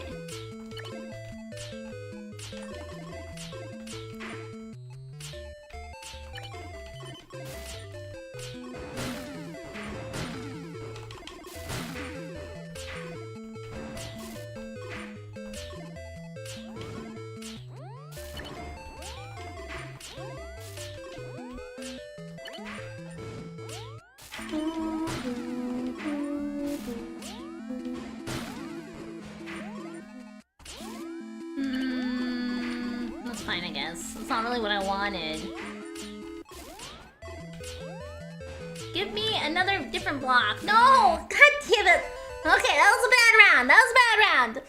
That's okay, I'll do better.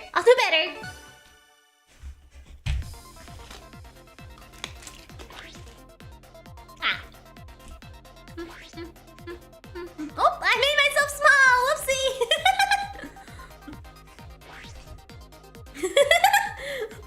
What was that? I was having some block problems, okay? I just didn't get what I wanted. But we'll do better. And if we don't do better, then I'll go back to the fucking...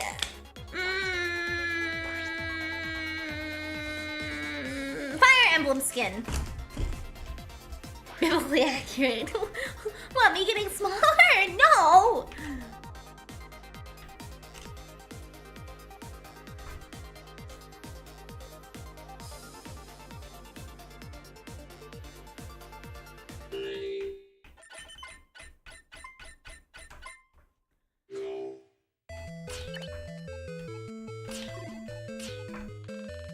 Boop. Just slide it on in there.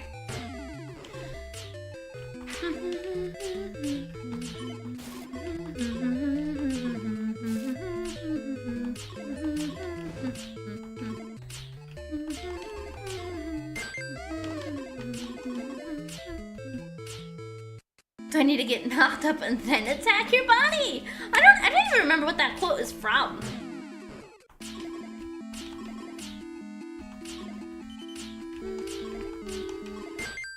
Wap wap wow.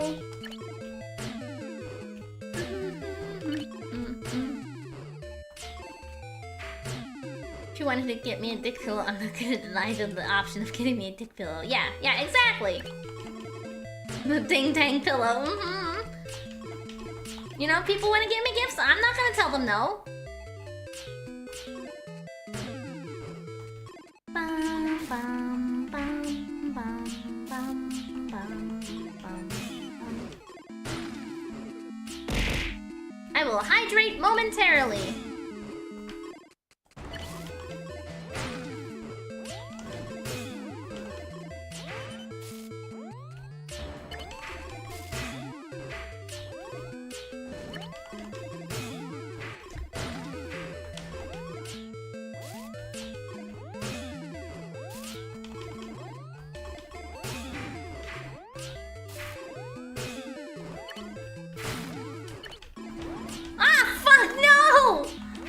That was a disaster. That was a mistake. Oh god damn it! No! Why am I playing so bad today? It's because I haven't been playing Tetris on a controller. I haven't been playing Tetris on a controller. I mean, we're gonna get a lot of rounds. We got 30 whole minutes. Okay. Are you high in carbs or low in carbs, Giraffe? I am a failure in Giraffe. Okay. I suck. Ow.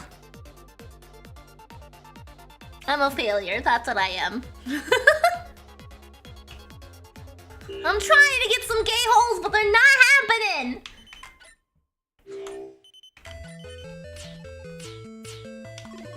$30 holes? No, not 30. Yikes! Oh my god.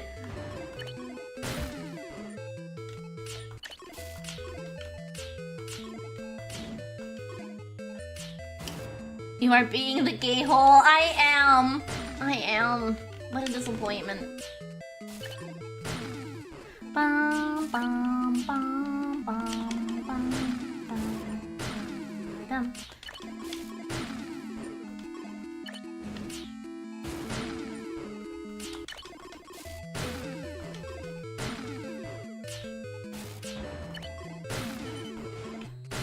That's a lot of holes. I don't have that many holes, okay?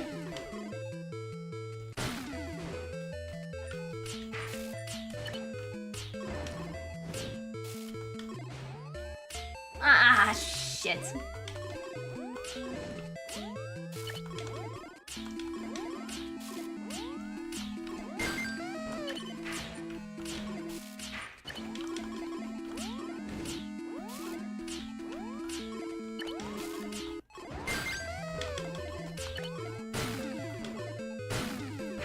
I'll dig us back there. We'll be fine. It's fine. See, everything's good and dandy. Okay.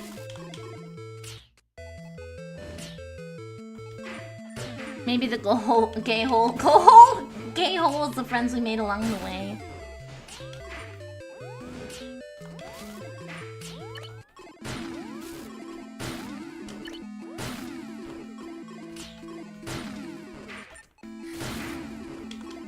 She's always spotted. I am. That's the downside to having all these awesome spots, you see.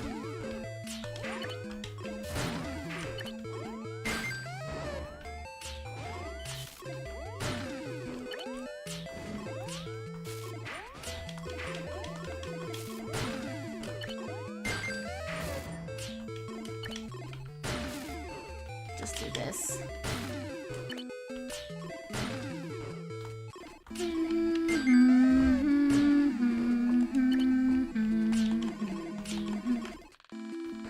Okay, this is better. We're doing better. Look at that. We haven't gotten any gay holes yet, but we haven't lost. We haven't lost yet either.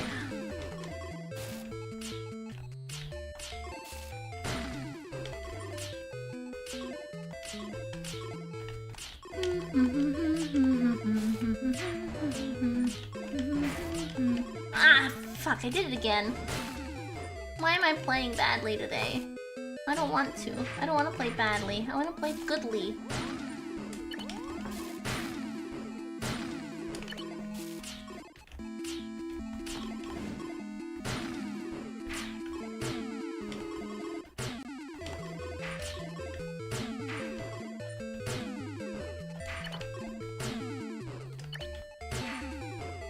Okay, there we go. Yeah, we did it! We got a gay hole! Okay, I am contented now. We have successfully did the thing.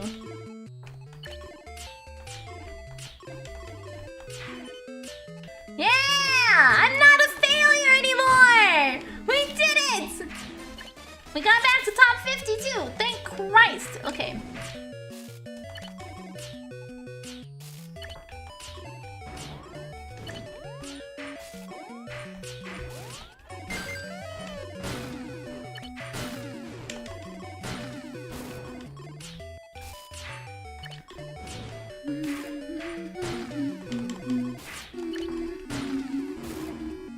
Shit.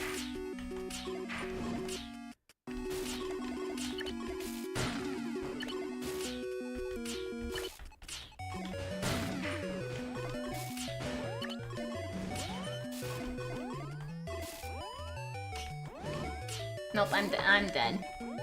Yep, there it is. Well, at least I got top 50 this time. I'll take it. That's an improvement over my last few rounds, at the very least. Tip, rip, rip, rip. My hands are getting more warmed up to being on the controller again, though. I've been playing on my keyboard a lot lately. And, that's a different gaming experience.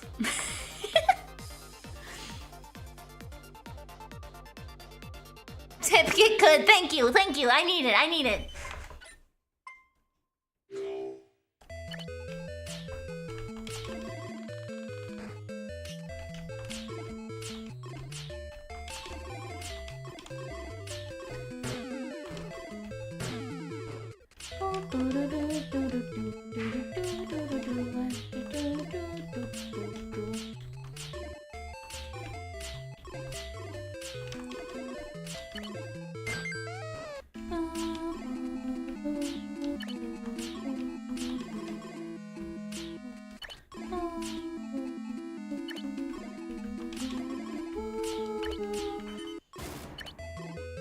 Spin the square to make it fit better. What's also necessary for RNG manipulation.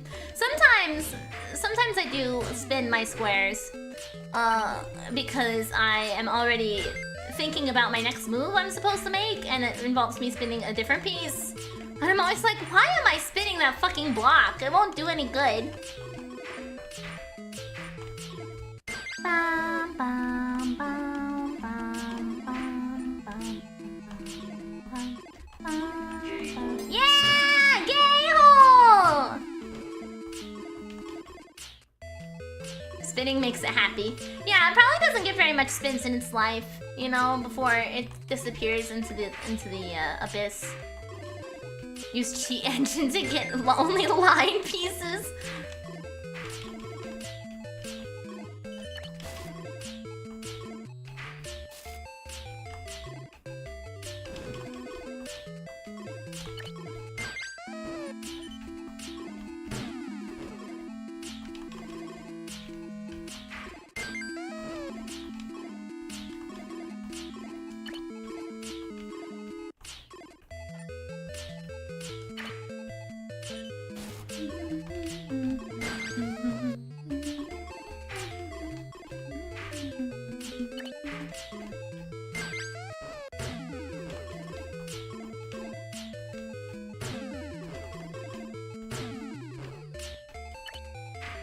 Alright, this feels a lot better. I feel much happier with this round versus the other one. Ah, yeah, another gay hole. We've got two. We got two of them. Alright, gotta go to bed. Have a good night, Vulture! I spend the block, the square for ya. Bum bum bum ba-da-dum ba-da-dum ba-dum bum bum bum bum bum ba-da-da-da-da da-da-da-da-da-da-do boop boop boop.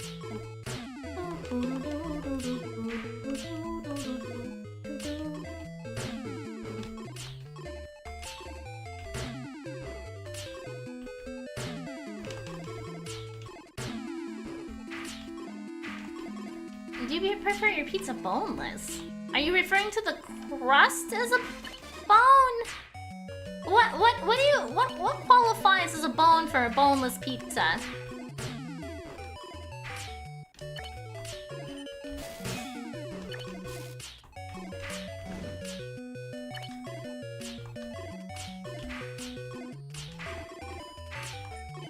Boneless isn't no bones. Well, I mean, like, most pizza would arguably be boneless then, because there's no bones in pizza.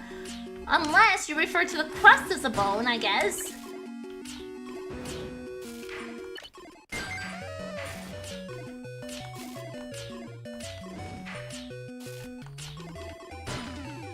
Actual bones. Well, then I would obviously prefer my pizza boneless. The only topping I ever get on my pizza is fucking pepperoni anyway.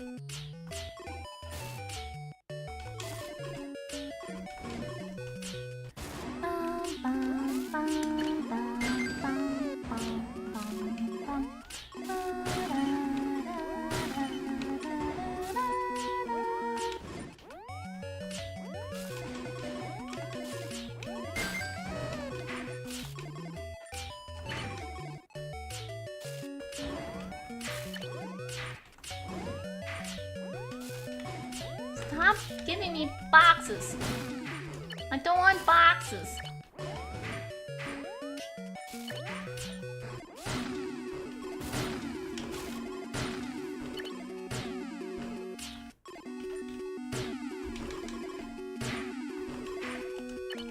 Oh, they're the same block. No, they're not.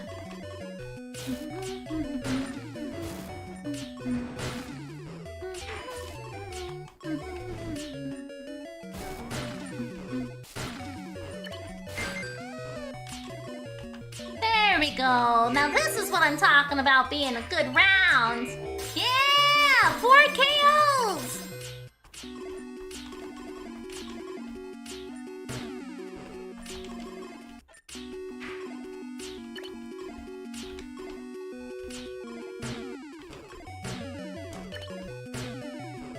Okay. Yeah, get in the hole.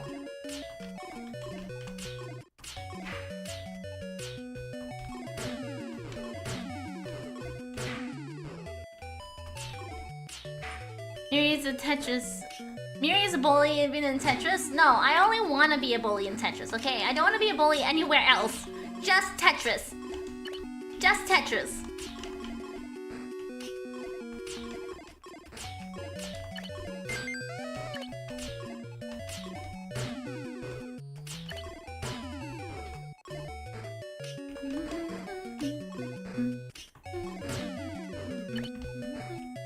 Miri is indeed a Tetris. No! I'm a bully in Tetris. Okay, that's it.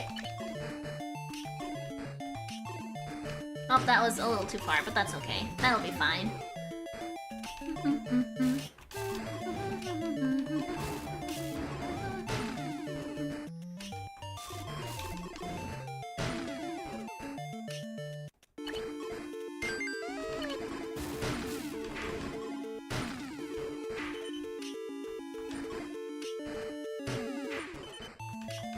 I should have swapped those around, but that's okay.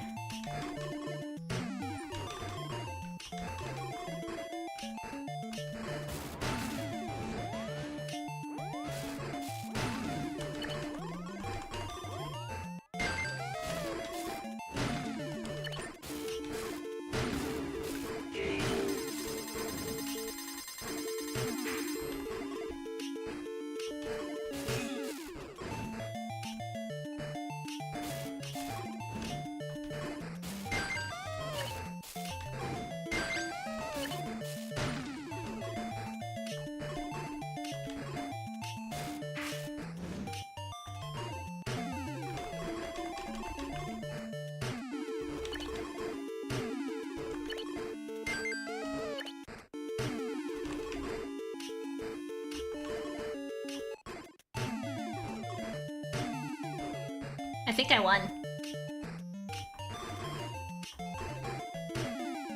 I think I won.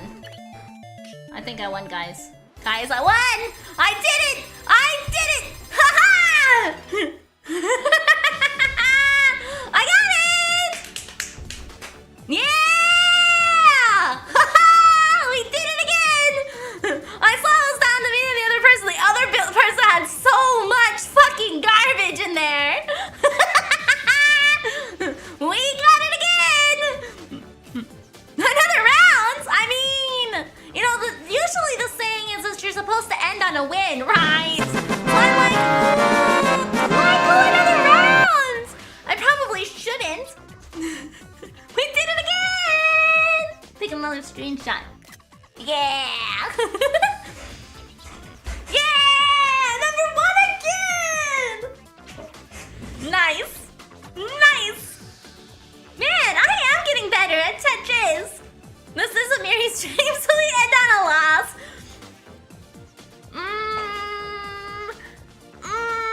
Do I want to do... Ah, man, that's so conflicting. On one hand, it's like, I should stop now, right? I can't get better than this. You know what? I don't know that this lobby is gonna fill up. But to celebrate, like, you know, another win. I think... Ah! Look! I am the superior player! I did it!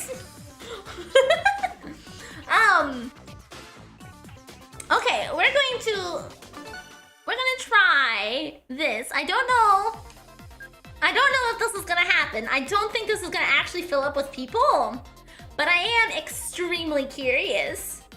This is for people who've gotten number 1 before. And it only is people who have gotten number 1 before that can use this queue. So I wonder how many people are actually like people that are players in here.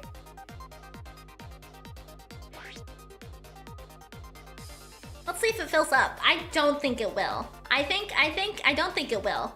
But we'll give it a try. Right, it's not the normal mode. I'm scared of for this one, me too, honestly. I don't think I'm the best Tetris player. I'm an okay Tetris player. But let's try it.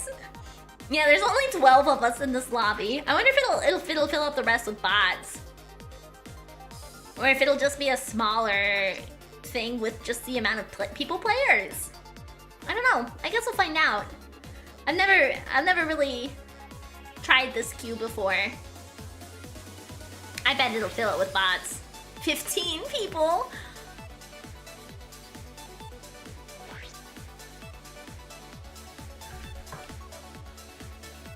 Oh. Nope. No bots? Starting right in the top 15. You know, I didn't. Oh no, there are the bots. Okay. I was like, I guess that's one way to look at it.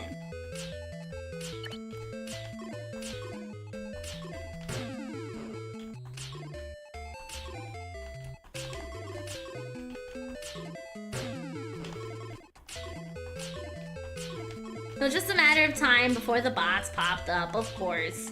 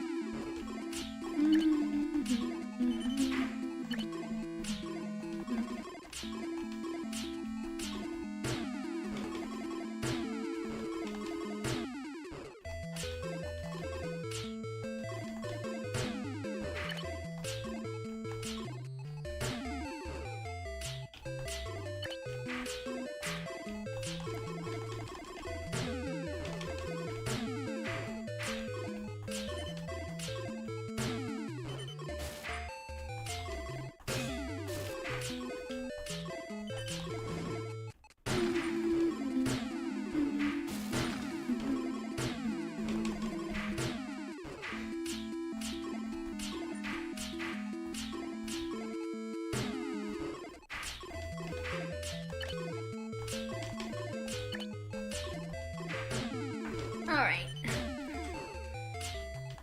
I like how I was like, I went from playing like absolute hot garbage to pulling a fucking number 1 out of my ass. I'm still not sure how that all worked out, but I'll take it. Oh, that was a bad idea.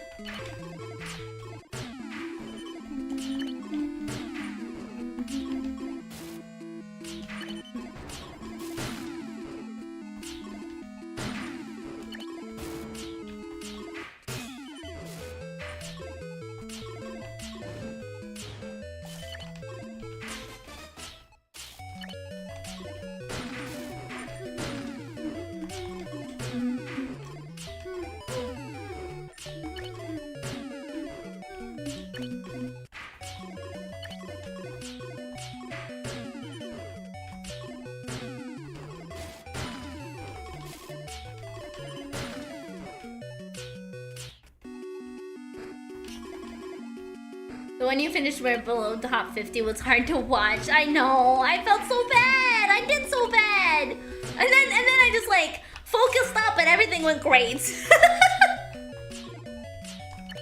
Dandy, hello. Thank you so much for 11 months. How are you doing?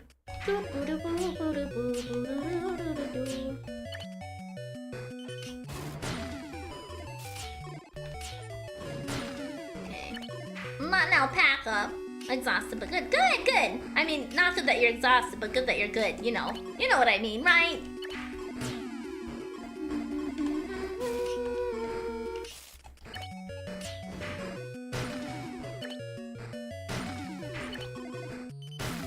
Miri locked in. I did. Just stopping by to say hi. Aw, thank you. That's so sweet. Mary, the stream cryptid has appeared.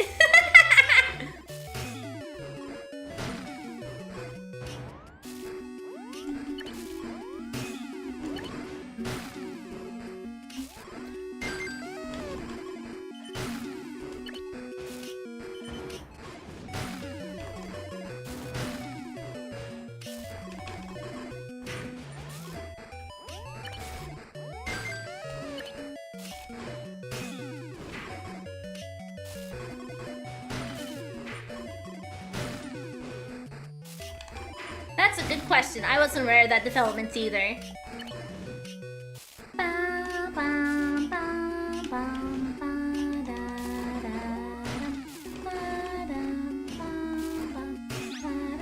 Oh, a T-spin? I don't know that that really was a T-spin, but I'll take it. My blocks are moving fucking fast. Holy shit.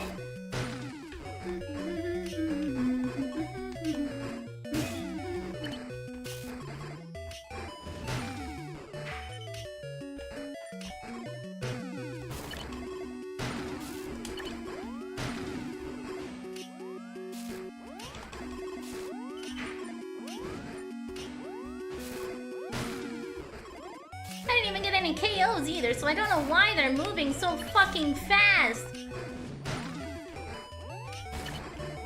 I wonder if it's just the... Okay, fine. I guess you won't go over that lip. That's okay. That's fine. That's okay. Let's see. I need to stop by more often. I did, and that's because you're rarely here. That's fair. Go faster. God, those blocks were going fast enough already, okay? Hopefully I at least outlasted some of the people. Okay, yeah, I did outlast some people at least. I beat a couple of people, but a lot of CPU still left in the race. Jesus Christ. Okay. Miri needs to play more Souls games and AoE 4, so I'm motivated. Fair. I mean, the closest Souls game I have going on right now is 9 Souls, which has Souls in the name, so, you know, take that as you will, I guess. But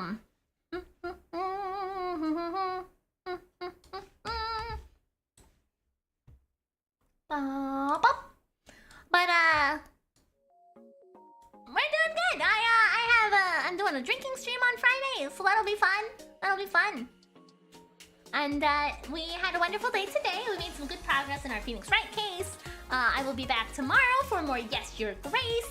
I hope we can return back to my castle, but at least we're playing as a lady now. That's kind of nice. But I hope that everybody had a wonderful time, and I will see you all next time, whether that's tomorrow or someday in the future. I'm always very happy whenever we have an opportunity to drop on by. And we had a great day today, so thank you all for making my day feel special and great and awesome and everything. Let's see. What do we have to go raid today? What do we got going on? Oh, did I see somebody else playing Tetris 99? Are there other people who play Tetris 99? Same category. Yeah, let's see who else is playing Tetris. Oh, there's only like 3 people playing Tetris. Nah, I don't want to go in there and be like, I got number 1 today. I feel like that would be kind of rude, so never mind. We're not gonna do that. Let's see here. Who to raid? Here we go. You know what? My monthly raid to Demi. We haven't raided Demi in a while. Thank you all for hanging out with me today. I hope to see you another time. Like I said already, I'm playing Yes, Your Grace Snowfall tomorrow. I really hope we get back to our castle and we can cure my son, considering his rat tail situation. But, you know, whatever happens, happens, and hopefully we'll survive to see the day. Thank you all for being fantastic, and I'll see you all later. Goodbye!